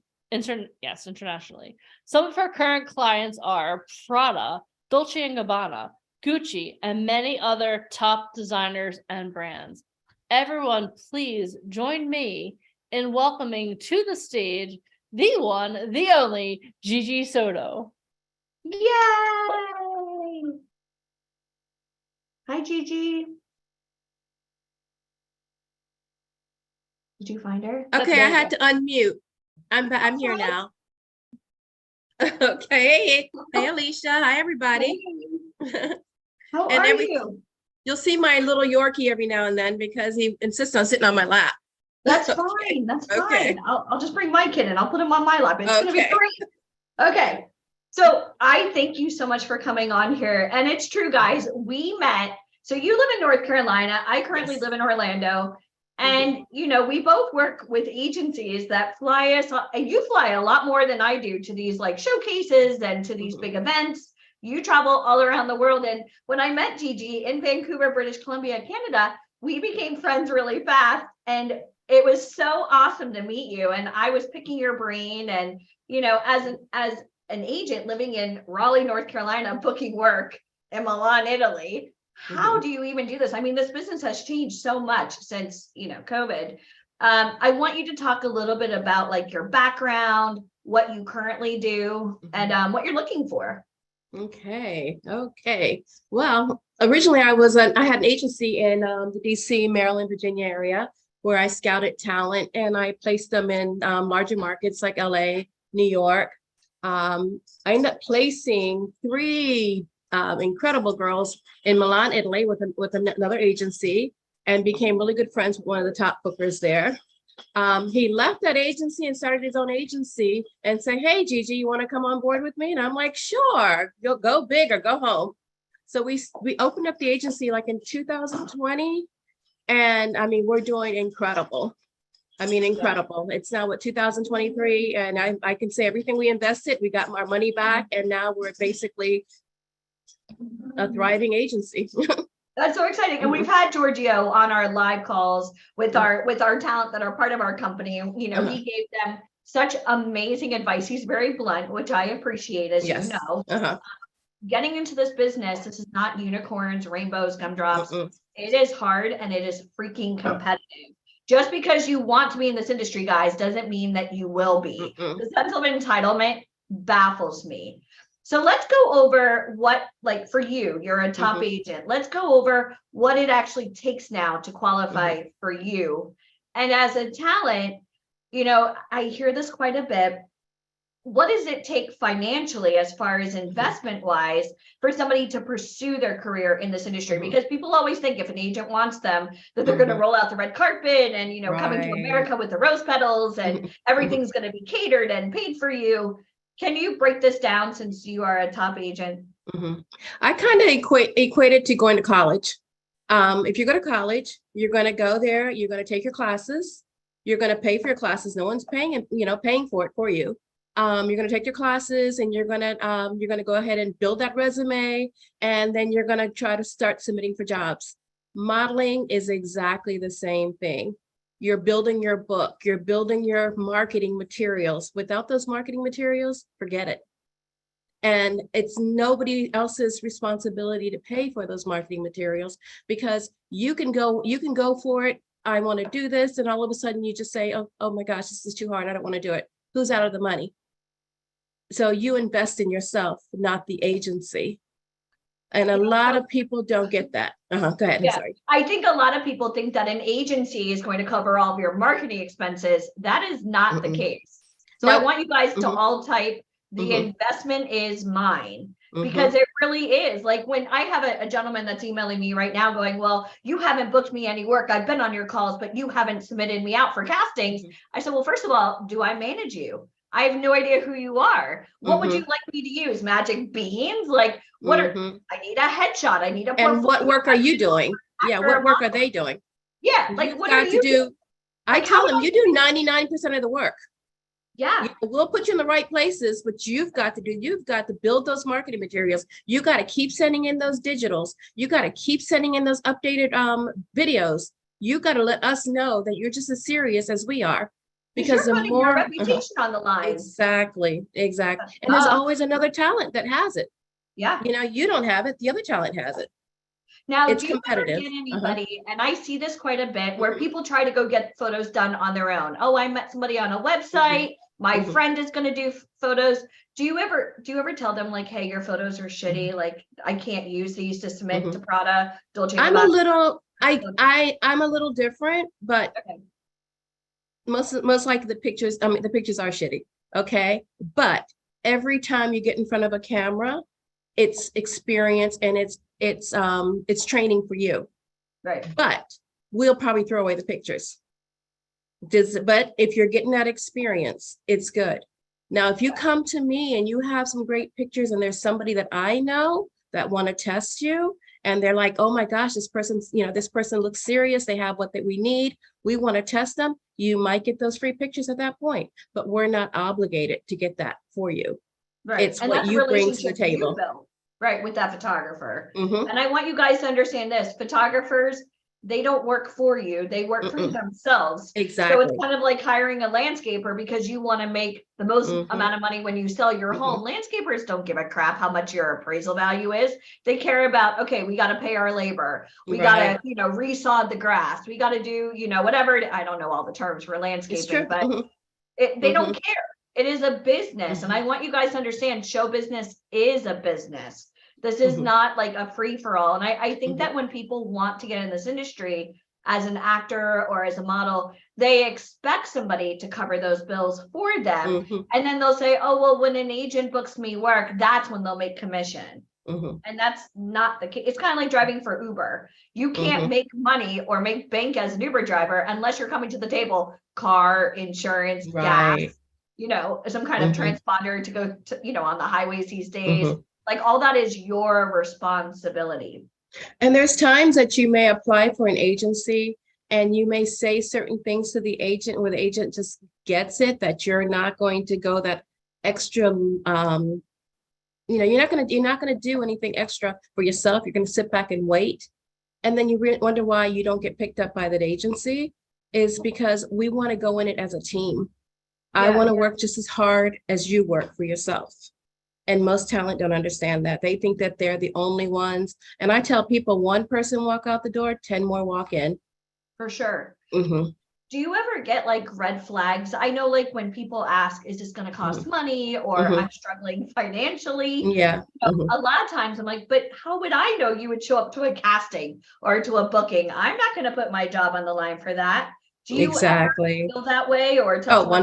Like, get your shit together and come back when you're ready? So Definitely. guys, whenever you interview, if you are trying to get into this industry, we understand life may be crappy, money, kids, loss of wages, sickness, but you don't want to air out your dirty laundry because you want to be an asset, not be a liability. Right. I want you guys to write asset because I think it's so important that if you're trying to get into this industry, you don't want to show up with a lot of baggage and you never want to put self-doubt, especially in the hands of somebody like Gigi, who books all over the world, that you may or may not show up because your parents don't want you to be in this industry. Or my favorite is, well, my friends don't believe in me. Sweetie, if you're over the age of 18 and you can fight for your country, you should be able to fight for your dreams. I don't care. If you're 30 and your parents don't want you in this industry, grow a pair of balls and live out your dreams. And I think it's so important because, again, you live in North Carolina. You're scouting models. and then you're submitting them, are they going to Milan? Or are they going to LA? And who covers those like the flights, the hotel, when you're booking? We don't cover it. What I do is I have a girl right now just got back from Milan, and she wants to go to LA. Now, from the time she got back to Milan, from Milan back to Maryland, and I mean, she did really good in Milan, but she came back and she just sat around and it's like, hey, I want to do this. I'm, just hanging out with family and everything. So she spent her money. Now she's like, oh my gosh, Gigi, I don't have the money to go to LA now. I said, well, then get a job. Yeah, get it. Come on. It's not our responsibility. You can get out there and make that money. The thing about it is you can go to college. You can pay for college. You can spend all that money to go to college, and you can come out of college making $20,000, $30,000, $40,000, $50,000. As a model, if you have what it takes, there's different kind of modeling. It's know your type. But if there's the fashion models that we have, some of them are making anywhere from $150,000, $200,000 a year. So, their investment is knowledge, knowing and understanding the industry. So what do you look for? Can you go over, and I know the business has changed so much. What do you look for where you're like, that's a model. I want to work with this person. So can you give us some of like your hot topics, like your hot points as to what you look for? Well, from Milan, it's really high fashion. Okay. And then there's so many, when high fashion is, it's so many levels to it, because Milan might be a little bit more commercial high fashion too, but you're not going to take on that girl that's under like 5'8" unless she has like something, just a beauty face, and then she becomes that beauty model. That's why I think a lot of models do not understand their type. Yeah. They come in and they're a certain height, and they are expecting to get to Milan, and they're like 5'7". Now there might be a 5'7" person on our board, but that person has something different about their face that makes them that beauty face. So understand your type. It's not saying you can't do it, because there's so many variations to modeling. Milan is a very, very, I want to say body, the body, when you're talking about Fashion Week, it's a thinner models. And I'm not talking about the ones that are running out doing the crazy stuff or whatever. They're younger, so they tend to be smaller. Yeah, 15 to 19 years of exactly, age. Exactly. Size 0 to 2. Exactly. Inches or less. Like, it's kind of like, and when I say that, it sometimes breaks people's hearts. Like, oh, I really, in my mind, I want to walk the runway. But the runway has such a high rejection rate. Because think about it, it's almost like building like an iPhone case, right? Like, this is an iPhone 13 Pro Max. If I went to the Apple store with this phone, they can look at it and be like, here you go, here's a case, goodbye. But if I went online, I couldn't just, oh, well, they don't have the iPhone case, but they have a Samsung case, I'll make it work. No, you won't, because it's not compatible. Designers make sample sizes, therefore, like, the models are hangers, and that's not meant to be mean. The designers cannot afford to design for every size, every height. So they have a blueprint. Everybody is going to be a size 02. Guess what? It's cheaper to buy all that material for 02. Can you imagine having to get material for a 4'6" this time and then a 02? So they have a blueprint that they follow. Okay. And that's why the runway models are a certain height, a certain, they have that certain look. Yeah, they're walking hangers. So if I said, Gigi's working on something in Milan for high fashion, oh, I've got 2 girls I could send over. I know that they fit the requirements because I know the clothes are going to fit interchangeably. Right. It's not like a Cabbage Patch Kid trying to fit into a Barbie outfit. Like, it's going to fit. And and this business, guys, it's not about your feelings. Okay? You are trying to get into show business, what you feel like you qualify for. And that's kind of like, again, you and I went to a big showcase recently, and there were a lot of kids that spent a lot of money on runway classes and photos. And, a lot of people might say, oh, well, that's a scam. Well, no, it's not. Those are tangible services you received. You got the photos you paid for. You got classes. Think about it. Anybody here ever take ballet class?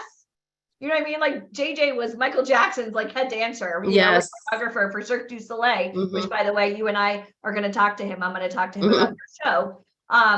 But you know, I want you guys to understand this. People spend a lot of times it's a hobby. Oh, I enjoy dancing. I love having fun. I love how it makes me feel. It does not mean you're going to go to Broadway and dominate the stage. Exactly. But they, for some reason, they don't get it when it comes to modeling. Because it's the sense of entitlement. Like a lot of Yeah, people don't think exactly. with this, they think with this, you know, Right. and well, I know I can dance. Well, I know you can dance too, but you're now competing with the entire world. Right. It's specific. It's You very, cannot it's very go. specific. We And for need, high a- fashion, especially. High Exactly. fashion is such a small, minute, which is why so many people get scammed trying to get to this industry because of the fact they're going to these like little known agencies. They think that they're going to book work, and maybe you can in your local market. There's nothing wrong with that. But a lot of times you're paying for these runway classes and you're never going to do the runway. you're never gonna, You have a better chance of walking on water. You'd be But they- surprised. A lot of the runway shows don't really pay a lot either. Thank you.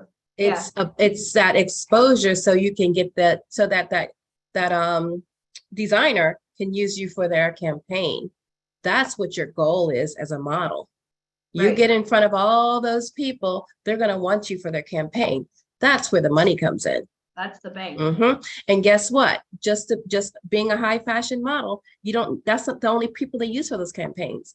At that point, you can go over to the models that are a little bit more commercial too, that Right. have that energy, that personality. But if you don't have that personality to bring that to the table, that it factor, nobody wants you. You can have the most perfect body. Yes, Huh? factor. But it's Yes, true. Like it's when so you're true. taking photos, you know, I love it when people want to get into modeling and they're like scared to death of the camera. Exactly. And that's why like somebody like JJ's like, let's do this. You know, I don't know. how much Right. it's about, It's but he's so personality. energetic. It lights something up inside of you where somebody's like, damn. You want the client to be excited about you. Yeah. If the client has to just keep giving you directions and it's like, oh my gosh, there's nothing exciting of, why are we doing this shoot with this model? This model is boring. They're standing there and it's like, it's about me, but it's not about you. It's about the product. Yeah. You're a business, and that's where a lot of models do not understand. The product is what's important, No, the not product you. is the star. You're Yes. just the, you know, Exactly. the mannequin holding the watch, wearing Exactly. the shoes, wearing the Mhm. bag, the sunglasses. Exactly. Right. So, one thing I want to do with you, and I want to pick your brain, since Okay. I love the topic, the glamorous life. Okay. So I know you go to Milan quite often, which Mhm. I'm very excited because you had said, oh, we should go to Milan together. And I'm like, Yes, can't wait. I can't wait either. You guys see how we're doing that? So Uh-huh. what I would love to talk to you about is Mm-hmm. when somebody gets signed to a real agency like yours, Mhm. how much does their life change? Like what's typically happening once somebody gets signed? You know Like- what? I mean, I can tell you what we want to happen. Yeah. But I'm not the type that blows smoke up anybody's behind. Yeah. It's work, you know? Now we've had quite a few models has gone out to Milan and have gotten that Dolce Gabbana campaign, that Prada campaign, but there's a lot of stuff, you know, once you get there, a lot of them are afraid to go at first. Thankfully, everybody that we've sent has been so excited once they get there because it's an easy city to get around. You know, it's fun. You know, but once you go there, you're going to castings every day. And you know, and you may book one casting every month. You don't know. Or you have some of our people are booking all the time. We do not know. And you have to just realize, you know, you got to understand that every time you go on a casting, that's another class you're taking. Yeah. You're getting better and better. You're understanding how to deal with that client. So when you do come back to the States or anybody else, it's like, oh, you know, the models that go to Europe and come back to the States, they just have this confidence about them. Yeah. Because not only you're dealing with the They're Yes. more worldly now. Yeah, And because I you're not only think that dealing when with the you have language that- barrier, you're Yeah. you're dealing with having to get around and go. So when you come back to the States and everybody's speaking English, and like, golly, this is easy. Yeah. You know? So me personally, when I have models that are mine, I love sending them overseas first and then market them in New York or LA. Would anybody that's here how I be do it. opposed to going to Italy? Let me just see, everybody Mhm. type Milan. And just out of curiosity, if given an Mhm. opportunity, Mhm. because, you know, and one thing, and I've noticed this quite a bit when people go to New York or LA with us, sometimes temptations, you know, they kind of get bit by that, wow, I wanted to be a model. I come from this little rural town in Boston or Wisconsin, you know, and now I'm in Milan and, you know, I'm beautiful. Do you ever find that when people get there, and maybe you follow them on social media, I'd be watching them like a hawk. I do. But when they start getting a little bit more laid back, they're not showing up to castings or they're not being their optimal best. When you ever give your talent like a pep talk before they arrive? Well, the thing about it is the people we sent to Milan, when they get to Milan, there's so much excitement and it's so competitive. I feel that the girls get better. They get stronger. So I mean, versus unless they go there and they're not doing anything, which we haven't had that happening because we're very selective. But if they go there and then they, you know, they make it, oh, you know, I'm not doing anything, and then they might just fall into where they don't need to be there, go home, you know, at that point. Like how long do you give a talent specifically? Like when they travel to Milan, how much time do you usually give them, like to say, hey, it's not working out, you're not booking work? Is there any? I can honestly say it hasn't happened to us. The girls are so, once they go there, we just had a 17-year-old go there, and she went with her mother too. And she's like, when can I go back? When can I go back? And everybody we have, I had one person when we first opened, one person went there for 3 days and came right back home. She couldn't handle it. And it broke my heart because I was working with her for a whole year, but she was very entitled in the United States. She had her own huge house in the United States. So have to go into Milan and live in a model's apartment. That was just, you know, she couldn't handle it. But since then, she's called and apologized. And it's like, I was too young. I was too immature. I'm older. I want to go back. I want this experience. But I can honestly, we've had a lot of positive experience with our agency because we're very hands-on, and I'm very hands-on. Yeah. How many people would you say that you see like in a year, and how many people do you typically sign? Because I think that people think, you know, like Wilhelmina and IMG, they only need to sign like 2 or 3 a year. Like that's it, they're done. Like they could have like tens of thousands of applicants. They only need to sign 2. Yeah. You know, I can go, like I go on, you know, I travel a lot. I'll be in South Africa next month. I can go all the way out there and I'll not find anybody. But it's the relationships with the agencies that are continuing this, and meeting people like you, they're going to continue. And we're going to always look out for your people, you know? So it's not necessarily always about finding somebody. And because we're an established agency with booking these higher end jobs, we're looking for those models that have those books. So for us to go and find someone off the street that's not groomed and ready to go with a strong book, it's hard for us to just say, hey, let's blindly send you to Milan. You're just going to make it big, you know, where a lot of people think that that's what happens. Yeah. And I really want to share with you guys, typically when you go to these big events that Gigi and I have been to, again, like we get compensated to go out to these showcases. They pay for our flights and our hotels, typically. No, we know we haven't. Yeah. That's a whole other story. We'll talk another day about that. But, you know, and a lot of people spend a lot of money, walk up and down a runway with no guarantee they're going to get signed. Yeah. And I want to really preface that for you guys, because there's the IMTAs and, you know, the Barbizons and there is nothing wrong with paying for classes, paying for showcases, paying to, you know, kind of display your talent.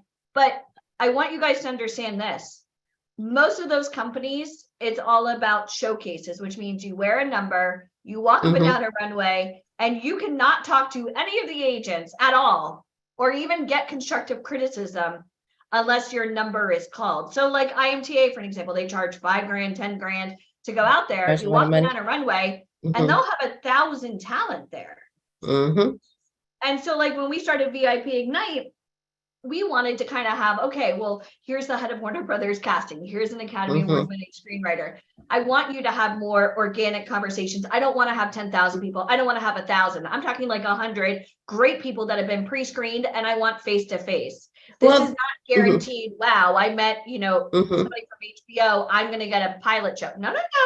You're going to get a chance to be seen and ask questions and build a relationship. But what you get from that is up to you. And I really I've want to never bring that to you spent guys. an hour with the talent on any of the events I've been to.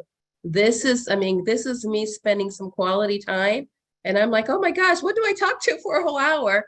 But there's a lot to talk about. It's I crazy. know. There And is a lot nobody to ever talk about. talks about it. No, they Like, don't. and I see this all the time. Like, you know, when we went out to that big event in Vancouver, I asked some of those kids, I said, hey, how many years have you been doing this?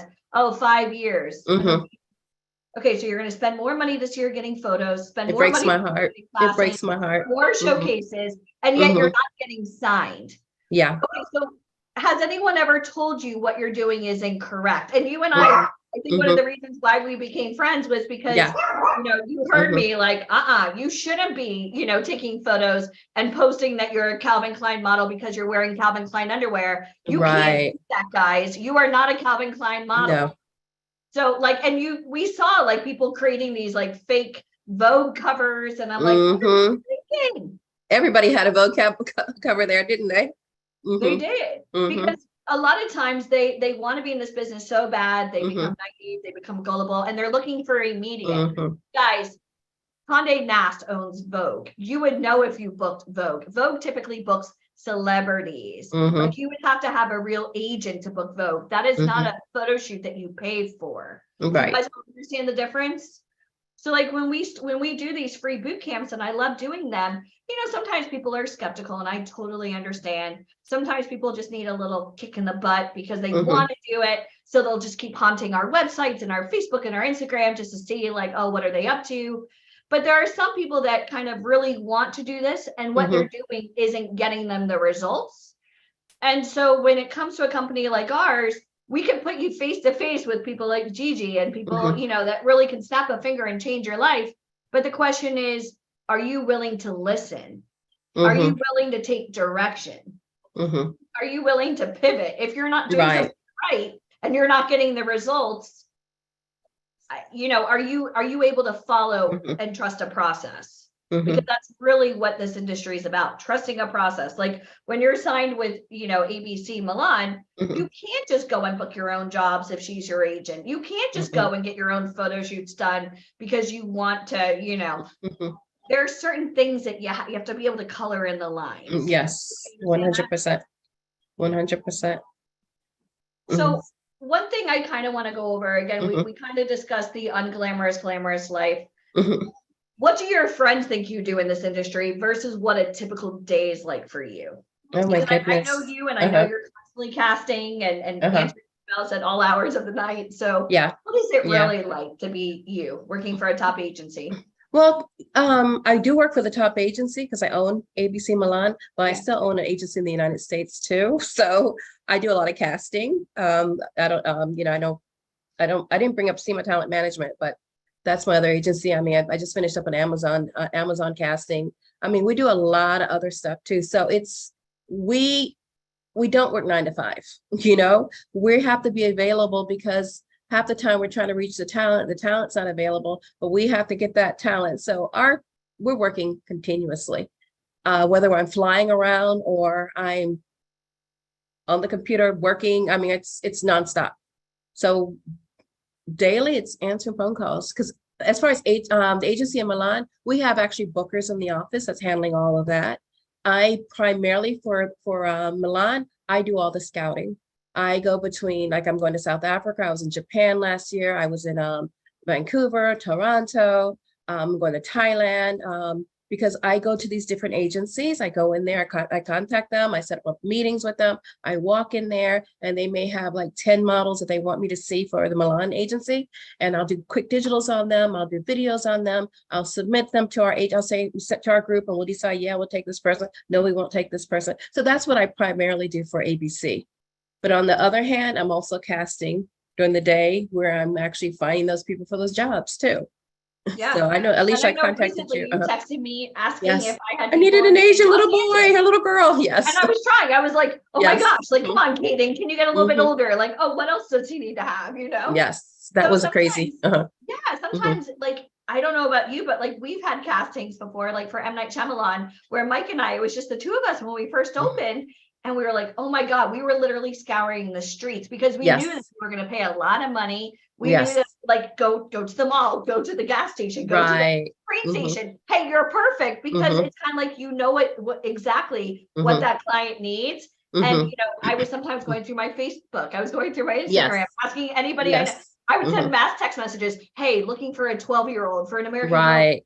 You have anybody that fits this, you know? Mhm. But And it makes a difference. Like right now, I know you have people that are working with your group to know them, to know that they're dependable versus going to the mall and finding someone off the street. You know how scary that is? I do. Oh my As much as goodness. you guys fear it, we fear it even more. Yes, it's the worst. But when you know, I can send right now, I have a database of, God, I have tons of great people in my database. I can send everybody out and it's like, oh, I could just go to sleep now because I know they'll be there on time because I don't play. Well, yeah, it's a vetting process. Mhm, And that's why, like, even 100%. for today, this is a free boot camp. Some Yes. people come on, they come on Mhm. late, or, oh, I can't get on, family emergency, can Mhm. we reschedule? Well, you can get on my next boot camp, but I know you're busy. I know JJ's Exactly. busy. We don't reschedule. The show's going to happen with or without you. And so Right. I find that when people say yes, especially for a free boot camp, it's a flip of a coin Mhm. whether or not they actually show up.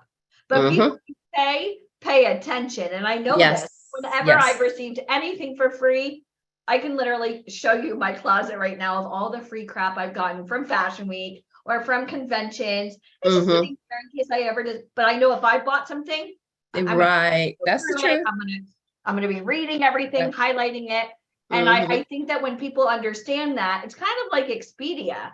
There's a Mhm. reason why, like when we travel, there's a reason why when you check into a hotel room, even if the company's already paid for it, you Mhm. need a personal credit card for incidental. Mhm. You are not drinking everything in that mini bar. You are not going to that hotel lobby, even though it'd be nice and just getting a bottle Mhm. of whatever and steak and lobster. You are 100% Right. reliable. So I find that most of the time, and this may just be me because I deal with a lot of new people, Mhm. but people always ask me, is this going to cost money? Or I'm, financially struggling. I would never trust you to even show up to a casting. No, I wouldn't. Because if you don't show up, Mhm. you disappear and you go about your day. For me, that's Mhm. it. Like, they don't ever work with me again. They Exactly. probably cast for other projects. Mhm. They're done with Or me. hold us responsible for that person not showing up. We have Yeah. to pay that bill. Mhm. Yeah, that's true too. Can Mhm. you talk a little bit about that? Because I don't think you Mhm. guys really understand what Uh-huh. happens. If you don't show up or you show up late. Oh, yeah. So go Oh, ahead. yeah. Floor's Uh-huh. yours. You don't, yeah, a job comes in. We say you're gonna get there. Your time is there, your time is 3 o'clock in the afternoon. You decide to show up at 5 o'clock. Those 2 hours that they're sitting around waiting for you, we're paying every single person on that set. We're hoping that they're running behind and they don't charge us. But guess what? You screwed us over and they'll never use us again. And that's expensive, guys. It How many is. of you guys Mhm. knew that? Type, I knew that, or I had no idea. Let's just see for fun. Mhm.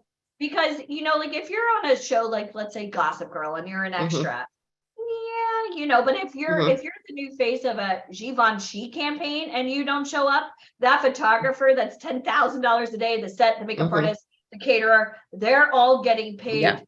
And it's going to be you paying for it. Yep. Because the agency, they're going to, here you go. I'm Mhm. so sorry. Not only did the agency lose money, they lost ongoing business. It's going to Yes. spread like wildfire that they're not trustworthy, Mhm. but then that agency is going to turn that bill on to you. Or we're scrambling to find someone that looks exactly like you to get over Yeah. there right away. And that's so unfair because I've had to, I can honestly say I can probably count on my hand how many shows I've had in the last 30 years. But I've scrambled too to cover somebody. And that's not fun when you have to cancel You mess it up. Yeah, you I have to have cancel PTSD. going to a wedding Yeah. or your daughter's graduation because you can't. It doesn't matter. You have to have someone on that set. It doesn't matter what it is. You could be ready to have a baby. It doesn't matter. You got to have someone on that set. Yeah, we had a MAC campaign that we did years ago, and one of our talent did not show up. He went, he got drunk, he lost his phone, whatever, and just disappeared. So the woman who booked this campaign for MAC was on her honeymoon And I'll never forget, we got a phone call screaming. She was in on safari, screaming because this person did not show up. And that was it. Like, Yeah. goodbye, good luck. I mean, no matter how many edible fruit arrangements we sent, that was it. Like, I washed my hands clean. Because at And that that's what I point, think friendships are out the door, everything. It's just a matter of, covering your ass. See way, But it's always funny to me to think that talent, oh, well, I'm looking for an agency to just book me. I'm looking for you to actually show up. And the only way I'm going to know you're good for it, this is called a vetting process. Yes. I need to know that you're able to cover your own expenses to be able to get there. What kind of photos are we using? Like, I need to know that you actually know what to do when you get on set. Right. Like, our company exists. Like, we take people that are brand new, or maybe somebody's been trying to do this for a while that isn't getting optimum results. And we say, okay, great. We have an amazing network. Let's put together a program. If you can follow it, it's not going to be easy. You're going to have to put your money where your mouth is. You're going to have to show up. You're going to have to play it out. I want you to get real photos. And then we're going to put you face to face with actual real people. Right. Obviously. But I'll tell you what, there are so many companies that take advantage of talent, and I can go over them all day and all night. Pay me money. Let's go up on a website. Guys, casting directors don't go to websites to hire for you guys to walk in last week, to be the new face of a campaign. You need to have an agent. And I want you guys to type the word agent, because I get very tired of the gimmicks. And, as a business owner, I'm a scam, and I'm going to curse right now. I'm a scam if I pick everybody, but I'm a bitch if I don't pick you. And I'd rather, like you said, like the people that you have on your roster, these are real people that you can like sleep at night knowing they're going to show up. Most of you don't even show up for a free call. Why would I ever submit you to a casting? And I tell people what I say, if I'm a hobby to you, you're a hobby to me. Exactly. If you don't take me seriously, I don't take you seriously. Again, one walk out, 10 more walk in. For sure. Yeah, you got to prove it to me. And at that point, I can't guarantee you a job, but I can guarantee that you're being submitted on jobs. Right. Now, I don't know if you guys know how the casting process works, so I'm gonna just kind of go through this with you guys. But when I want you guys to understand that an agent doesn't book you work. An agent submits you to a casting director. The casting director chooses you. So just because you have an agent, if we submit over talent that all qualify for the casting director picks. They work for or even actually the casting director's client picks. Yeah, exactly. Because they get everything together. They pick out the ones that they think are the top ones and make them look good because they want this ad agency or the producers coming back to them all the time. For sure. So the better pictures you have, and that's we go back to pictures. Yeah. I mean, I've been working in this industry for 30 something years, and I'm no joke when it comes to good pictures. And it doesn't mean going out there and spending $1,000, spending all this money on pictures. That's total BS. It's a matter of shooting with the right photographer that understands your type. Exactly. And I said that before, understand your type. If you're a mom, a young looking mom, beautiful mom, if you can play a young dad, shoot some pictures with a young kid or something, but nothing cheesy, not with your cell phone. Go out there and shoot those pictures as though it's gonna be an ad, and you can Google it too. Yeah. And I find that a lot of times when aspiring models or actors want to get into this industry, a lot of times they don't know how to dress. They don't know how to do their hair. They don't even know what they qualify for. So they'll go to a photographer. Maybe they found him online that does sexy photos because as a model, it's like, well, That's I want the worst. That's I the want to look worst. good so my friends and family are like, wow, you're a model. But the problem is when you get the wrong types of photos, guys, number one, an agent isn't going to be able to use those for submittals because that's not what you qualify for. And We want to say, oh my goodness, Terry has the most beautiful pictures. Oh, great pictures. Let's send this person in. We don't want to have to go, oh my gosh, looking at Terry's pictures. Oh gosh, we would love for her to book this job, but she doesn't have the pictures. Why? Next. Yeah, I'm in my 40s with the boobs and the booty shorts and big hoop earrings and dark lips. That's not like if we were casting something for Amazon, they, again, you're not the product. Maybe your Exactly. selling is, fitness wear. Or think about it, if it's because it was for Amazon Fresh. Think about a young mom or somebody walking into a grocery store. What are you going to have on to walk into that grocery store? You Those don't are look the like pictures. Kendall Jenner laying there with Exactly. the contouring and, the G-string, like, Right, and so I right. think that when people get photos done, they're more Mhm. worried about like, what are my fans and friends gonna think? Because I Right. decided today I'm gonna be a model and I Mhm. want immediate results. So I'm gonna Mhm. get photos that make me feel good Mhm. instead of like, are these photos gonna book me work? Because your Right. photos, and I really want to like drive this point home, your photos are for one thing, marketing. Marketing, Not know for you. your type. Yeah, I tell exactly. people Know that your all the type. time. Know your type. And I think that's the number one mess up Yeah. with talent. If you're an actor and you want to do modeling, you can do both, but know your type. You're not going to be a high fashion model if you're a 5'4" actress. So why do you have those pictures in your book? And again, it's, sometimes when you're dealing with these photographers, they're going to do what they want to do. You pay them. They- When you pay somebody, they're going to, Yeah. Or even if you do time, that people do time for print, they're definitely going to shoot what they want, not what you need. Yeah, of course. Well, TFB, because they're giving you photos they want to see. It doesn't matter Exactly. about you booking work because you got the photos for free. And most of the time, you don't even own the licensing. So you can't even use them. You can't print Right. them. We can't even put them up on our website because they don't Mhm. belong to you. They were free. Mhm. And unless you get that release, the Mhm. photographer gave you free images. It doesn't mean that you own them. Yep. And that's I think that's my biggest pet peeve is talent not knowing their type. Yeah, and it's hard sometimes when people come on my calls and I'm very blunt and I'll say those headshots are crappy. This is one of the reasons why you're not booking work is because your headshots are crappy. Mhm. That is the very first thing that people see, kind of like Tinder. You're not Yes. going to get to know their personality or, oh, wow, let's read their bio. I don't give a shit. Like your photos are crappy. I'm already moving on. Believe Right. me. And I think that when people understand that is the very first thing that somebody sees about you, even as an actor, you're not even getting a chance to even show if you can act or not. Yeah. Because your headshot doesn't attract them. Right. It turns them off. Right.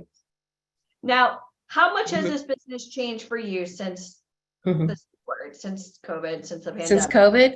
Yeah. Oh, during COVID, it was awful. And I got to honestly say, I was talking to Mariko, the Japan agents, and they're just opening up. They opened up last October. So Japan really, that market really got affected. Yeah. When it used to be a very big market for models. So it's, it's slower, but we're doing pretty good. We're doing pretty good. Things are just different, but we're doing pretty good.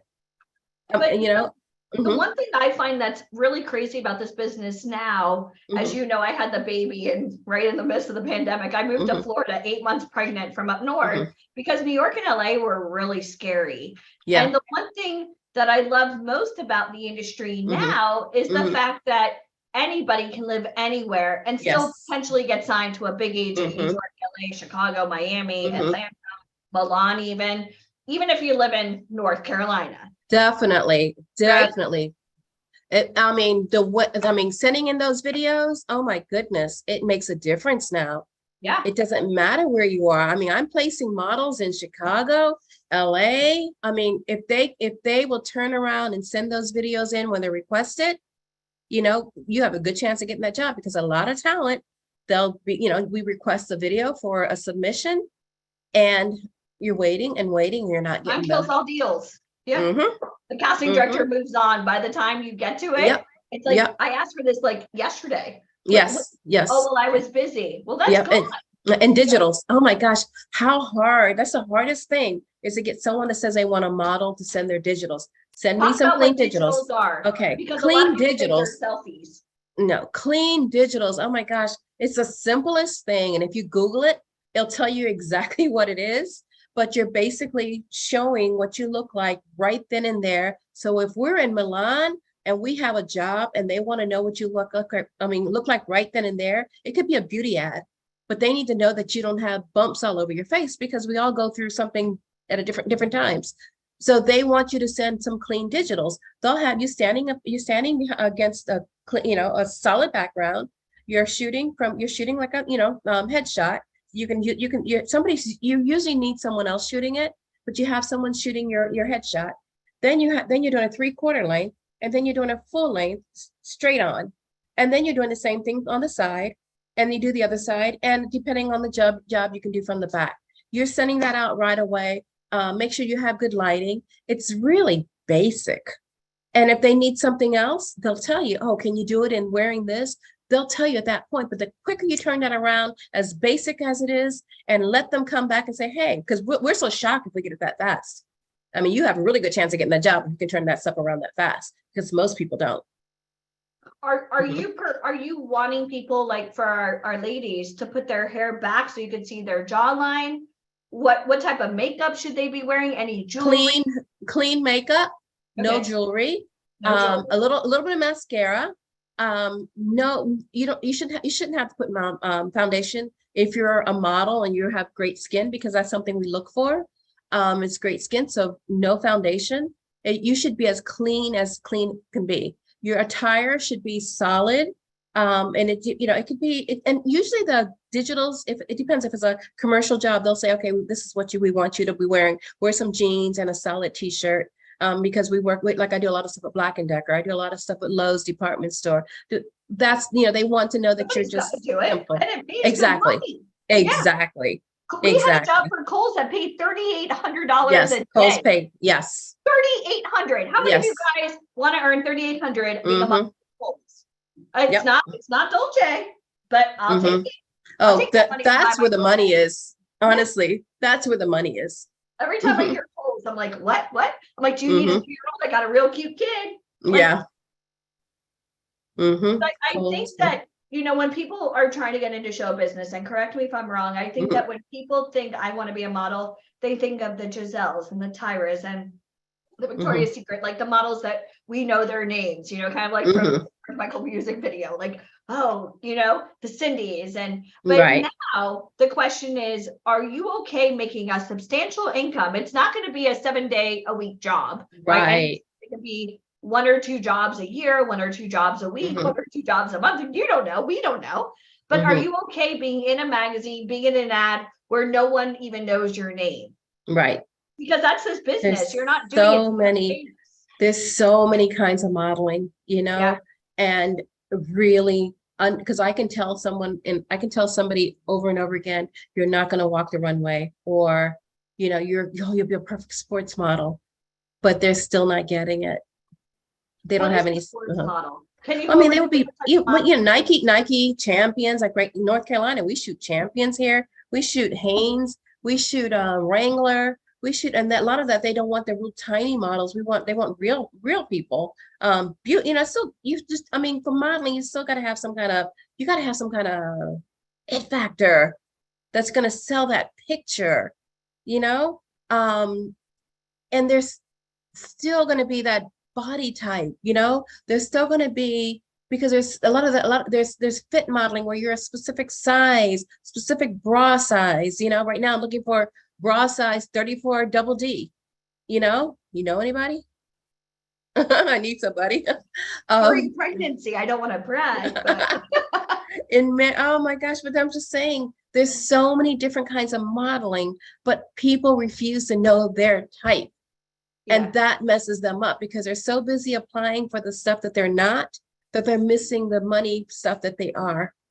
yeah. Mhm. Well, I do want to open it up to questions. If anybody Okay. has a question, kindly raise your Zoom hand. Because I love having you on here, and I'm so glad I'm so glad that you spent like 45 minutes just talking about this, because like you said, like when we go to these big events, and I'll show you guys very quickly, when we go to these big events, like you don't get a chance to sit down with, Gigi and say, what did you like about my photos? Or I really want to be a model. Why aren't you signing me? But when you see the same people, it's almost like American Idol. You're like, hey, Yeah. and it's that weird, like, why aren't they understanding why they're not getting signed? These photos are not you know, like what they should be. And I'm going to show you guys very quickly, like typically when people go to these big conferences, and I'll show you very quickly, like you walk by and like this, like you can't even talk. You're just holding up your picture. Like that's it. That's all we see. So, you know, having you on here, being able to pick your brain, and I'm sorry that I put you on the hot seat. I'll buy you a drink when I see you. But no, this is fine. when I say drink, it's probably going to be Starbucks because that's our thing. But Yeah, exactly. I want people to understand, like, it is such an honor to have you on here, because when you're trying to get signed, you want to hear the truth. You don't want to take advice or opinions from people that are either aspiring like yourself or people that don't know this business.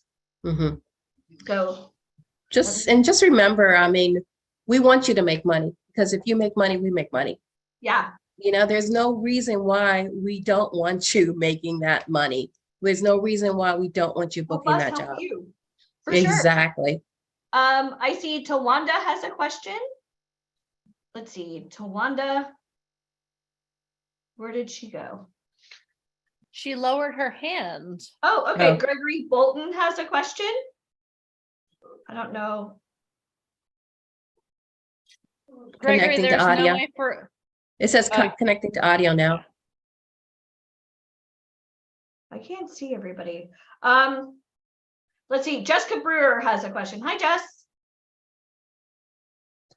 Hey guys, how are you? Good. Introduce yourself, and when you guys ask a question, say your name, say your age, and where you're located, then ask your question. Nope, she's on mute. Hold on. Don't move. Okay, try again. Unmute. Okay, go. Okay. My name is Jessica Brewer. I'm 44. Nope, she's on mute again. That was totally my fault. I was lowering her hand. I'm sorry. Sorry, Jessica. Take 3. Go ahead. Wait. Unmute. We're gonna get this, guys. Ask to unmute. Okay. Okay, can you hear me now? Yes. Everybody put your hands off the keyboard. Okay, go. Okay. My name is Jessica Brewer, and I'm 40, gonna be 44 tomorrow, and I live in New York. So question is, how do you really know what your type is? How do you know what your type is? Yeah. Okay, you're 44, okay? You live in New York. You're beautiful. Okay, so how tall are you? Can you hear me? She's gone again, I think. Go ahead. I'm 5'8". You're 5'8". Okay, you would be a great lifestyle model. Okay, look up, when you get a chance, look up lifestyle, meaning think about going into a Starbucks, going into, oh my gosh, that real person, you know, oh, there you are, okay. That real person I mean, and that's the money jobs actually.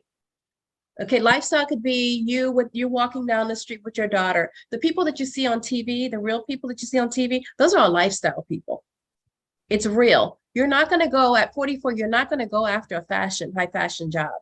You know that, right? Yeah. Okay.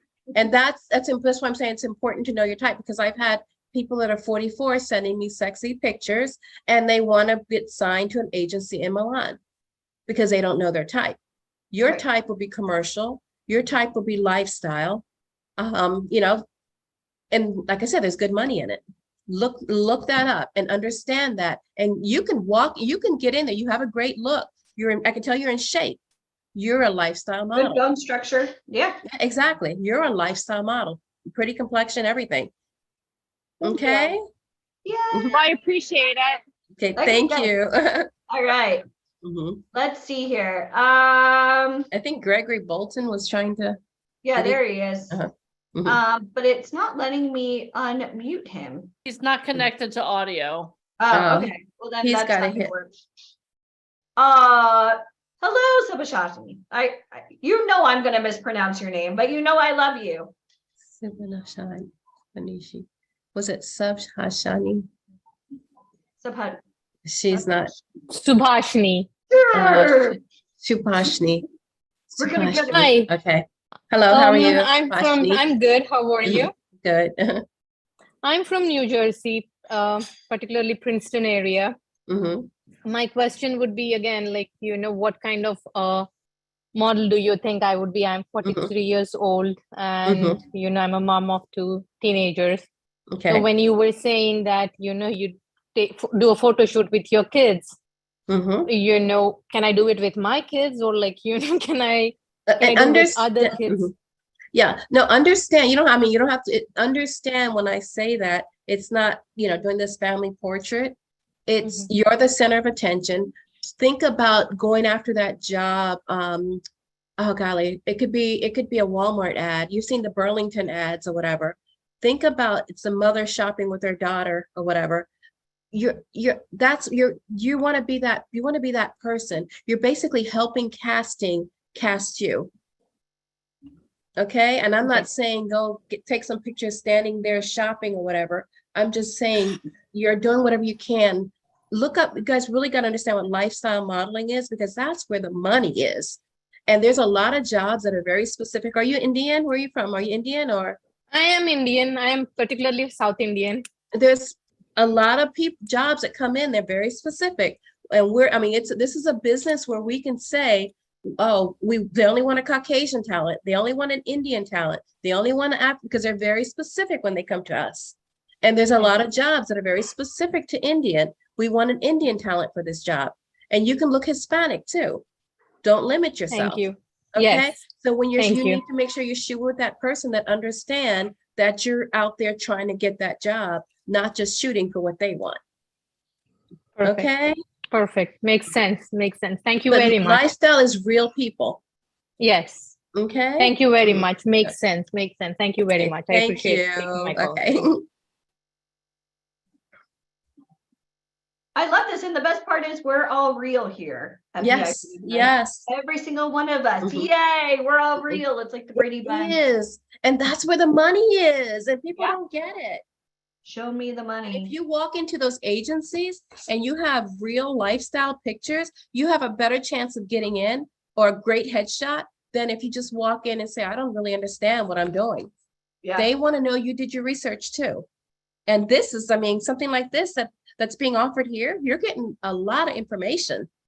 And a lot of people are taking advantage of stuff like this. I'm blown away. And it's free. This is completely free Crazy. because we're tired of seeing people misled, mistreated. Anytime Right. somebody's skeptical, I'm like, have you been on my calls? Do you even know what we do? Like, come on, just Right. learn. Because sometimes like people live vicariously through shows like America's Next Top Model. And they don't quite realize that, a lot of those kids from that show, they can't book work or they're Right. they can't even use because It's a they're reality show.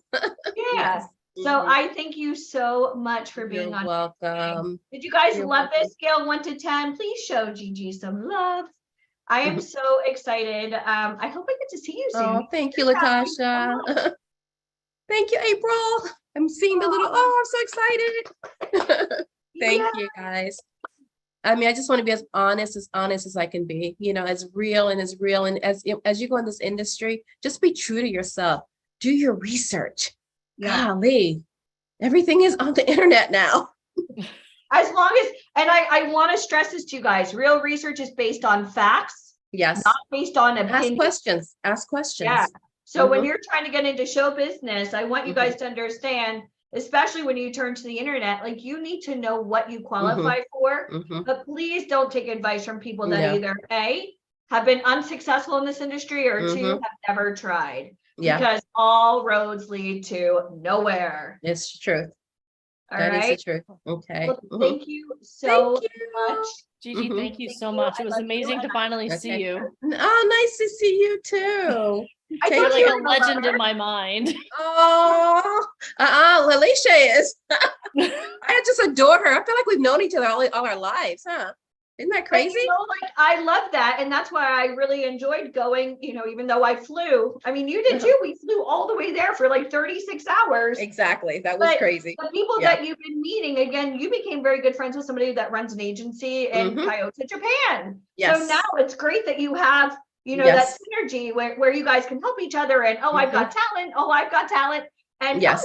Cool. Yes, exactly. So I have talent and obviously Exactly. you'll see some of them and I'm very excited. And I cannot wait to give you a hug when I see you. I know. Take care, okay? Awesome. All right, thank you. Okay. Thank you so much. Bye-bye. And you wonder why we become friends like that. I know. All It's right, awesome. guys. No, it's awesome. And you know what I love too is that Gigi talked about making like know what type of model you are. Well, in a couple of minutes, we're going to lay out literally exactly what type of model each and every one of you is. So I love the questions you guys, and I love hearing from different perspectives. So many times you hear from the same people over and over again. I love hearing different perspectives.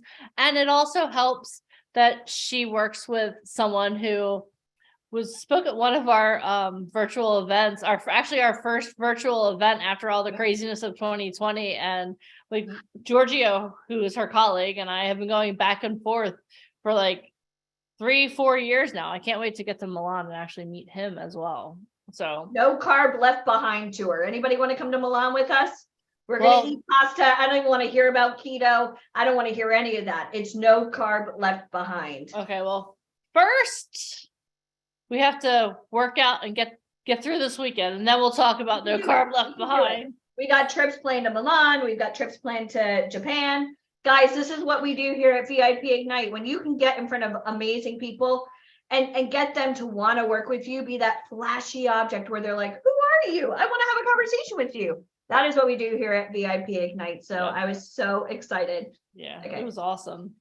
Awesome. All right, guys. So let's review where we've been, and I'm taking you guys on a little bit of a journey now. Is it okay if I take you guys on a little bit of a journey? We already climbed a mountain. We have a little more of a journey to go on, but I just want to kind of do a review of like where we've been. So we went mountain climbing earlier. We'll talk about that in a little bit, but how modeling and acting is kind of like being a mountain climber, how you need a guide, how everything that you need in order to climb to the top of that mountain.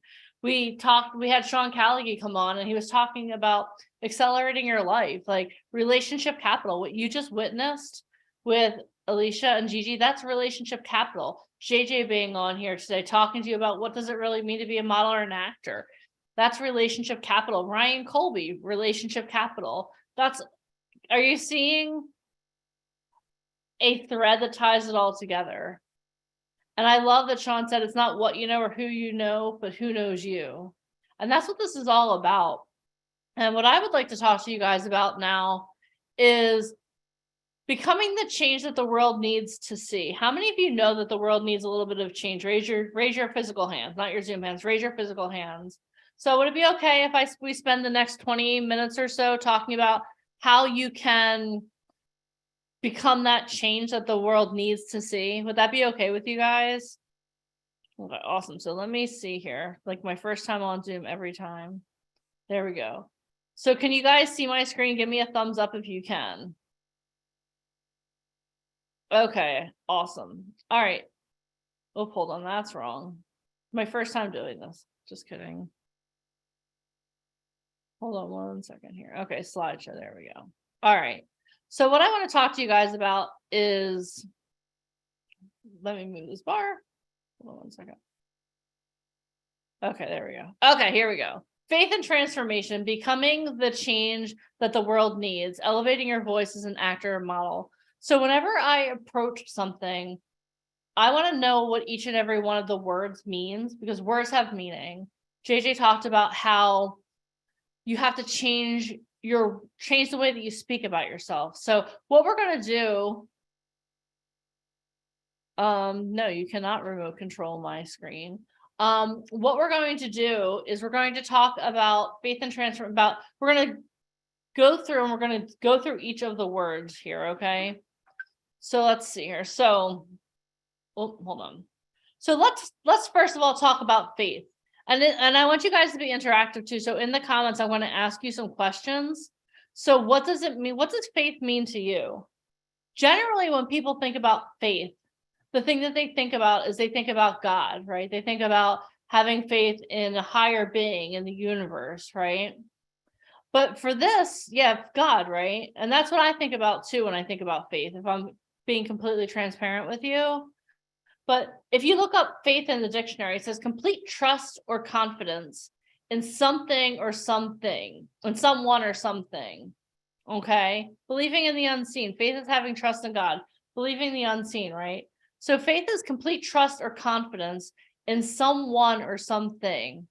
How many of you have faith? If you have faith, type faith in the comments. And let me tell you something. And in case you don't think that you have faith, in case you're like, oh, I'm an agnostic or whatever you are, the fact that you wake up and you put your feet down on the ground, that's faith. Because you know what? How does that happen, right? It's complete trust or confidence in something. It's complete trust or confidence in gravity, right? So I feel like we've established what faith is. So now let's see. What is trust? So when you think about trust, what do you think about? It's the firm belief in the reliability, truth, or ability or strength of someone or something. I want you to think about, like, do you trust? Do you have trust? Who do you trust? Who do you believe in? What exactly does that mean to you?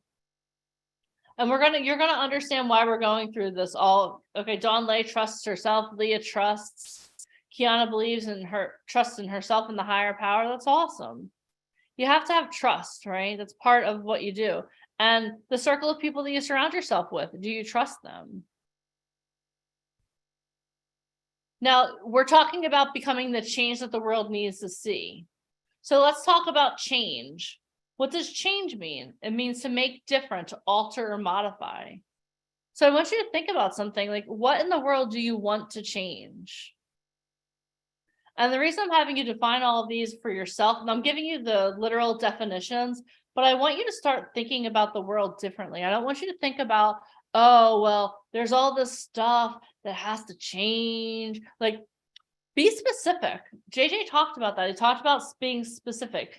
You have to be very specific in the words that you use.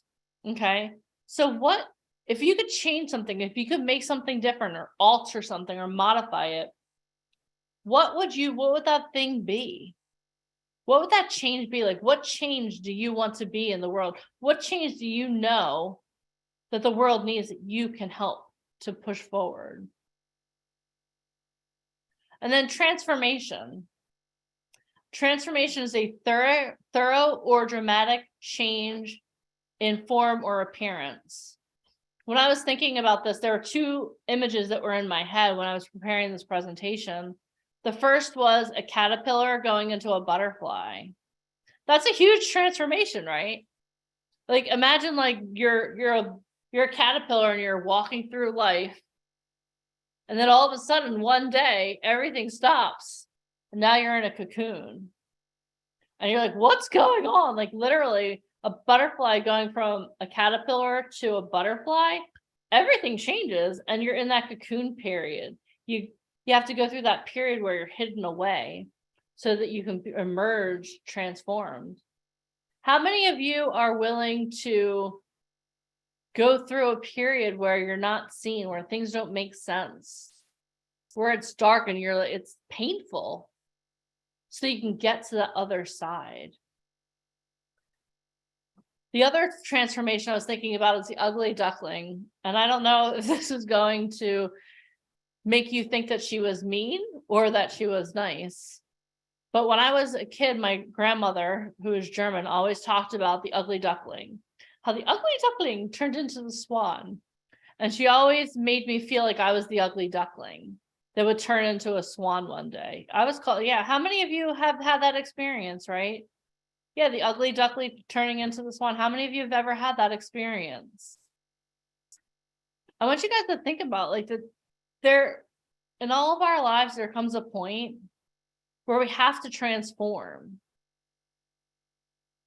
Whether you're going from a caterpillar, going through the cocoon phase to becoming a butterfly, or whether you're the ugly duckling that turns into the beautiful swan, there's a transformation that has to occur in you in order for you to help transform the world.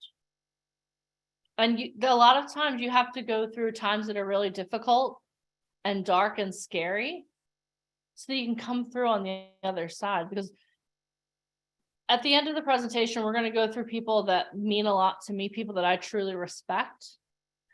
And each and every one of them went through a hard time. So are you willing to dramatically change yourself? And I'm not just talking about physical appearance.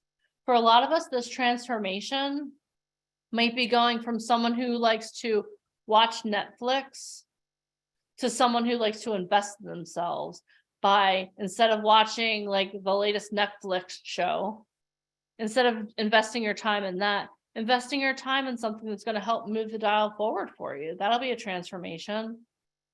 Instead of going out with your friends for drinks tonight, maybe watching a movie, but thinking about how it went from being a pilot, or watching a television show rather, think about how it went from a pilot to being something that you know the name of, that's actually on Netflix, that's on ABC, CBS, NBC, any of the streaming services. But are you willing to make that transformation? Are you willing to make that change in your life to be the person that stays in instead of going out with your friends, so that you can see things differently, so that you can be a different person? Are you willing to do that? Is that something you're willing to do? Earlier today, we talked about becoming a mountain climber, about what mountain climbers have in common with actors and models. And I went over it rather rapidly, but I really want us to think about this for a moment. Okay, I want you to think about this for a moment, okay? If you want to reach this goal here, whatever this is, whatever goal you assigned for what success means to you, there's going to have to be a transformation in your life, right? You're going to have to find people in your life. You're going to have to find a guide in your life to help get you there. So let's just say you want to be an actor. Okay, we're all going to be actors for a couple of minutes, okay? Say you want to be an actor. What are you willing to do to become an actor? Are you willing to work with a guide who can show you the steps that you need to take to get from where you are to landing that first recurring role, to landing that first role? Are you willing to memorize monologues? Are you willing to invest in a self-tape setup? We talked about that, right? Are you willing to invest in a camera, lights, a microphone, a backdrop? Are you willing to invest in that? Are you willing to invest the time? Or do you want to just go from being a caterpillar to a butterfly without that transformation? Because as you are working with your guide to climb the mountain, right, there are going to be times where you're going to have to invest in training. You're going to have to learn different skills, right? Can we agree? You're going to have to learn different skills. And that stuff doesn't come free. I mean, you have two different options. You can go on and watch different things on YouTube, but how do you know what that person's accomplished? Marcia Clark, I'm willing to study Shakespeare. Thank you very much. Yeah, like what are you willing, like what I want you to understand is there's going to have to be a transformation. You're going to have to invest time and money in yourself, because the reality is this isn't free. You've heard that over and over and over again. And you know what? Like, here's the thing. You could try to figure it all out on your own. We're giving you all of the tools that you need this weekend. But the question I have for you is this. Do you want to do it alone? Do you want to have to figure everything out on your own? Do you want to have to invest that time? Or do you want to work with someone like Gigi, who has invested 30 years of her life, and I'm sure she's scraped her knees a couple of times. Do you want to work with someone who already knows how to get where you're going? Do you want to work with Alicia? Alicia, she's going to tell you a story tomorrow that's going to bring you to your knees when she tells you about moving to New York. Do you want someone like Alicia guiding you, who's cried all the tears, she's sweated the sweat, she's put in the equity, she's developed the relationship capital? That's the type of guide you want, right? Not someone, I don't know who this person is. Do you want the tools that you need? We went over that. Like, do you want the tools, or do you want to just go out, buy a one-way ticket to Hollywood and say, okay, I'm going on a wing and a prayer? No, you want to make sure you have all the right things in place. And the point that I'm trying to make here is that as you get all these things, you're going to transform into a completely different person. You're going to start finding yourself, instead of identifying as the person who goes to the 9 to 5, as the person who clocks in and clocks out every day, you're going to start feeling yourself grow. It's going to get uncomfortable. Before I started working with VIP Ignite, I worked in a dental office. I liked what I did. I was comfortable. I went out every Friday with my friends. I spent weekends watching football and sports and going to baseball games. I thought it was really cool at the time. But now I can't imagine going back, because I've invested in myself. I have relationship capital. I've been given so many tools and so much training that I would be doing you a disservice and myself a disservice if I went back to my old ways. There's been a transformation. I actually had the opportunity. One of my best friends from the dental world is in Orlando right now. She said, come on, let's go have dinner. She wanted to have dinner last night. And I was like, I would really love to, but unfortunately, I have people out that are waiting for me tomorrow. Like I have stuff I have to do. And it was uncomfortable because old Deneen, who's still in there, wanted to go out and have a beer and chill and like talk about stuff that doesn't matter. But then I realized, you know what, that's not who you are anymore. This is who you are.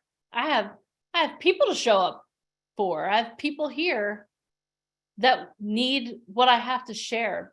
They need me to share the tools that I've been given with them. Does that make sense to you guys? Are you willing to transform? Are you willing to say no to going out and doing what used to be normal for you so that you can show up, so you can be the change that the world sees?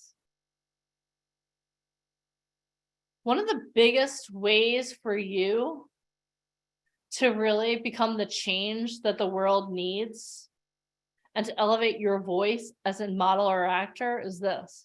You have to know your life's purpose.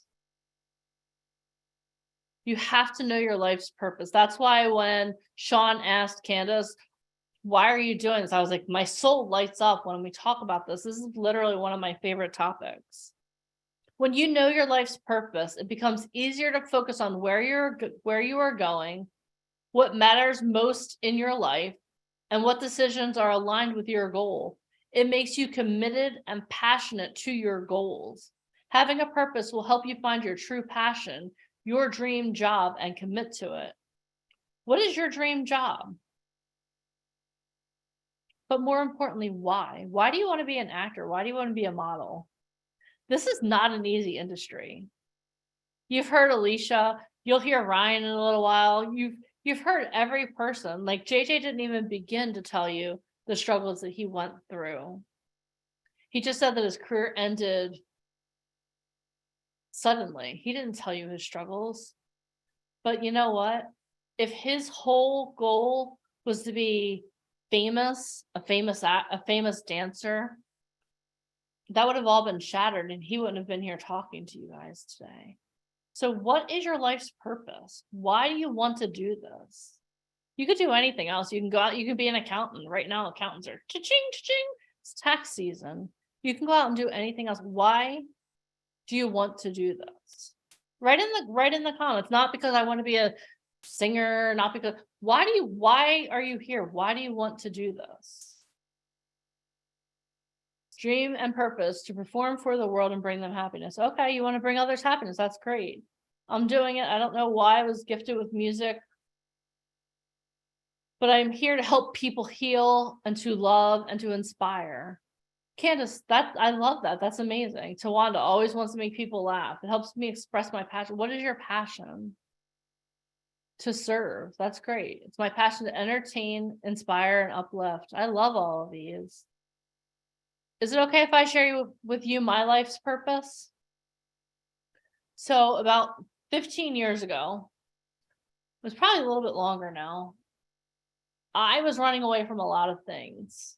I just graduated from college. I had my Bachelor of Arts in English, and I was going through a really rough breakup with a church. If you've never done that, breakups with churches are worse than like the most bitter divorce you'll ever see, because I poured 15 years of my life into this church. And it was just time for us to part ways. And it was one of the hardest things I've ever done in my whole entire life.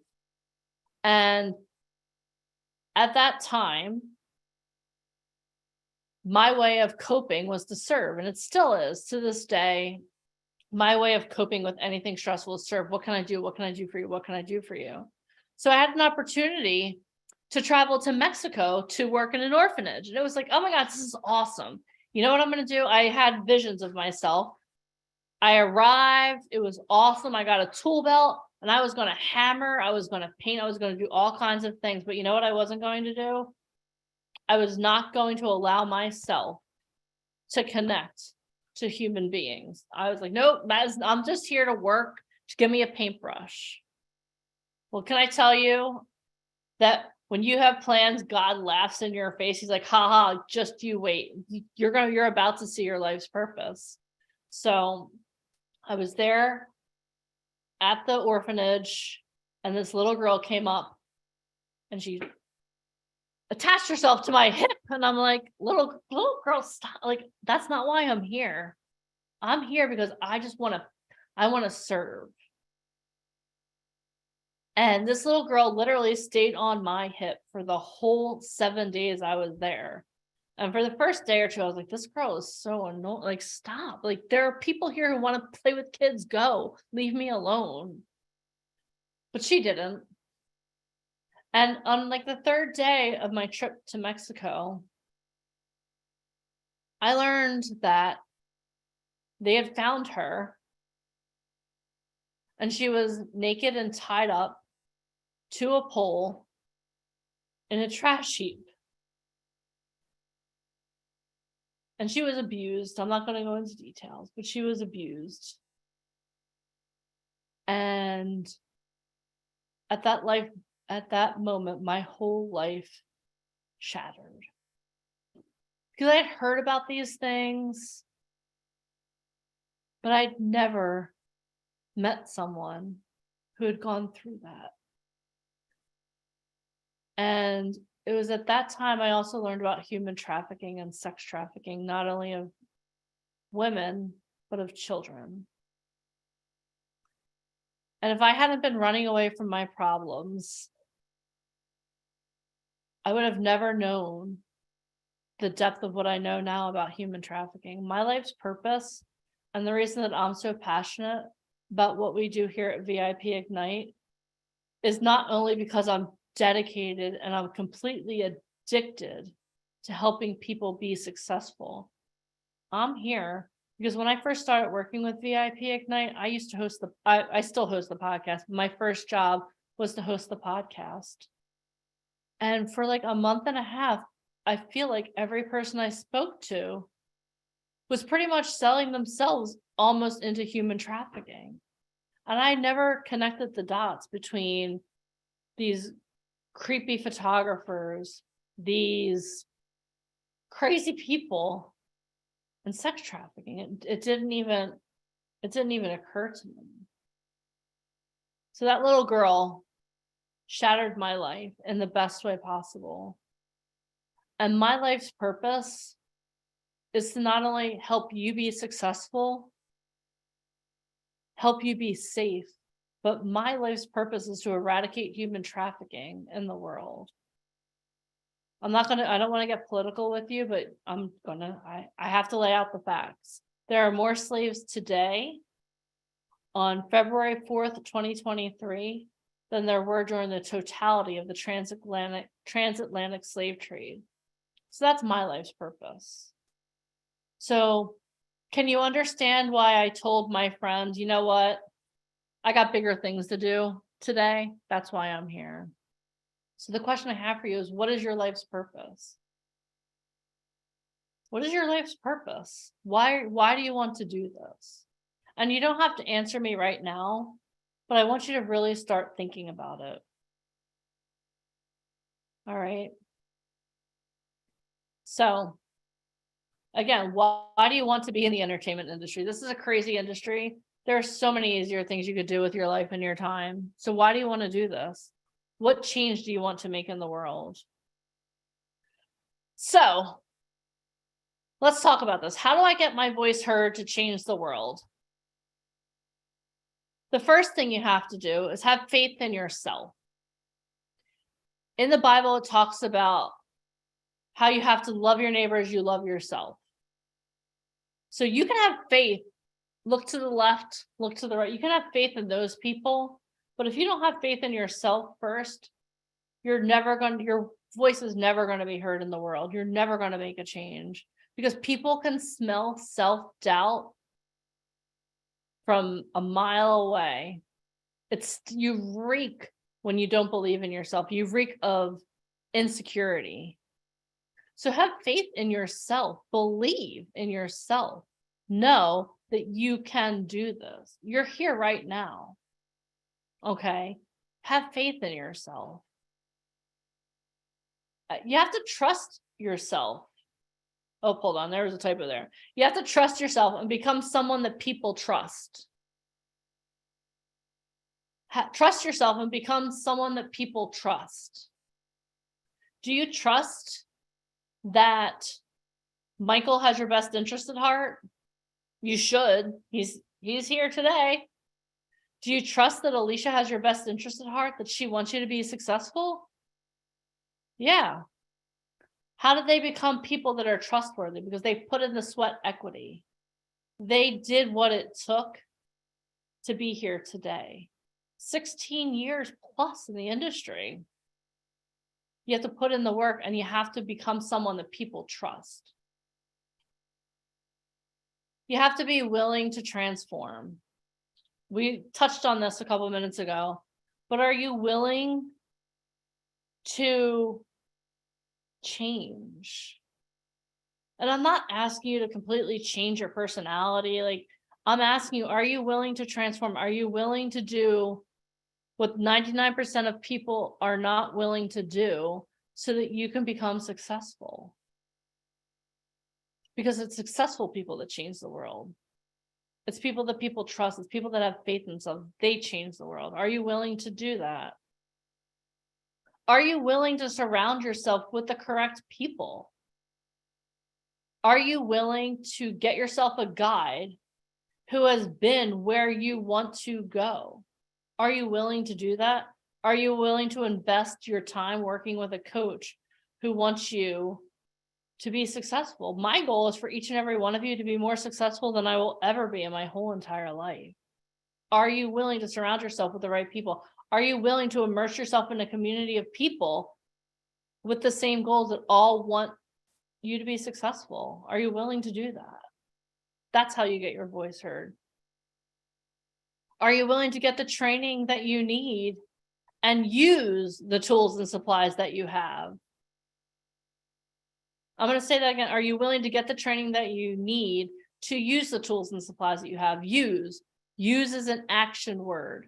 I don't want you just to get the training, keep doing research. Are you willing to take action?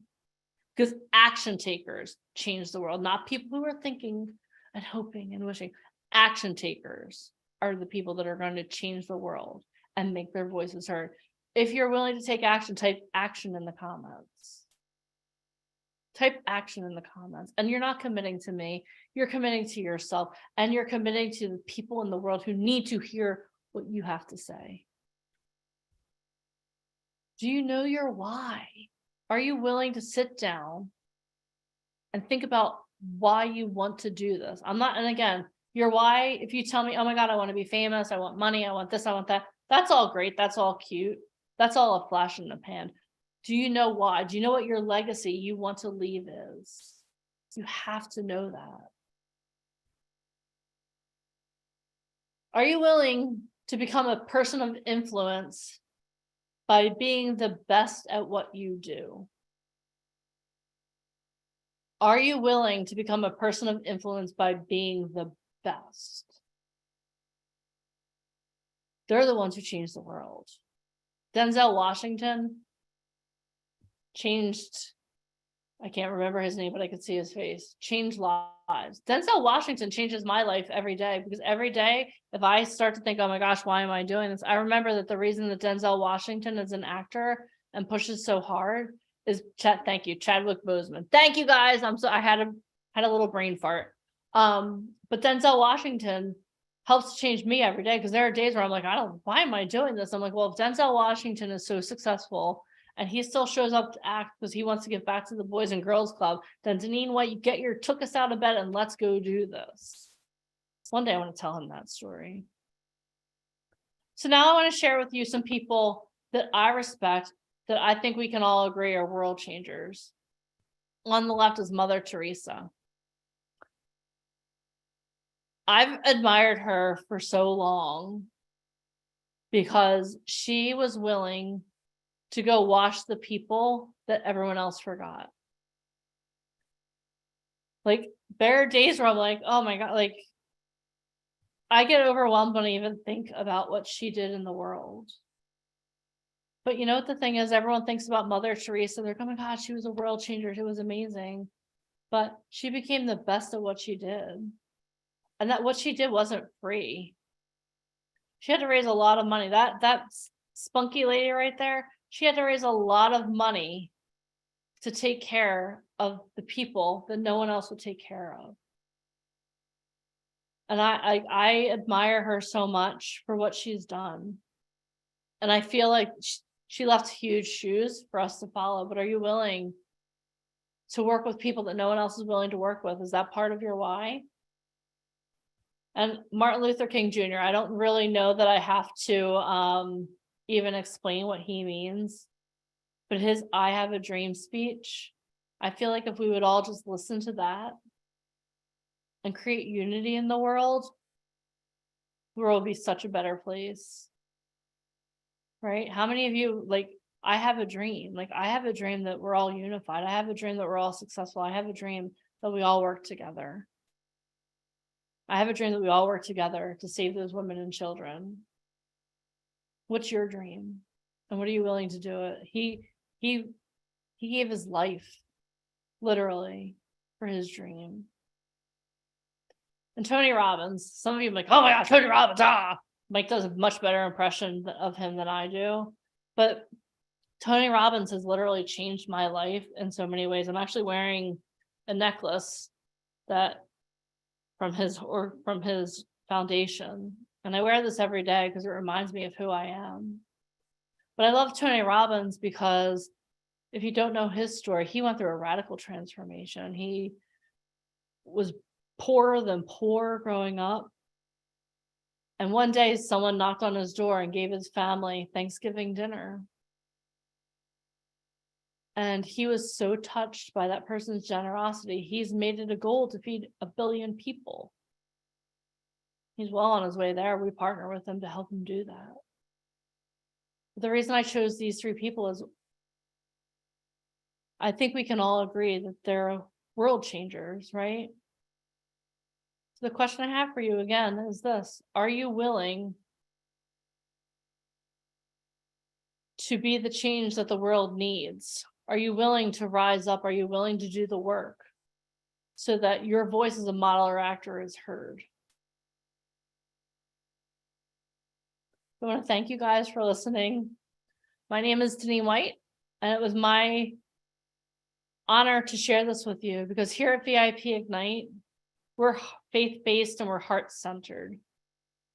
And if you're not willing to come from your heart,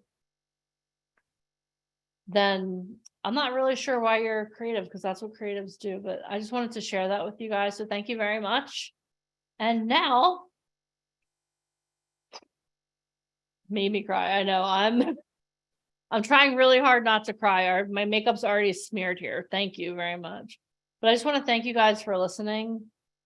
And I want to thank you guys for being here. And I want you to know you're not here just to be a model or an actor. You're here because the world needs to hear your voice. And we want you to become the change that the world needs by elevating your voice as a model or actor. All right. So now I have a question for you guys. Are you ready to put your time where your mouth is and learn a little bit more about what type of modeling you qualify for and how to dominate the social media. Are you guys ready? If you're ready, type ready in the comments. Type ready in the comments. All right, guys. Without further ado, please help me and join me in welcoming back to the stage the one, the only, Mr. Michael Fomkin. Hey guys, can everybody hear me? Yes. Okay, good. Wow, that was a really powerful presentation, Deneen. Thank you for sharing that with everybody. And what an amazing day today. You know, I was talking with Deneen off camera before, like probably one of the best events we've ever done as far as the content and what we're sharing here. Extremely life-changing. And if you think today's amazing, tomorrow we're kicking this up like literally 10 notches. Tomorrow we have all brand new content. We have a lot of amazing speakers. Tomorrow's going to be really super life transformational. And for those of you looking for an agency, tomorrow I'm going to go over something with you that's really going to change your life. So whatever you do not miss tomorrow. I promise you, this is going to be the most amazing thing you've ever seen in your life. So with that thought in mind, I know we have the Model Garage coming up, and we have Mr. Colby is going to be back with Miss Alicia. So let me get started here so that way we keep everything on time. So I know a lot of people were asking some questions before about what type of model they qualify for. So we're going to go over this with you guys today. And let's talk about it. Diversity in being you, the science, the structure, and the framework. What type of model are you? So obviously we can all admit the world has changed in the past few years. In order to be successful in anything, obviously it's all about having a new mindset, and when you have a new mindset, you get new results, right? You keep doing the same thing over and over again, expecting, and you're not getting the results you want, you change something. And then you continue to make changes until you get the results that you're looking for. So you have to have a new mindset. You have to be willing to make changes. You have to be willing to move your cheese, shift things around, do new things. Being here this weekend, I'm sure for a lot of you guys, you've been exposed to new ideas and concepts that have always been inside of you, but now all of a sudden somebody expressed them and gave them words. So now all of a sudden you're having that shift, you're beginning that transformation, and that's absolutely such a beautiful place to be. From the bottom of my heart, I'm so glad that we're able to share some of these amazing contacts and some of these amazing relationships we've built over the past 18 years. In today's industry, it's all about diversity. It's all about different types of models, different types of looks. You know, if you looked at the industry 10 years ago, it was very standard. Today, it's about where age doesn't matter, location doesn't matter. You know, in the past 2 years, Zoom has really transformed the way agencies and clients and casting directors all work with each other. You know, the streaming services, the commercials, e-commerce, they're looking for so many different types, looks, and ages. You know, some of our most successful talent, of course, we have people working for Ralph Lauren and Louis Vuitton, you know, that are young, but we also have talent that are in their 60s earning over $100,000 a day by doing commercials for Yoplait. So I really want you to have the mindset to understand that location doesn't matter, age doesn't matter. The industry is all about being unique. It's all about what makes you special, what makes you unique, okay? Obviously, you guys will learn more about this, but obviously we do own Truth Management, which is a commercial print agency. So we deal with all different types of talent, different types of ages, different types of looks. We manage their careers. We get them on set. We get them working. We get them placed with larger agencies. We've been doing this now since 2020. We've been managing and running events nationwide since 2006. But as far as managing and actually developing talent, we've been doing this for now going on 3 years.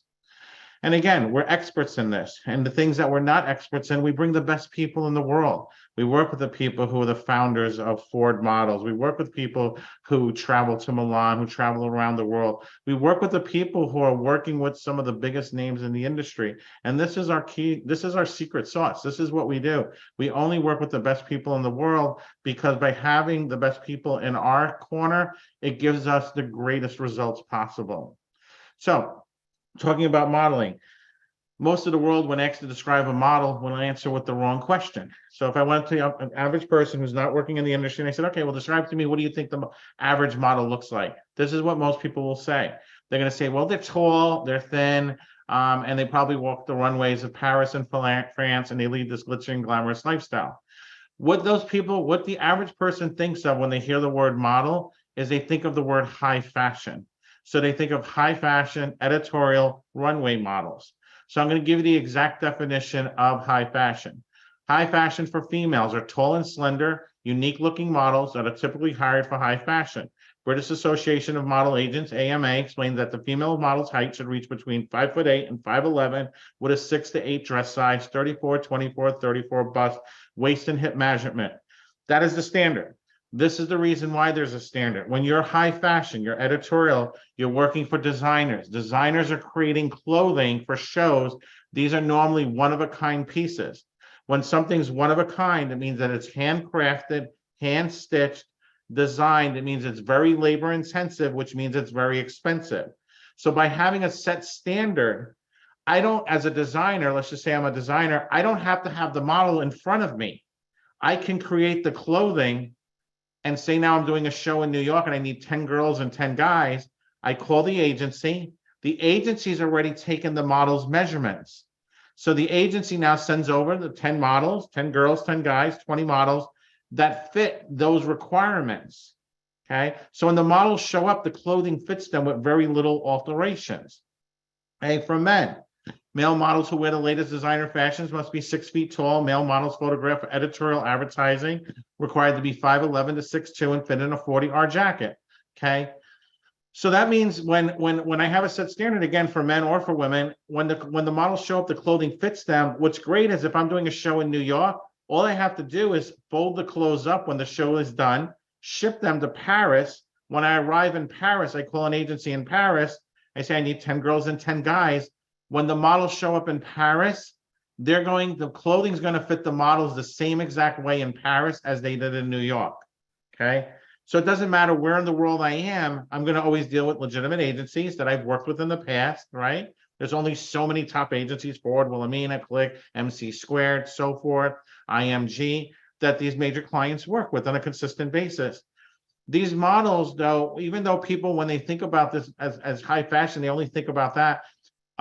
They always think of the glitz and the glamour. In reality, because it's a set standard, you have no control over it. You have no control over it. At the end of the day, the right mom met the right dad, or the right dad met the right mom, and boom, they got together, right?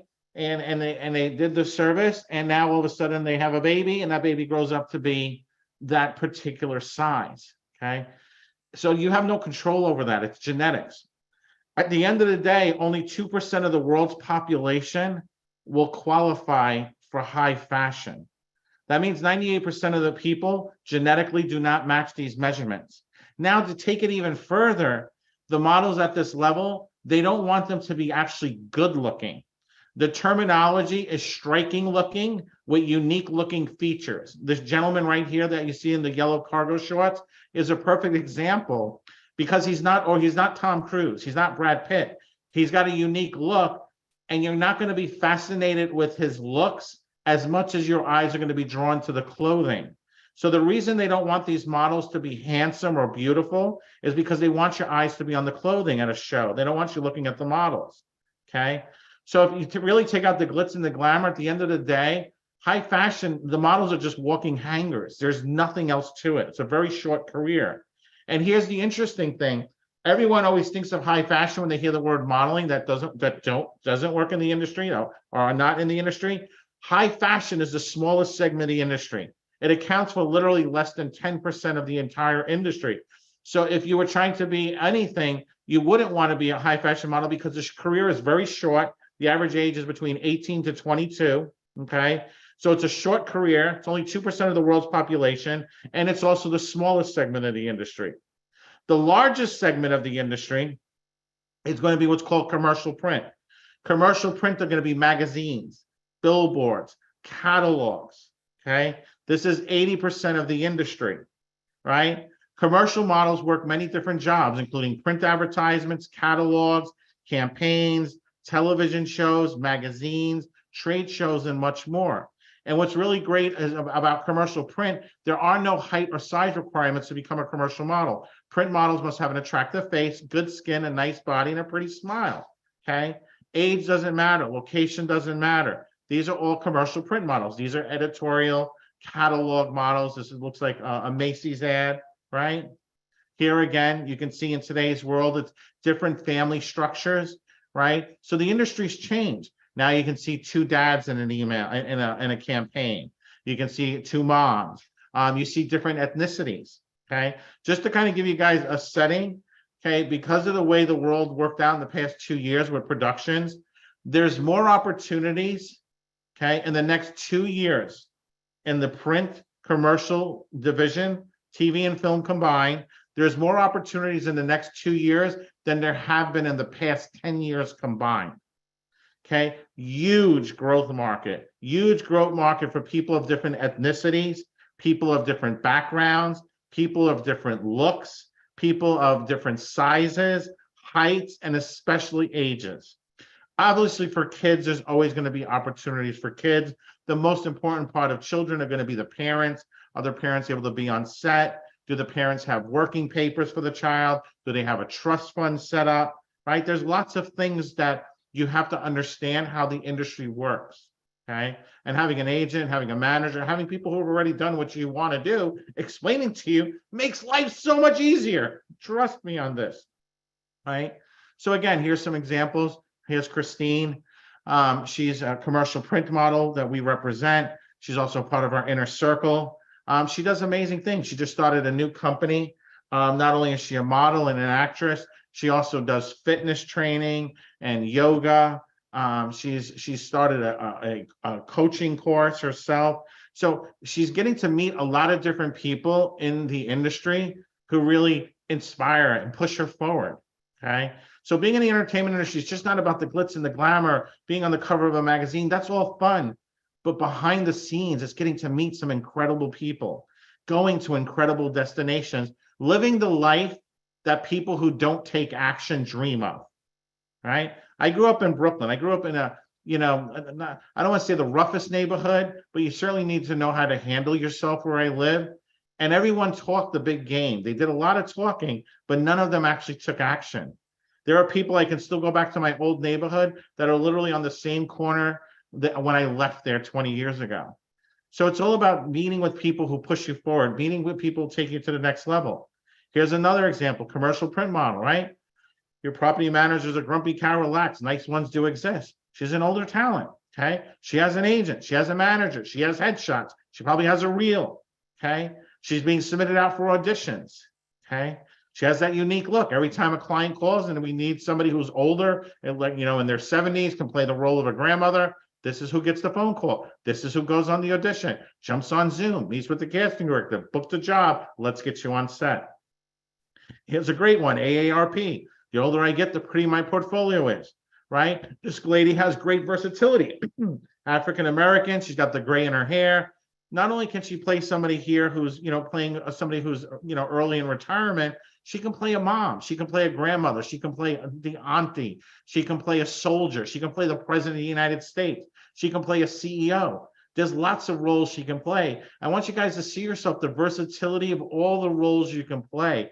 Open your mind, expand your mind to how big the universe is and how much opportunity there is out there. I got the opportunity to speak with Ryan when I was off camera earlier, and he was really amazed with the people on camera. He saw some really great potential talent here today. So I guys want you to realize that, like even myself going through everybody who had their cameras on, you're going to fall into commercial print. You can work in this industry.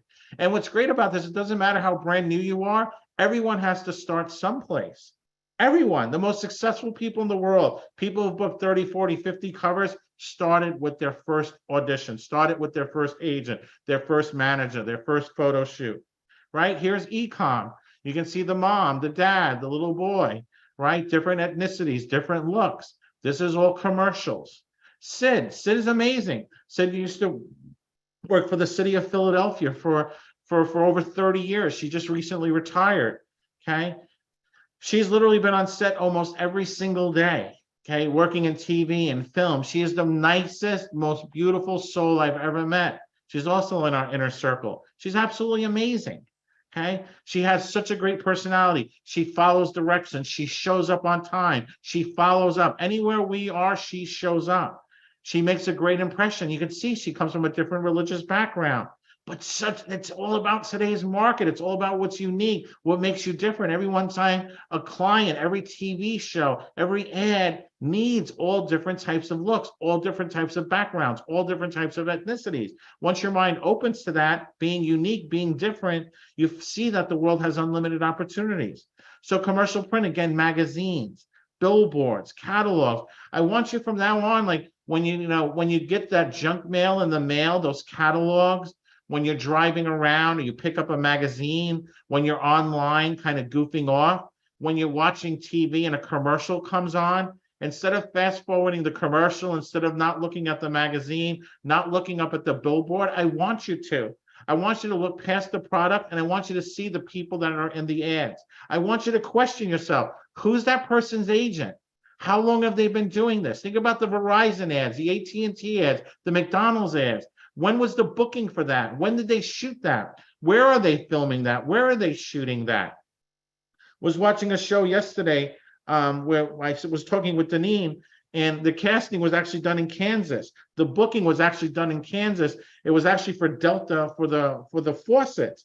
It was like a $65,000 job shot in Kansas for Delta, for the water company that does the faucets. Like, there's so much opportunity out there. You have to look for that. All the different catalog, all the different things that you may not be into, the boat industry, the yacht industry, the plane industry, games, gaming, all these different clients. These are all ads. You need to start paying attention to the ads.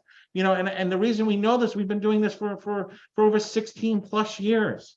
Myself and Alicia, we've obviously been heavily involved in Broadway. We own 2 modeling agencies. We've won 38 awards, 6 Tonys, but we learned very early on our lives were not easy. It took 16 years to become an overnight success. But we have talent now that we're able to get them on set in 30 days, 60 days, 90 days. Tomorrow, Alicia is going to share with you the untold story of her first day in New York. She's never spoken about this ever before anywhere, okay? It's going to be a life-changing opportunity to hear her story from her perspective. Tomorrow, we have some amazing people, guys, that are going to be on here. The training we're going to do tomorrow is absolutely going to be phenomenal. And there's going to be an opportunity for you to be signed tomorrow to change your life. And I promise you, when I say this, and people have been on these calls before, when I say I'm doing something so insane, it's going to change your life. The people who've been here before know when I make that statement, it is 100% true. Again, billboards, when you're driving tonight, when you're going out, pay attention. Think about the ads. See the people in the ads. Think about that. Those can be you. Again, location doesn't matter. These are some of Ryan's talent. So for a Korean clothing line. This was shot in New York. The auditions were done online. Okay, they didn't fly out to Korea. It would have been cool if they did, but they didn't need to. The work can be done anywhere. Again, some great examples, Korean clothing line. Here's one of our talent, James Johnson. He started with us a few years ago. He lived in a small town. It was so small that they only had 1 traffic light in the entire town. He was a barista in a coffee shop. He had no future. He took a chance on himself. He believed in himself. He came to New York. He then got to meet his then agent, and he literally had 30 days to make a decision whether he wanted to relocate to New York, and he did. And he started walking Fashion Week. He started working for major designers. He's now transformed his career. He lives in LA. He's now been appearing in TV films and movies. He's now a writer for films. He's working on his own scripts. He's working on his own pitches for shows and for pilots. So maybe 2.5, 3 years ago, he literally was a barista in a coffee shop. He had no future. His father was literally had just come out of prison. Like, if there was somebody who was destined to fail in life, this was the guy who was destined to fail. Okay? But when you surround yourself with the right people, your life can change in so many ways. It's having that new mindset. Here's Mike Trash, one of the funniest, nicest guys you will ever meet, also one of our inner circle, formerly with the WWE. Writes films. He writes multi-award-winning films. He hosts a podcast show. He does so much, and he gives back in ways you cannot even imagine. His why is so strong. Okay? Nothing stops him. He's always pushing forward. His background was in software development. Okay? And then he transitioned into radio and TV and film and writing. He has an incredible life ahead of him, decades of success. He will live the most beautiful life imaginable because he's out there making it happen. And his only concern is always helping others. What can I do to help somebody else? Every time he's on set, he's such a pleasure to work with. Everybody loves Mike. Anthony, one of our newer talents, just was signed to one of the biggest agencies in Hollywood. Yeah, he's got that debonair look. He was new to the industry. He was struggling. He had spent a lot of years and money and so forth, not getting where he wanted to go. But he followed the process. He trusted the process. He showed up for the calls. He showed up for the shoots. He listened to what Ryan said. He listened to what the speakers and the people and the trainings told him to do. And his whole life changed. All right, here's two examples, two different ages. Everybody should know the one on the right. Right, you all recognize that voice. Again, commercial print. Here's the dad, the mom, right? The little child. Okay, star of the ad is the Geico. It's about the ad, but it's different ages, different things you can do. Everyone knows Flo from Progressive, but do you know who she really is? Do you know what type of work she's done? Or you say, oh, that's Flo, right? Well, her name's really Stephanie Courtney. You probably, if she was walking right past you anywhere in America, right past you, the same block, you probably wouldn't even pay attention. Probably wouldn't even notice her without her hair and her makeup and so forth. Or how about this guy, right? He's considered the world's greatest extra. He's probably the kid that people beat up in school, but he leaned into his character. This is a Super Bowl ad he did with Bar Raphael. He's been in over 400 films and TV shows, ranging from The Social Network, which won multiple Academy Awards, to Entourage, to dozens and dozens, Spider-Man 2. He plays the geeky kid, the band camp kid, right? He leans into who his character is. And because he's able to lean into that character, this is his full-time life. This is his job. Other people say, oh, well, you're a nerd. You can't do this. No, he leaned into who he is. He saw what made him strong, and he utilizes that. See, guys, it's all about mindset. Mindset is everything. Let's talk a little bit about Flo, right? I couldn't copy and paste her entire resume. It would have taken me 3 slides. She's been doing this since 1998, okay? Her current contract is over $2 million. But look at the work she's done. When she first started, she wanted to be a comedian. She actually went to school, Second City in Chicago. She got her agent, she got her headshots, she was taking classes, training, going on audition, right? She's been on Mad Men, 5 episodes. You can see all the things she's done here. 2 Broke Girls, right? The Goldbergs, one of our coaches is actually one of the stars of the Goldbergs. Okay, all these things she's done, all this training she's done, all this time and investment she's done, living that life, and yet people will say, oh, that's Flo, right? She's known as Flo. I don't know, her contract was $1 million. It's up to $2 million now. But my point being is, like, when her agent called her and said, hey, she was just somebody upcoming. And he said, hey, you know what? We got this commercial for an insurance company. Do you want to do it? She goes, well, no, I'm only a comedian. I don't want to be in a commercial. I'm only a model. No, I don't want to do it. No, she said yes. She walked into her fear. She stepped into her life.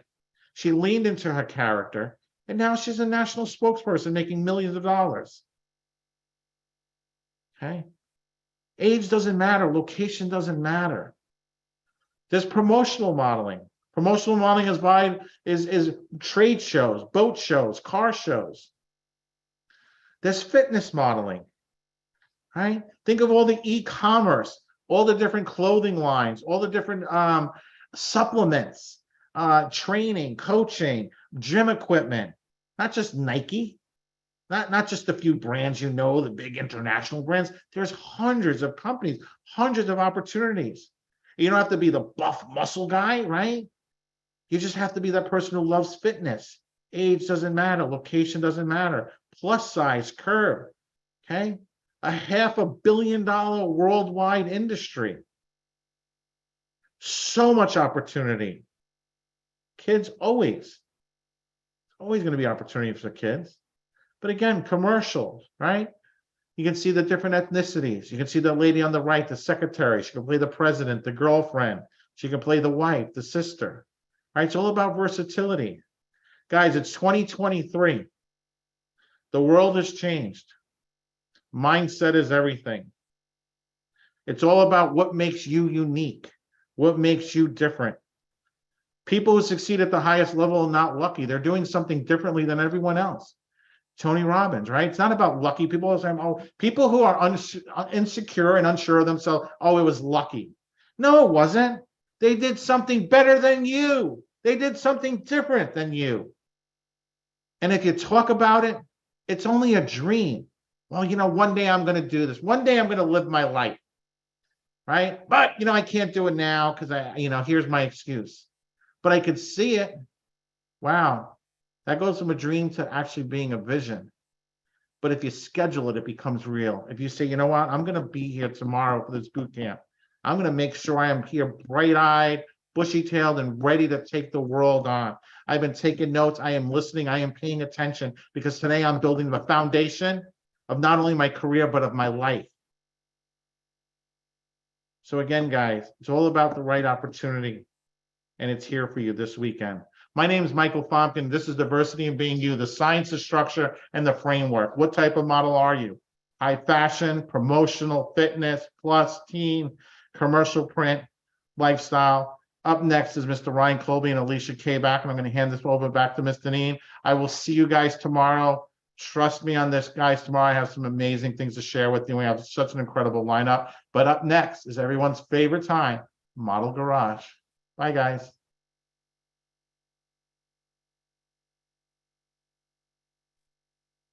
How awesome was that presentation? Come on now. So here I have a pop quiz. Are you guys ready for a pop quiz? It's pop quiz o'clock. What type of modeling do you qualify for? Type it in the comments. Type it in the comments. What type of modeling do you qualify for? Mike Trash, I know you're a bikini model, okay? You don't have to tell me. I got it. I got it. We have curve, we have commercial print lifestyle, plus size commercial print, lifestyle, commercial print, lifestyle. Oh my gosh, it's awesome. How exciting is it that each and every one of us, including myself, we all qualify for modeling? It's pretty amazing, right? Awesome. Well, today has been an absolutely tremendous day. We're going to have Ryan Colby come on in a couple minutes, and Miss Alicia Kabak will be coming back and joining us in a couple of minutes. But before we do that, I kind of want to take a couple minutes and see where we've been and where we're going tomorrow. Is it okay if we do that? I may even give you guys a little bit of a challenge before Ryan and Alicia take over and finish this day out strong, okay? So let's talk about where we've been today. And I want you guys to really process. I told you guys at the beginning of the day, I asked you to take a lot of notes. How many of you have been taking notes all day? Have you guys been taking your notes? Let me see your notebooks. Show me your notebooks. Yeah, we were working on the honor system. Thank you. Thank you. I had someone, Deneen, I'm in school. I don't have a notebook. I'm just finding scraps of paper. That's cool. I don't care. Just write stuff down. All right. So this morning we talked about the science of being an incredible model and actor. We learned that you can't do this on your own, right? You can't do this on your own. I mean, you could try to do this on your own, but honestly, it would be so much more difficult to do it on your own than for you to have a guide in your life who can show you how to get where you want to go. How many of you think that patience is a 4-letter word like I do? I think patience is a 4-letter word. I'm like, no, I want to do it now. So I like working with people who've gone where I want to go so they can show me how to avoid all the pitfalls, right? We had Sean Callagy talk today. I mean, I feel like every time I talk about what he spoke about, I give you guys a different takeaway. But relationship capital, adding more value than you're receiving. Like, I love how he talked when he did the exercise with Candace. I love how he talked with her when he was role playing her. Hi, let me add value to you. Let me add value to you. Let me add value to you. Let me add value. Okay, well, how about we do this? But always adding value. Imagine how your life would transform if you walked into every opportunity. How can I add value to you? How can I add value to you? That relationship capital. We had Mr. Ryan Colby on. He talked about Fashion Emergency 2023. He told you guys how to dress when you go out on castings. So I'm going to give you a little bit of a challenge. This isn't an official challenge, but I'm going to consider it an official challenge because I'm going to be looking tomorrow. I want you guys to take his advice and tomorrow show up for a casting. I'm going to say that again. I want you to take his advice and tomorrow I want you to show up dressed for a casting. Because tomorrow we happen to have one of the biggest agents in Hollywood coming on who's looking for new talent. Okay? So show up as if you're being cast. Okay? Show up. When you have the opportunity to ask her questions, add value. How about that? How about we do that? Can we do that? We talked about pilot season. We talked about how, like, from A to Z, everything you need to know about pilots. Like, that was pretty amazing, right? Like, how many of you are like, whoa? Like, I know when I think about everything that goes into that, it's mind-boggling. All for a 30-minute or an hour show, right? And how do you get cast in one of those? Well, first of all, you have to show up. And I'm going to highly suggest tomorrow you show up, dress as if you were going to be cast. All right. We talked with JJ. I say his name, I get goosebumps today. Like, that was so powerful, everything he spoke about. And again, he didn't even begin to share his story, but he was on fire today. That alone was life transformational. Having the opportunity to hear Alicia and Gigi go back and forth about modeling in Milan. How many of you would love to be an international model? Raise your physical hands. I know. I'm like, my passport, it's not really dusty, but it could definitely use a couple more stamps. Like, put me in, coach. I'm ready to go. I just think it's such an amazing opportunity. And like, again, it goes back to what Mike just talked to you about. You have to know what you qualify for in the entertainment industry. That's why you need guides. That's why you need tools. That's why you need people to show you. You need the training. You can't do this on your own. All right. And I feel like all of you now are going to be digging deep to find out why you're doing this. Why are you doing this? Have you put thought into that? Like, why are you doing this?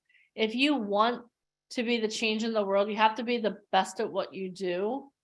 And the only thing that's going to keep you on the path is knowing why you're doing this. Because if you're only doing this to be rich or famous, the first time you go into casting and you get rejected, you're not going to be like, you know what, I'm one step closer to my goal, because that no is one step closer to a yes. You're going to be like, oh my God, crap. I guess I'm not meant to do this. Let me go back to my 9 to 5. Let's go flip some burgers or something, you know? No, you have to know why you're doing this. You have to have a big cause. Okay. Guys, tomorrow we have so much for you. We still have Ryan Colby. He's going to be logging on in a couple of minutes. He and Alicia are going to walk you through Model Garage. They're going to like walk you through some stuff that's going to be amazing. You're going to love every second of it. Okay. But let's talk about tomorrow. Tomorrow, the doors are going to open at 10:45 a.m. Eastern Standard Time. What time are they going to open up? Type it in the comments. What time do the doors open tomorrow? 10:45 a.m. Eastern Standard Time.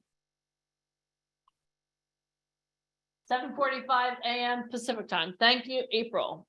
Good job. Awesome. Okay. So we're going to start off tomorrow. We're going to hit the ground running tomorrow. Okay. We're going to hit the ground running tomorrow. We're going to talk about the Actors Cookbook. Today we've covered a lot of modeling. Tomorrow we're going to cover some acting. We're going to talk about the Actors Cookbook. How do you make a resume?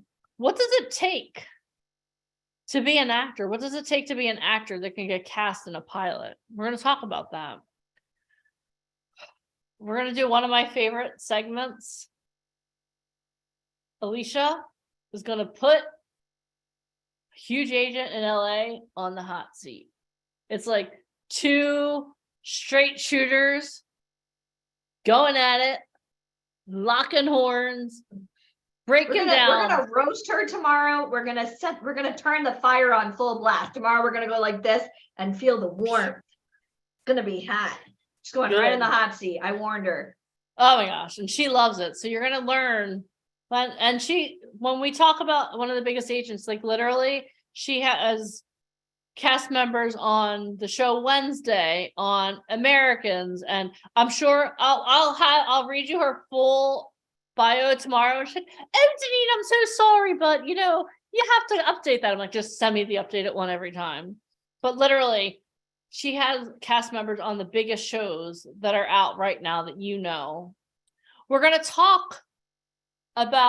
have one of the cast members of The Sopranos, who's a classically trained actor, come on. And he's going to talk about from stage to screen, living the gangster life. How many of you want to live the gangster life?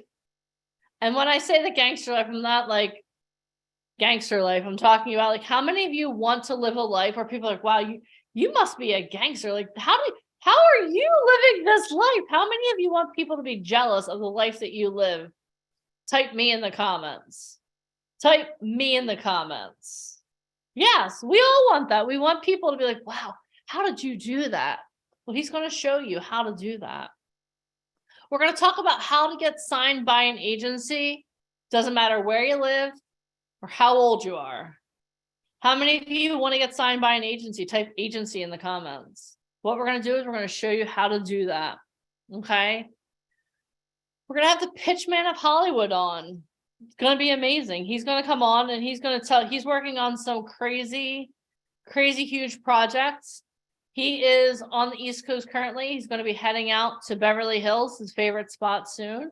He's going to come on and he's going to talk to you guys about the projects that he has going on. And he's going to talk to you how he went from living in a very bad neighborhood in New York City to now traveling back and forth across the country, working with people like Hugh Jackman. How many of you would love the opportunity to work with someone like Hugh Jackman? Raise your hands. Raise your physical hands. I know I would. And tomorrow, Alicia's going to tell the untold story of her first day in New York City.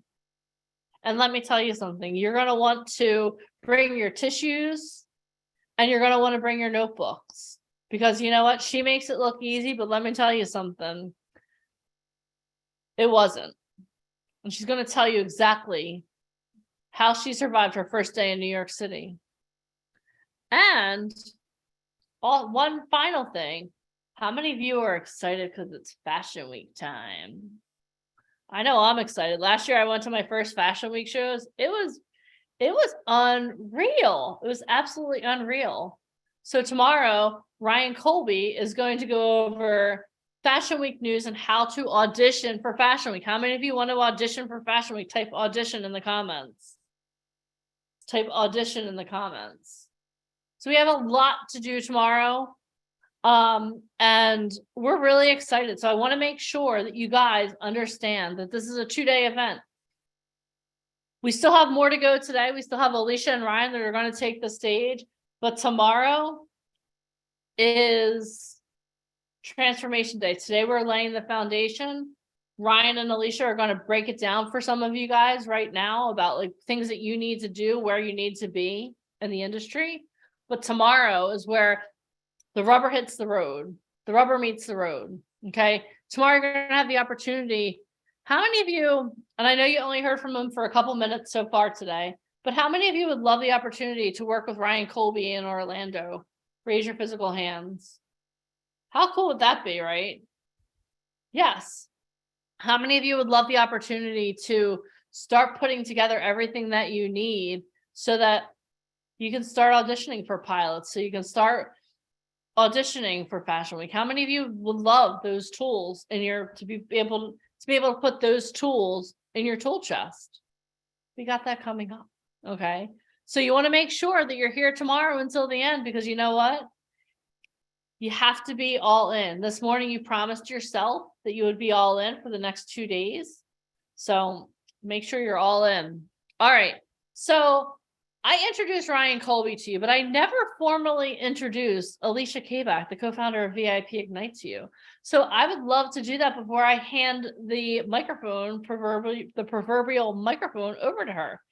So let me introduce formally Alicia Kabak to you. She is the co-founder of VIP Ignite, which allows talent to network and connect with high-level industry professionals in modeling, acting, and music. She has executive produced 5 Broadway shows that have won 38 awards, including 6 Tonys, including the Tony for Best Play in 2013. She had a successful radio show on CBS Digital. She opened NASDAQ with the cast of her Broadway show, Dinner with the Boys, starring Dan Lauria from the Wonder Years. She is a Guinness World Record holder. She is the co-author of Finding Fame. She emceed the Israel Film Festival with the Prime Minister of Israel in the audience. She has been featured in Forbes, Huffington Post, and Entrepreneur. She has shared the stage with such greats as Bill Walsh, Greg Reed, Russell Brunson, Lee Steinberg, and Brandon Steiner. In Q4 of this year, she will be releasing her new book, The Unglamorous Glamorous Life. She just wrapped the filming of her first movie, Target, which is currently in post-production, and she is about to start filming her second feature film. She is a Fox News music expert. She has helped over 10,000 talent get signed and book work, and she has been in business for 2 decades. Everyone, please join me in welcoming to the stage Miss Alicia Kabak in conjunction with the one and only Ryan Colby. Hello again. Hello again. There we go. Ryan. Hello. Okay, Mr. Colby, I don't know what's going on, but the first time is not working out for us. I need you to leave and then come back because your sound. Hold on. I can't. Let's see if it's better. 1 second. But he looks so good, Deneen. I know How he dare does. you tell him to log off? He looks so well rested. Okay, let's see. Hello. Okay, we can hear you. Perfect. Oh, thank God. All right, everybody. Okay. Ryan is here. You can all breathe a sigh of relief just for a Hi. second. All right, Ryan. You look well rested, sir. Mhm. So Yeah. let's talk about this very quickly before we go into Model Garage. You are a top New York agent, now living in Mhm. Los Angeles part-time. Can you talk about, because we have a lot of people that always think that they need to move to one location. For me, I love LA because there's no humidity, so my hair never looks better. But obviously, I have a big mouth, so New York is kind of more my thing. Can you talk a little bit about the industry on both coasts and kind of like how they differ between photos and kind of like looks? Yeah. Uh-oh. New York is a Again. little. Hello. It's bad. Why? How? Possible. I have full internet. Just try logging off and log back in. And then while he's logging Is off it and logging okay? back in. Nope. Try now. While Ryan is fixing his internet, guys, where do you feel like you best fit in? Which coast do you feel like you would be most marketable in? New York or LA? Type it very quickly while we're waiting for Ryan to come back. New York or LA?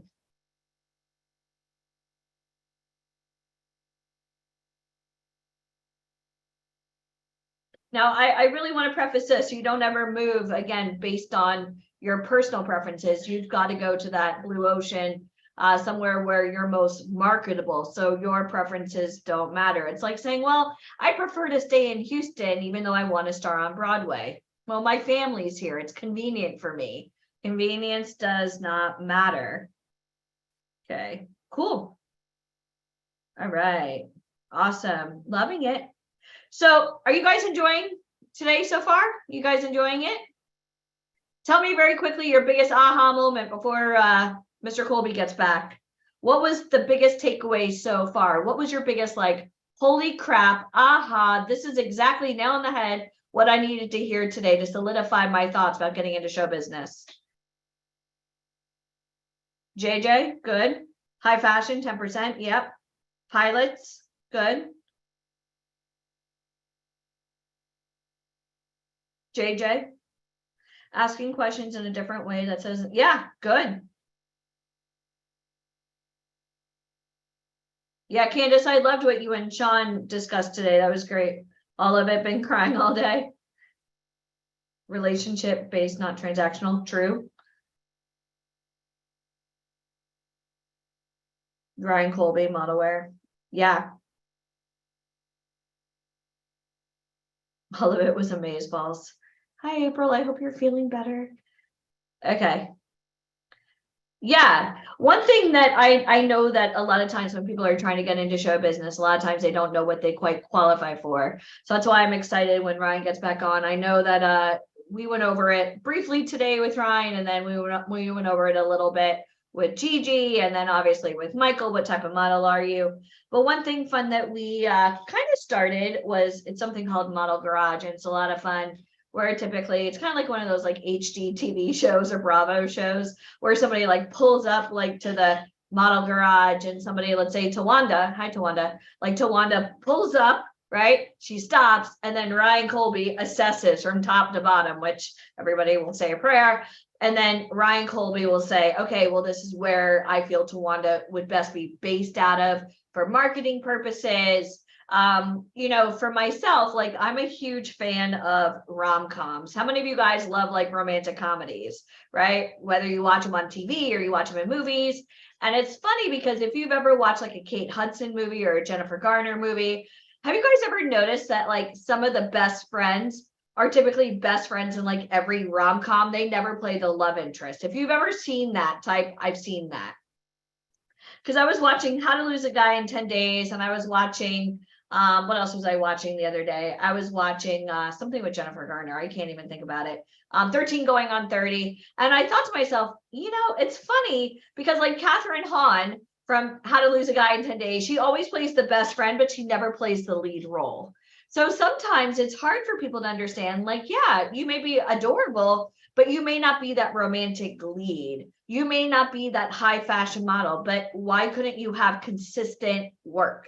And you can, kind of like what Gigi was saying today, you know, companies like Kohl's and, you know, Black & Decker and, you know, Hanes even, they're looking for castings for all sizes, all heights, all ages, all everything. So that should make you really excited. And I noticed most people that are trying to get into show business, they're all trying to get signed to these big agencies, you know, the Fords, the Wilhelmina, the IMGs, because that's all they know, thinking that, oh, well, if I can't get in there, then I'm just not right for this business. Those agencies have a 99.9% rejection rate. I want everybody to type 99.9% rejection rate, which means 0.1% acceptance rate. 1 in 1,000 will qualify for those big boutique, you know, high fashion editorial agencies. And the problem is, it doesn't mean you can't do this industry. It just means that you don't qualify. You're a square peg and a round hole, as my mom would say, right? Like it just doesn't fit. So hello, Ryan. So when people are trying to get into show business, I think this Okay, I'm back on. It's been on for me. Okay. Well, I want you guys to understand, like all roads lead to Mr. Colby right now. The queen is here. So I want you guys really to take in Model Garage, because I want you to wipe clean at anything that you thought you knew about this business. Because when you walk or ride up to the Model Garage, you're going to have the former art director of Vogue, who also styles amazing celebrities like Liam Neeson. And I mean, we can literally go on and on about all the people you've worked with, but someone who kind of not only is an agent, but also works with the clients and the casting directors. Okay, so Model Garage, even if it's not about you per se, I want you to learn about each thing that Ryan talks about when everybody's kind of going into the Model Garage. Now we're going to try to do as many as we can in just a minute. But Ryan, I want you to go over, I had everybody type for me very quickly when we had the audio issue, what marketing coach they feel as though they best qualify for. So can you go over the differences between New York and LA? Yeah. Okay. New York is a little grittier, a little more chiseled features, a little more character based, skinnier, taller, where LA is more athletic, fluffier, more, I guess you could say, prettier. And those are the people that work more in Los Angeles. Now, if you're super trained, it kind of doesn't matter which coast, but in the beginning, it does matter. So sometimes picking the right city be to your benefit or detriment. Picking the wrong city can be to your benefit or detriment. So it just depends on what you look like. And that's what an agent is for, is to tell you which city is best for you and where you should be and how long you should stay there, give it time, make sure you utilize all the time that you have in that market. And then if you're so dead set on going to the other market, at least you have some training, pictures, imagery, reel to go to the other market and possibly succeed. So it is based upon the agency that you're with. Don't base it on weather or stuff like that, because I've had people do that. And it's funny, I ran into one of them the other day at a party. I ran into an old VIPer at TJ's the other day, and he moved to LA for weather and he's not working. And because he should never have come, he should have stayed in New York like I told him to. So. Well, that happens. And networking is a really big part of our industry. For those of you guys that don't, and I know you. I ran into Mark Mandia. Oh, that's sweet. Yeah. And, I remember I personally scouted Mark Mandia when we first opened the company, because back then we didn't have Zoom. Like literally Mike and I were handing out business cards, like the creepy people, at like bus stops and train stops, dog parks. And he came in with his dad going, do you really think I could do this? And you signed him straight from the company and started booking a lot of work. And TJ is the writer and producer of X-Men, Transformers, Wolverine. He's a huge producer, and with Michael Bay. And it's amazing to me, even like 15 years later, people are still living off the fruits of our labor. You know what I mean? Like between VIP and Colby. I almost fainted when I saw him. But anyway, he moved to LA against my wishes and has done basically nothing.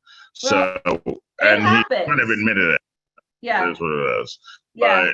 But you really should listen to your agent and say where you're, even if it's the weather sucks, even if you have to find the best in the situation. You don't just move to a coast because you like the people or you like the food or you have closer proximity with like friends or family. You go where you're most marketable. It's called going to your blue ocean. So if Ryan says LA, I don't care if you like New York better. Your preferences don't matter to me. It's where are you most marketable. And in my opinion, and I don't know about you, but people always ask me which coast is easier. I'm going to say New York hands down, because LA, everything. What do you think? There are aspects to New York that are much, much, much easier than Los Angeles. Yeah. It's easier to find a job in New York. It's easier to get around when you have little money in New York. Yeah. And there's less clicks in New York. People will just give you a chance because they like you. They don't care where you come from or who's friends with you. It's important to know people, but it's less important in New York. New York is more based upon a one-on-one relationship as opposed to what group are you in. Where in Los Angeles, it's impossible to get around. It is not possible to get around unless you have a car.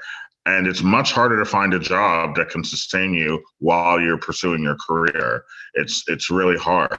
So to me, New York is easier to step in. It's still a very rough city. It's extremely hard. It's very expensive, just like LA, but it's easier to get going. You land in New York with $100 and probably fine. You land in LA with $100 and you won't last a weekend.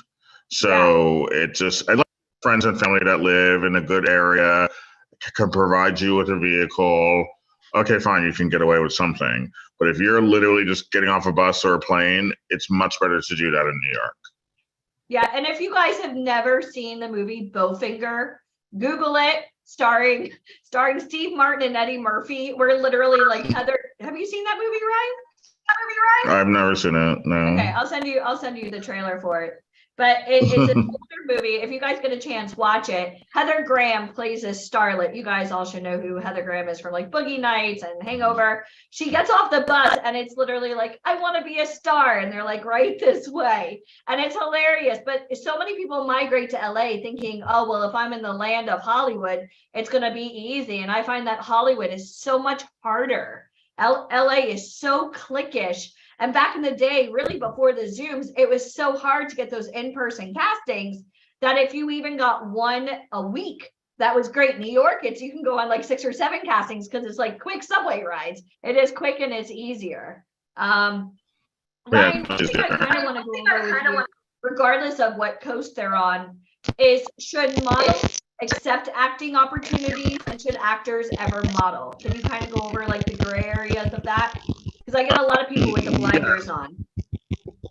Yes, they should be able to do both. The sound is doing weird things again, Ryan. But how? I'm not moving. Like, I don't like this program. It's on Zoom. I don't know what the reason is. I'm sorry. I don't know what to tell you. I don't know. Can you I've guys done nothing hear him, or is wrong it just with it. me? Somebody let me know. Can you hear him or is it hard to hear him? Sorry, it's technology. It's hard to hear you. Just try log. I don't know what to tell you.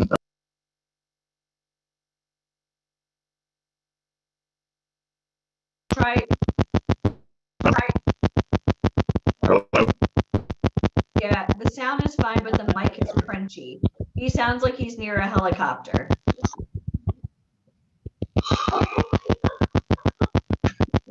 I don't know what to tell you. It is perfect internet. It is perfectly working fine. I don't know what to tell you. I don't know. Are you guys able to I don't- hear? We can power through. You have earbuds or a headphone? I'll try again. Okay. I have a headphone. Let me see if that helps. Okay. I have to tell you, this program is. I know. Hello? Yeah. Hello? Yeah. Can you guys hear him? Better? I can hear him. Okay. Okay. All right. Fine. All right. What was I saying? We were Very talking frustrating. about modeling I and don't acting know and why this, they go like- hand in hand.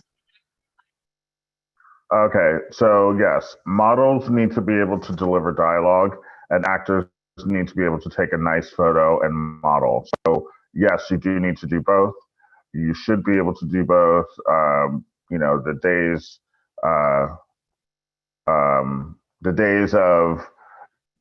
of actors only doing one thing are over. That doesn't exist anymore. You have to be able to do a runway show as a model. I mean, some of the biggest actors, Nicole Kidman, Kyle MacLachlan, you know, they're all doing fashion shows, you know, and the models have to be able to speak and deliver dialogue and do television and do hosting. So yes, you have to be able to do both. So even as commercial print, because when you're doing commercial print, say you get booked for a Clorox commercial, what if they want to shoot the Clorox print? If they want to shoot the commercial the same day to save money, you better be able to do it. And sometimes that happens now. Back in the day, that never used to happen. These companies had a lot of money, so they would shoot the Clorox print ad on a Monday and bring back a whole separate cast to shoot the commercial on a Friday. They don't do that anymore. Now they want to save money, so whoever they book for print, you better be able to read dialogue too. So you can't just model. So yes, so that's basically, those are the new rules. Okay. So guys, those are the new rules. So don't ever say I only want to model or I only want to act. Because when we have shows like Gossip Girl, which is no longer, but I know that they finished up the season, you weren't getting booked on that show as an extra because you had like Meisner technique or some kind of sonnet from Hamlet memorized. It was based on your looks. Maybe you were just a hot piece of blank in a club scene. Do you guys understand? So I'm going to, who's ready to pull up to Model Garage? Any takers? Let's see. Now, if your camera is on, I'm not going to ask you to raise your hand. I'm not even going to get like lapped around because I didn't call on everybody. This is a free call. Again, we're already at 5:30 in the evening. I love you all, but we don't have time to go through each and every one of you. So please don't think you can lower your hands. I'm going to call on people whether or not they have their hands up.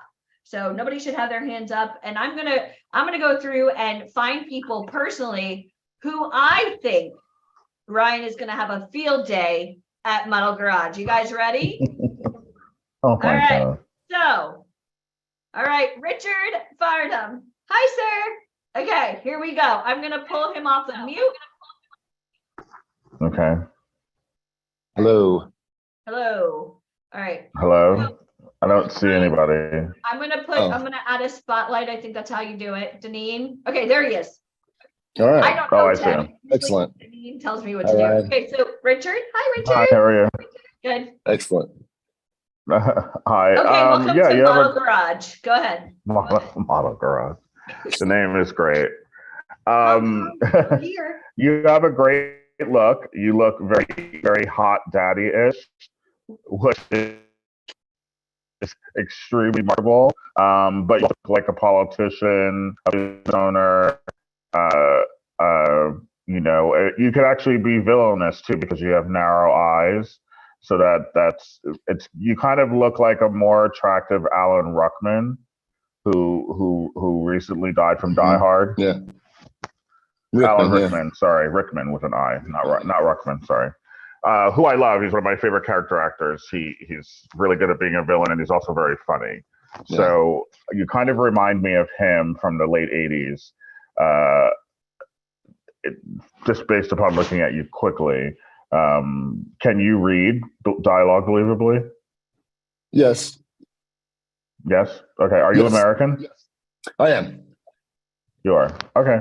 But yeah, you have great potential. You just need photos and a reel, and you have really good potential.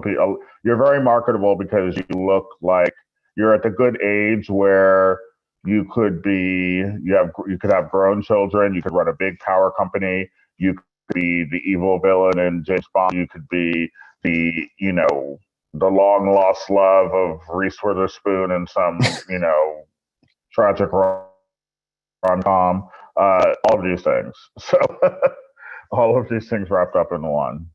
So yeah, you have a great marketable look. You just need the material to move forward. I think he kind of looks like Christopher How tall Goro are you? from Lincoln Lawyer. What do you guys think? I'll take it. A little bit, yeah. Just look up Lincoln Lawyer on IMDb and look at the cast. That's what you How look like. tall are you? I think he was also in 6 foot. Insatiable with Debbie Ryan. You're 6 feet? Okay, great. Yeah. And how old are you? 47. 47. Oh, you look great. Yeah. See, and you're fit, so yeah, you have lots of opportunities. I mean, definitely white men are getting decimated in the television world, but they're never going anywhere. They're still going to be there, but you're the type of white man that will never go anywhere. Like it's a young white man that's getting pummeled right now. The white man between 40 and 60, they're never going anywhere. So you'll always be in style, Richard. I mean, I They'll don't even know always how be- to politically correct this conversation, but I'm trying. There's always room for 40 to 60-year-old white men. They're never going anywhere. Okay. So as far as marketability, you mentioned actor like headshots or a portfolio. What would you want to see him in? I would have you model full on model and also act. You could do both very, very easily. I would have you do suits. I'd have you do swimwear. I'd have you do athletic wear. I'd have you do casual wear. I'd have you shoot 7 times together, go out on castings, and then I would all generic, normal acting shots and send you on appointments. So you need to be able to have your feet firmly in both arenas. because that's how you'd maximize and make money doing both. All right, and as far as Model Garage, would you say he's more East Coast, New York, or West Coast, LA, and why? He's both. He can do both coasts because you have a slightly gruffer face where it can translate nicely in New York, but you also have a handsome face, and that would translate for LA, where you look fit, you look healthy, you don't have a dad bod, you look, like do a race right now and climb, So you would be good for LA, but also your face is very Chris Malone, Law and Order, and that kind of gruffer, sexier, older white man look that works really nicely in New York City. So both cities, whatever city floats your boat. So wherever you are. I would be fine with, if you said I wanted to be in New York, I'd be fine with it. If you said you wanted to be in LA, I'd be fine with that too. Yay, Fantastic. for Thank winning you the so aesthetic much. Lottery, Richard. Good job. Thank you. And the hair is okay, facial hair? Do you suggest Yeah, hair- for like hair's headshots, do you great, facial- suggest like shaving off anything, or is he good? I would do headshots and bring stuff with you and then shave. It can knock off 5 to 8 years just so casting directors can see. But you do it there. I would do it physically while you're standing You don't there. shave before a set. photo shoot, because then you can't grow back the hair by lunchtime. No. You can't grow back. Okay. No, you do it when you're physically standing there. A lot of men do that. It's very standard. You come with the scruff and then you shave midway through to make sure you maximize your looks because you're paying for these headshots and you don't want to have to return. But then you Smart. have the versatility for a casting director, kind of like going to a Yeah. Subway sandwich shop and say, hey, I like you without the facial hair. Okay, great. And then you're ready for the casting. Yeah, and you're long enough where it would take months, so that's probably 2 weeks of facial hair growth. So if someone liked you clean shaven and said, "Oh, we want you to look more scruffier," then it's a week, Okay. Perfect. None of That's great it. advice. And Thank plus they have these lace front beards now that are really nicely done. It's instant, actually. Is that kind of like when the girls do the eyebrow stuff and they do the powder and they pull off the applique? Yeah. It's So really it's a good now. The technology is advanced. So look at that, Richard. That's Okay, something cool. you could, like Very good. research. Will do. Thank you. Okay. And where are you based out of now? Where are you? So I live in El Paso, Texas. Okay. I noticed like ranch style homes behind you. That's why I was. Yeah. Yeah. Mhm.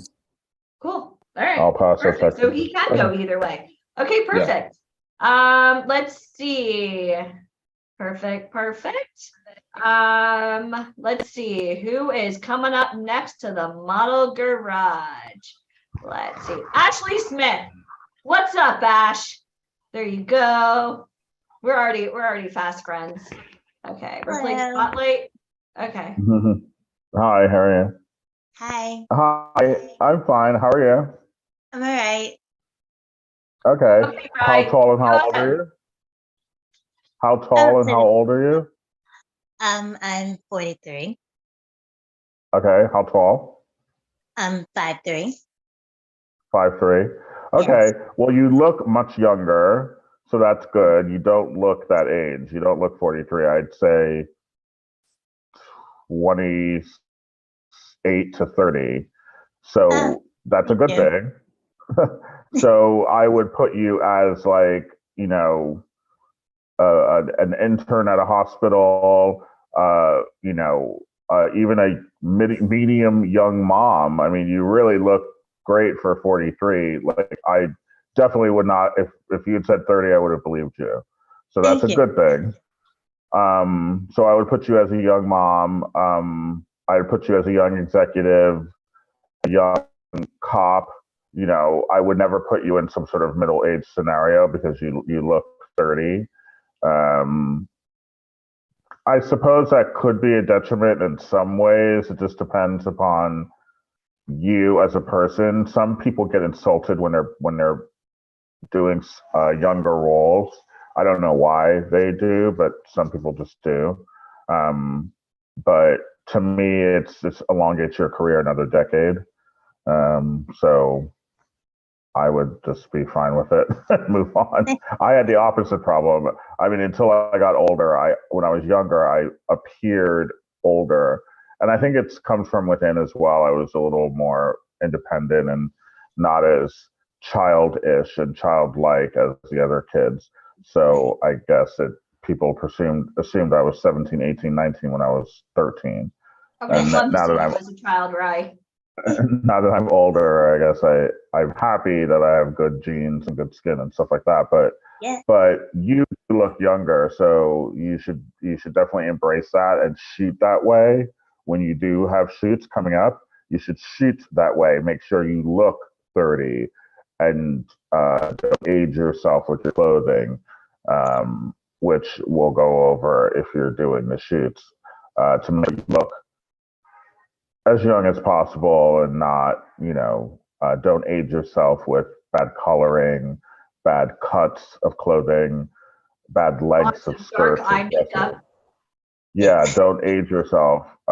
Keep it fresh and young as possible, and you can get away with it. Meh, thank you. Now, as far as the city is concerned,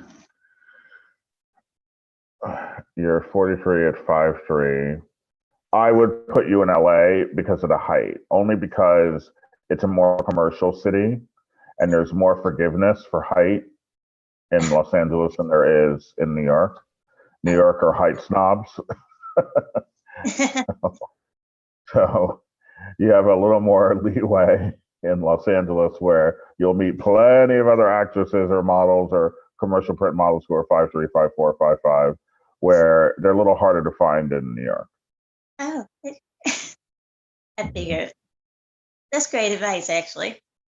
Yeah, I'm not saying there's no work that you couldn't get a gig in New York. Of course you could, but based upon what I see all the time, it's more of a LA thing to be shorter and get work, as opposed to New York. It's more of a struggle. Right. Oh. Unless you're a working actress and you're working all the time, then nobody cares. But when you're starting, I mean. Yeah. Okay. Okay, great. Okay. I like Let's see. Thank you. You're welcome. This is so fun. All right. And nice meeting you. I'm going through too. pictures now. All right. Cool. I don't want to remove you, Ashley. Hold on. I just need to remove your spotlight. Remove spotlight. Okay. Let's go with Cynthia Jackson. Hi, Cynthia. Spotlight. Okay, there it is. Hi, how you doing? Hi, how are you? Oh, Well, it's a little dark. It's really, I can't really. Oh, I'm sorry. See you. Is there a window by you? I could get by a lighter area. Let me go in a different room. Hold on 1 second. Okay. This was At a least she takes window or directions, something. Al. This is good. Oh, there you are. Let there be light. Okay. Okay, it's a little better. Still a little yellow, but it's okay. How old and how tall are you? I hate it so dark like that. Wait, that was a little bit better. Ooh, that's a Turn little. around. Face the window. Face the window. No. Face the Oh, I'm window. sorry. It's okay. Is that a little? Yeah. Okay. It's starting to get dark. I'm in Detroit, so hold on. Let me It's get okay. It's better okay. light. Just don't move. It's okay. It's fine. How tall and how old are you? I am 5'6", and Now she's gonna tell a ghost story. 5'6", and I'm 50 years old. You're 50. Okay. You look younger. I would change the hair a bit. Okay. Make it a little more professional, like a little more like senator type hair, more like principal type hair, head of a hospital type hair. I would do that because that's more of a young, hot hairstyle for like an urban 20-year-old woman. Okay, It's harder to market that on a 50-year-old. I got you. So a young grandmother, stuff like that, that's what you need to look like. Even though Okay. you do look younger than 50, I'd say in the early 40s, you still need to look like a high-end professional, like you could run a company or that you're the lead detective. You know who you kind of look like is this actress. Her name is Apatha Markison. Do you know who she is? No, I'm gonna look her up. Wow, okay. Her name is Asapatha Markinson. She was on Law and Order for like 15 years. she was on Law and Order forever. She ended up at the end of the show having small threads, but she was so established it didn't matter, you know. But when you watch the earlier episodes of Law and Order, you'll see that she looked more regal. They changed her up as the years went by, but then she was an established actress. You can get once you're more established, you can get away with murder. Okay. I'm You know, sorry. but you have that type of look like Esapatha. Her name is Esapatha Merkinson. Look her up. She's a black actress. She just never became a big star, but she was on television pretty much for 30 years. You know. Okay, but, you know, and the name is starting to kind of sound a little familiar now, because you know I haven't watched Law and Order in so long. She's a big actress. She's a big television actress. She didn't do a lot of films, but she did a lot of television. Okay, okay. And you kind of have that feel. So cool. I would look at her early work and How pattern do you your spell her look name, Rye? after her. Apatha, Epatha. Okay, I found her. Okay. Oh, there she is. Yeah. You guys see? Yeah. So anyway, so I would take that route. I think you're more of a New York City actress or a commercial print model. So I would, you know, I know Detroit is wherever it is. It's kind of in the middle, but yeah, that's Apothica. The right pictures, the right side pictures. That's more of what I'm talking about. She looks very regal. She looks like she's about to destroy you in court. That's what she needs to look like. So very take your money. Murder, scandal. I got it. Yeah. So those are things that we could work on with her in order to like submit her out for casting, is kind of polish her up and kind of get her, because again, this is why we do Model Garage. And also make no mistake, you know, as part of Model Garage, like when you go into these castings, the bigger actors and actors that have made it, they are comparing your face to theirs to see what your future holds. You know, they really do that. So that's why I give you these references of actors and actresses when I say things, just so you have a visual and you can go back and look and be like, okay, I can wear my hair like this or do my makeup like that or wear outfits like that for the shoot. You may not like them. You may not personally wear these outfits in your everyday life, but unfortunately, that's not how this business works. It's not about you. So therefore, you kind of sometimes have to take nuggets from successful people, even if you don't like them, to further your agenda. Hello? Okay, perfect. All right. Okay. Let's see. I think we have time to do one more. Hold on one second. And would you say for her, New York or LA? New York. New York. Okay. She's more New York. Bianca Martinez. Hi, Bianca. Okay. Hello. Okay. Hi, how are you? How tall and how old are you? Hi, I'm great, thank you. I am 27 and I'm 5'3". 5'3". Okay. So for you, I would pick New York. You have more interesting features. You have very big eyes. You have the bushy eyebrows. So that's more of a quirkier, interesting feature that could work to your advantage. I would see you as kind of like the villainous girlfriend, the villainous best friend, the sneaky coworker who's like, lying and cheating. And, there's a market for that. So, and you have that look, and if you can deliver that kind of feel, then it's called a vixen. I don't know if you know what that word means, but if you can deliver that kind of dialogue and feel and express that through your eyes and body, being a vixen, that is a very lucrative and marketable part of the industry that every movie and TV show needs. There's always a vixen somewhere ruining people's days, ruining everything. So I would go that route because that's what you look like. Now, as far I'm just going based on visuals. I don't know who any of you are. I'm going based on visuals, and that's what casting directors do. It is a visceral decision when you walk in a room, what they feel and what you look like.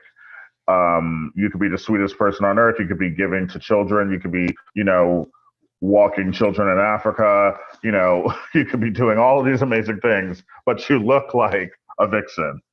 So that's how I would market you. Yeah. So, but if you want to, if you wanted to, Okay. yeah, like a Selma, like like Selma Blair when she was in Cruel Intentions. That role is a vixen. Yeah. That's a vixen role. She Okay. was not happy. She was bitchy. She was trying to ruin everybody's day. That's a vixen. Sounds fun. Yeah, it is fun. So anyway, so that kind of, I would market you that way. Now, if you have versatility and you actually have talent, and you can do different things, then great, and that will show at a later date. But there's nothing wrong with in the beginning of a career being pigeonholed for the moment, because you want to get in that room and you want to get in that movie or TV show or whatever, and you want to get in. So if you look like the All-American football player, then that's what I'm marketing you as to get you on a show. If you look like the trophy wife, well, that's what I'm marketing you like to get you on a show. If you look like, whatever you look like, I'm marketing you that way. And then you can blossom once you can show these people what you can do. But initially, marketing you one way isn't a bad thing. People like to think it is, and it really isn't. It's perfectly fine to do because it gets you in the door, and visuals matter in this industry. At the end of the day, this whole industry is about visuals, whether you're a singer, whether you're in a movie, whether you're on TV, or whether you're doing an ad for Coca-Cola. It's visually based. So if I'm picking the nice Spanish family next door to hawk my Coca-Cola, I'm picking the cutest Spanish boy you ever want to find, the cutest Spanish girl, the mom that has gorgeous teeth, because that's what, behind the scenes, they'd be the worst people ever. But visually, this is what they look like, so that's how the industry works. Okay? So you said you see her more in New York? Yes, more New York, for sure. More New York. Okay, and then what about photos for her? Like what do you imagine or envision? For photos, I would pick what would you like to see darker color. I would pick darker colors for your first one. I'm not saying every shoot you do has to be this way, but for your first shoot, I would pick darker colors, browns, grays, blacks, navies, and keep you in that vixen role. Now, if you shoot more and you take this seriously and you're shooting all the time, well, obviously you change it up and you do different things. But your first shoot should really be to your wheelhouse that's going to get people's attention, whatever that may be. Well, that's very interesting. You know how many boys, I know many models I represent that aren't athletic, but they look athletic, and I'm forever having them shoot athletic, and they're like, I would never do these things. But it doesn't matter. You look athletic. So this is what you're doing. Yeah, that's like no one ever told me that kind of, but it's actually something that I really like to do. I mean, I think it's fun, like the femme fatale type of girl. Yeah. Vixen, yeah, exactly. Mm-hmm. That's great. Oh, well, Where are you from originally, Bianca? Yeah, so I'm from Mexico. Okay. Yeah. So yeah, in the telenovelas there in Mexico, there's always a vixen. Ways Yes. to Sun Patel. They are packed with them. Yeah, I've yeah, seen them. exactly. Those girls. Best Those girls inspiration are ever. crazy. Yeah. Where do you live now, Bianca? Where are you? So right now, I'm back home. I was living in LA, but I am kind of fixing my papers. I went to study for performing arts there. I just finished, and then I stayed there for like working for a year there. But now I have to kind of find a way to get the residency. So I'm trying to fixing my paperwork. So are you currently in Mexico right now? Right now, I'm not in LA. No, I flew back home. So you're in Mexico. Yes. Okay, that's what I meant. Okay. Okay. Are you able to come to the States? Yes. That's the plan. And that's what I'm like putting all my work into right now, to just fix my documents and just go back to the States. Okay. I mean, Mexico does have some work, right? I mean, you know this, they're filming a lot of motion. Oh yeah, pictures. yeah. One of the biggest casting firms in the United States, called Cast Partner, just secretly opened up offices like 6 months ago in Mexico City. Nobody knew it. It was a big kind of shock to the industry. Like, why are you opening up there? They obviously know something we don't. Something's going on down there. And yeah, so they're a big firm, and they opened up a big office in Mexico City. Like, people are like, why? Yeah. Yeah, I never actually thought like New York would work better for me, but that's actually very nice to know, so that I can know where to move next. Yeah. Yeah. I mean, well, but I'm basing this on looks. Sometimes with moving to a city, I change my mind when I meet someone because they exude qualities that differ from what they look like. And that is a big flag as to where we should go. So sometimes if you don't have the grout and the strength and the backbone to make it in New York, maybe LA is better for you, because LA is less mean. It's nicer, it's sunnier. New York is harder. If you don't have backbone, you're gonna be crying every day. We'll talk about that tomorrow when I talk about it. Yeah. Anyway, but for now, visually, yes, New York is best for you. And I kind of want to say this, like when we first launched VIP like 2 decades ago, we only worked in New York City. We had our big networking events in New York, and then we started meeting people in LA. And what was great was when we started doing New York and LA opportunities, people would, oh, well, I live in Wisconsin. Okay, well, before you move to New York or LA, whatever you thought you had in mind, let's try both coasts and see where you mesh best with, kind of plant those seeds, and then let's see what's harvest, and then you go. So a lot of people move prematurely, again, based on what they like. And you don't ever want to do that, because, you know, maybe LA is a better market for you based on, you know, if you're trying to do sitcoms or something along those lines. And you said you went to a performing arts school. What school did you go to? I went to the American Academy of Dramatic Arts. Okay. So you spent some time and some money. Yes. Yeah. And then, I mean, we get a lot of people that go to that school, and then it's like, now what? So yeah, I'm glad you're here. But you obviously, you know how to do a monologue. Do you know how to do a slate? Yes, I work on that like full on 2 years, and then I practiced for a year, and now I'm just, like you said, it's just like, now what?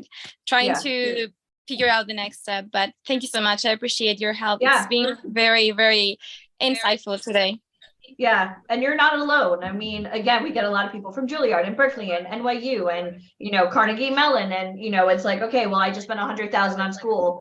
Yes, what do I do? No one has a blueprint. Okay, no one, you do. And typically you're asking like your friends that are also in the same boat as you, what are you guys doing? And then it's the blind leading the blind. So make sure you're here tomorrow, because we're going to go over some really great stuff, guys. Today is just day number 1. Hi, Deneen. Thank you, Bianca. Hi. Thank you so much.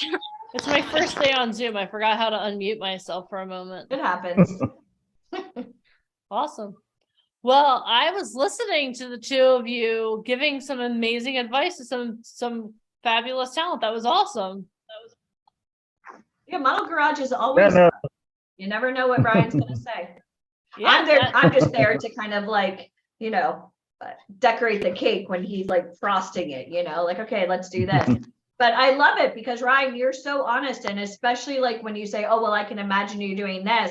I always like the follow-up question. Well, if we were to market, what would you like their headshots to look like or their portfolio? And did you guys see the imagery that Ryan was portraying? Like, hey, you know, this person qualifies for this. This is what I would like to see them in. Because he's not just thinking of it as an agent, he's also thinking of it as a casting director. If I'm booking a role as a vixen, this is what I would want to see. Do you guys see both sides? If you see that type, I see it. Because Ryan, I hate to pump your ego up, but you know I love you. I love to hate you sometimes. But when it comes to fashion, you know, Ryan can pretty much like, we can have a lineup. And, you know, Ryan, you really missed your calling being a detective, but Ryan is great at spot on, like yes or no. And when we do Model Garage, I want you guys to understand, some of you may be listening going, but he didn't call me. Calm down because we still have time. But most people try to get into show business and like Model Garage sometimes takes them that 1 degree to a completely different trajectory path. So Ryan, I love you. Today was an amazing day. Thank you so much for Model Garage because Ryan, I love you. Today was an amazing day. Unbelievable. You changed lives right there. So that was great. And those heads. Yeah, no, good candidates today for Mono. I don't like these headphones. Thank God they were sitting right here. I don't like them. Well, They just hopefully happen to be tomorrow we sitting can here, figure like- out whatever's going on with the sound. I'm not really sure, but hopefully tomorrow we can figure that I out. don't know. Hi, Darnie, okay. Okay. Well, I hope you guys learned a lot today from everybody else, especially me. And then I'll. Well, we'll see you tomorrow at 2:30, Mr. Colby. 2:30 tomorrow. Okay. Very good. All right. Okay. Thank you. See you. Bye. Okay, bye. Bye. You know, Deneen, I know he gets stressed out when it comes to audio. I mean, just doing Zoom in general is just, it took a lot. I think you had to show him how to like send proper text messages because he always had a flip phone. Like we try, you know, like sometimes technology just isn't fashionable. And I have to commend you on that one because I know you really walked people. You've walked the best through Zoom. Oh my gosh. I feel when you say that, I feel like that's like nobody knows. Yeah, but when like I've the seen. pandemic happened and the whole business shifted to doing everything online, like we had people that like pretty much bought a laptop and you had to walk them through on FaceTime. Okay, you're going to plug it in and turn on. Let me show you how to get Wi-Fi. Like you were doing a lot. One Like, of our it was speakers that we have. beyond. Yeah, one of our speakers that we have coming on tomorrow, and I love him with everything. He's amazing. But when we first started doing Zoom, he would call me and he calls me D-Girl. And if you're listening to me, Schoenfeld, I love you. And you can verify this tomorrow. I don't think he's on anymore. He's like, D-Girl, I need to get on Zoom. I'm like, okay, well, let's do this. And it was a walkthrough every And he time was like- goes, fresh eyes. Yeah, every and it was time. like for the first like 4 or 5 Zoom calls, I was on the phone with him for 15 minutes because he didn't want to let go because he thought if we hung up, he wouldn't be able to be on Zoom. I'm like, okay.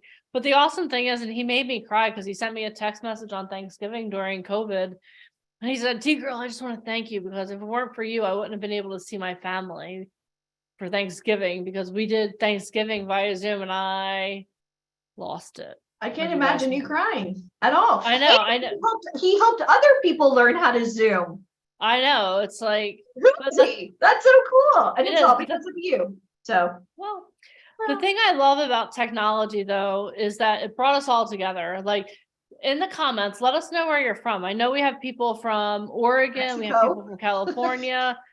We cover all sides of Florida. I mean, literally from all over the world. We had a town, I don't know if she's still on here, who grew up in France but lives in Ireland. Like literally we cover like the whole country.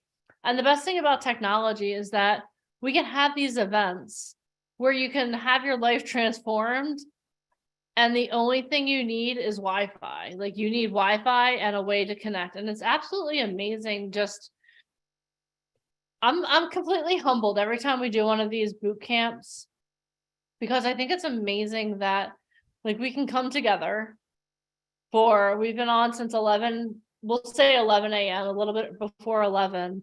And you've had the opportunity to hear from people from New Jersey, from California, from Florida times 3, 4. Let's see where else.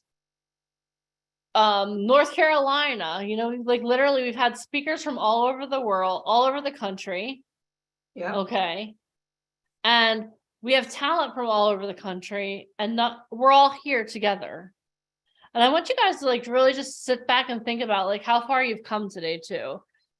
Some of you showed up and you're like, okay, I have no idea what to expect, but here I am. This is what I want to do. Others of you, you're like, okay, you know what? I've done this a couple times. Let's see what they're going to throw at me this time. But we've come a really far way. We learned about you can't do this alone, right? How many of you understand like you need a team of people around you to do this? Alicia, you and Michael wouldn't be here now if you didn't put out a call for people who came to your aid, like Robert Galinsky, 50 Cent's acting coach. Yeah. Like literally, he spurred on so much. And every time he has the opportunity, he introduces you to someone. That's relationship capital. That's what Sean talked about today, relationship capital. Like just a tremendous group of people. And that's what we do. You heard from Ryan a couple times today, right?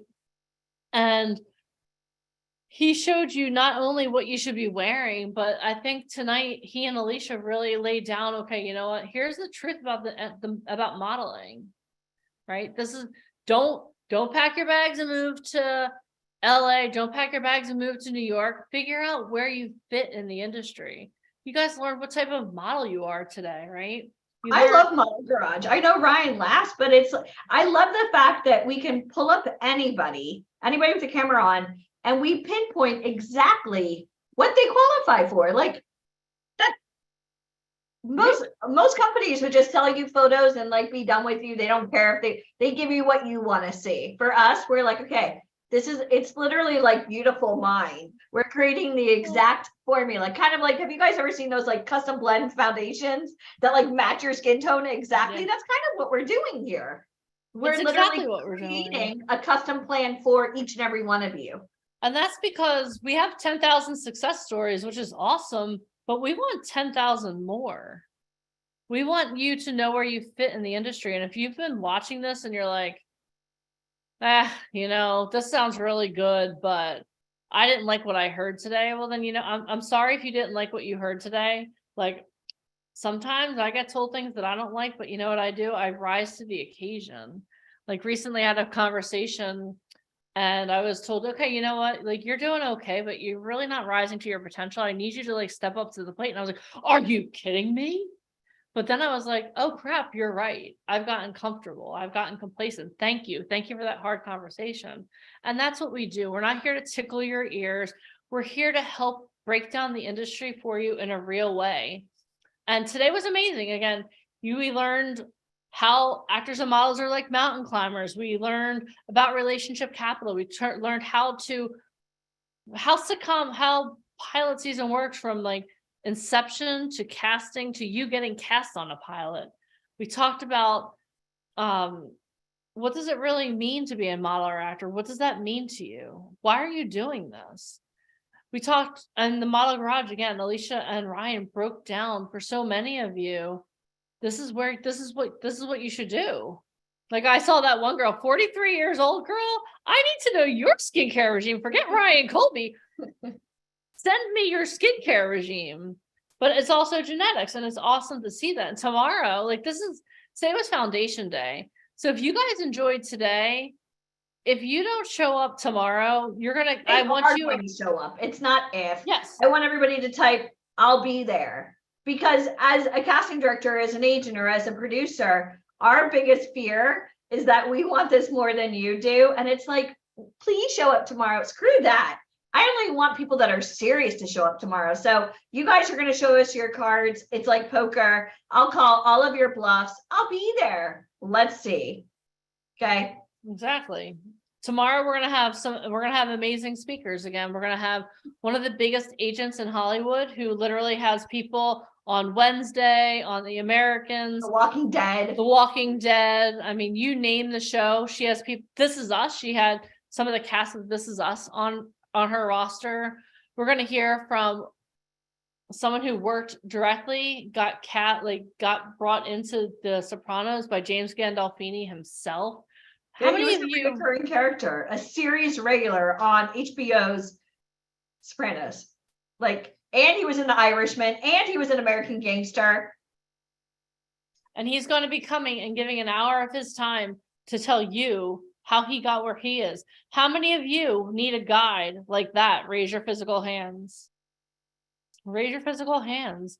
We're going to have Ryan Colby is going to come on tomorrow. He's going to talking about being on pilot season and auditioning. He's going to show you how to analyze a breakdown or a side like a professional actor. How many of you want to know how to break down your piece that you're going to audition with so they believe that you are a professional actor without looking at your resume? Like, oh my gosh, yes, of course, the character development. How do you set up? How do you read your lines? Like, how do you do all of these things? He's going to break it down for you. And he's also very humble, but he will tell you that he really prepares people for these things better than anyone else in the whole entire world. And I've seen it in action. With Ryan Murphy from American, I mean, he works with the best. So Yeah. he's not like an idiot who's just gonna like throw spaghetti up against the wall because it's his brand. Yeah. That's on the line. So if you don't know how to read a side, and a side is just a portion of the script, it's not just reading out loud. Like when we ask and people take offense, can you read? It doesn't mean we think you're illiterate. It means, do you know how to read a script? Because it's about rhythms and pauses and voice inflection. If you've ever seen like Anchorman, you know, like there's a lot that goes on. Yeah. So tomorrow's going to be great. I'm excited for that. It's going to be amazing. And we're going to have the Pitchman of Hollywood come on. He's going to tell you the projects that he's working on, how he went from being a poor guy who basically broke and entered into someone's yard to working with people like Hugh Jackman. Yeah. And Spielberg, Disney. Yeah, you're gonna have the opportunity to hear Alicia's story about how she got to where she is today, from that first day to where she is. You're gonna have the opportunity to say yes to yourself and come to Orlando and potentially work with us. Like, this is awesome. Like, being virtual is really cool, but imagine having the opportunity to have Ryan Colby in your face teaching you how to audition. Be careful what you for wish Fashion for, Week. guys. Yeah. Trust me, 2 p.m. on photo shoots gets a little cray-cray, but he knows what he's doing. He takes it super seriously because you know why? He's been doing this for longer than most of you have been alive. We don't want this to be a hobby. We want this to be a career. Yeah. So you're going to get like as though you're on a Vogue. This is not for impersonators. No. This is for doers. Yeah. So And I love what Gigi said. Like, if you treat me like a hobby, I'm going to treat you like a hobby. I might get that tattooed on my arm. I think that's my next tattoo. she said wherever we need her, she'll be there. Oh my gosh. And we're already planning Milan. So I'm excited for that because obviously we have talent that also want to go to Milan. So yeah, you never know. Crazier things have happened. Yeah. So you guys have to show up tomorrow, period. Okay. And anyone who's asking for dates, if you go, we'll go over all of that. We're actually going to be doing some calls. Message me privately for dates because this is a public forum.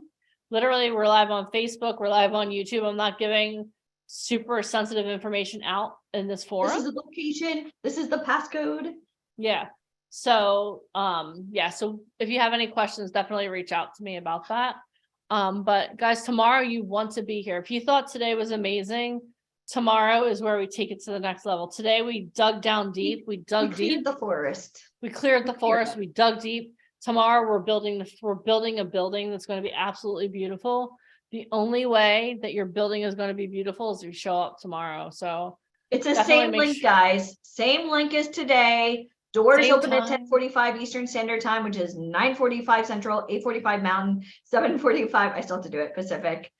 Same link, day 2. Yep. And Lee, thank you for being a great host today. Thank you. And I'm going to give you guys a challenge too. I want to know what your biggest takeaway was from today. Okay. I want to know what your biggest takeaway was from today. Let me get the link to the Facebook group and I will share it in here in case you're not a part of the Facebook group. But let us know, like, what was your biggest takeaway? What was your biggest aha moment? And then, because people who change the world don't just talk about it, they take action. What is something you're going to take action on today, tonight, that's going to start moving you in that direction? So what was your biggest takeaway? And what is your point of action? What are you going to take action on tonight? Relationship capital, good. That you will, there you go. Yeah, relationship capital. Yeah, so in the Facebook community, I just dropped the Facebook link. If my helpers can also drop that in a couple seconds. Join that Facebook group if you're not already a part of the Facebook group. And shoot a video of you telling us your biggest takeaway and what you're going to start working on tonight, so that tomorrow you're taking a step in the right direction. All right. It's been amazing, guys. I cannot wait to see you guys tomorrow. Whew, it's going to be amazing. All right. Alicia, do you have anything else? No, it was an amazing day. I don't want to say it was a long day because I feel as though, you know, it's kind of like Netflix here. We do like short increments to keep everybody going. And I learned so much between Sean and Gigi and you and Mike and everybody. So it was definitely a team effort. I love seeing each and every one of your faces. Thank you for playing full out. Tomorrow is going to kick your butts. So get some sleep, do your challenge, obviously get some sleep, have a good dinner. Kiss your family, you know, and say, I'm doing this for you. Tomorrow, we're back at the grind. I'm really excited. And I just want to share one thing with you. As I'm doing this today, I'm also all day today on another call, 7 hours. I've been on a call because I'm going to San Francisco next week for a huge business opportunity. So I'm doing our call live, and I've been watching a 7-hour Zoom that I've literally been doing homework on while watching this. So guys, if you don't think you can multitask, challenge yourself, because I'll tell you what, if you want this, it's right there. You got to go for it. And Jamie, thank you. I love myself enough to drink more water. I haven't quite met my goal, but I'm about halfway there. So awesome. All right, guys. Alicia, thank you for being so dedicated. And I can't wait to hear all the amazing things that go on in San Francisco. But in the meantime, everyone have a great night. Make sure you drop your videos in the Facebook group. I cannot wait to see you all tomorrow, 10:45 a.m. Eastern Standard Time, same bat channel. We'll see you tomorrow. Day one done. Bye, everybody. Bye.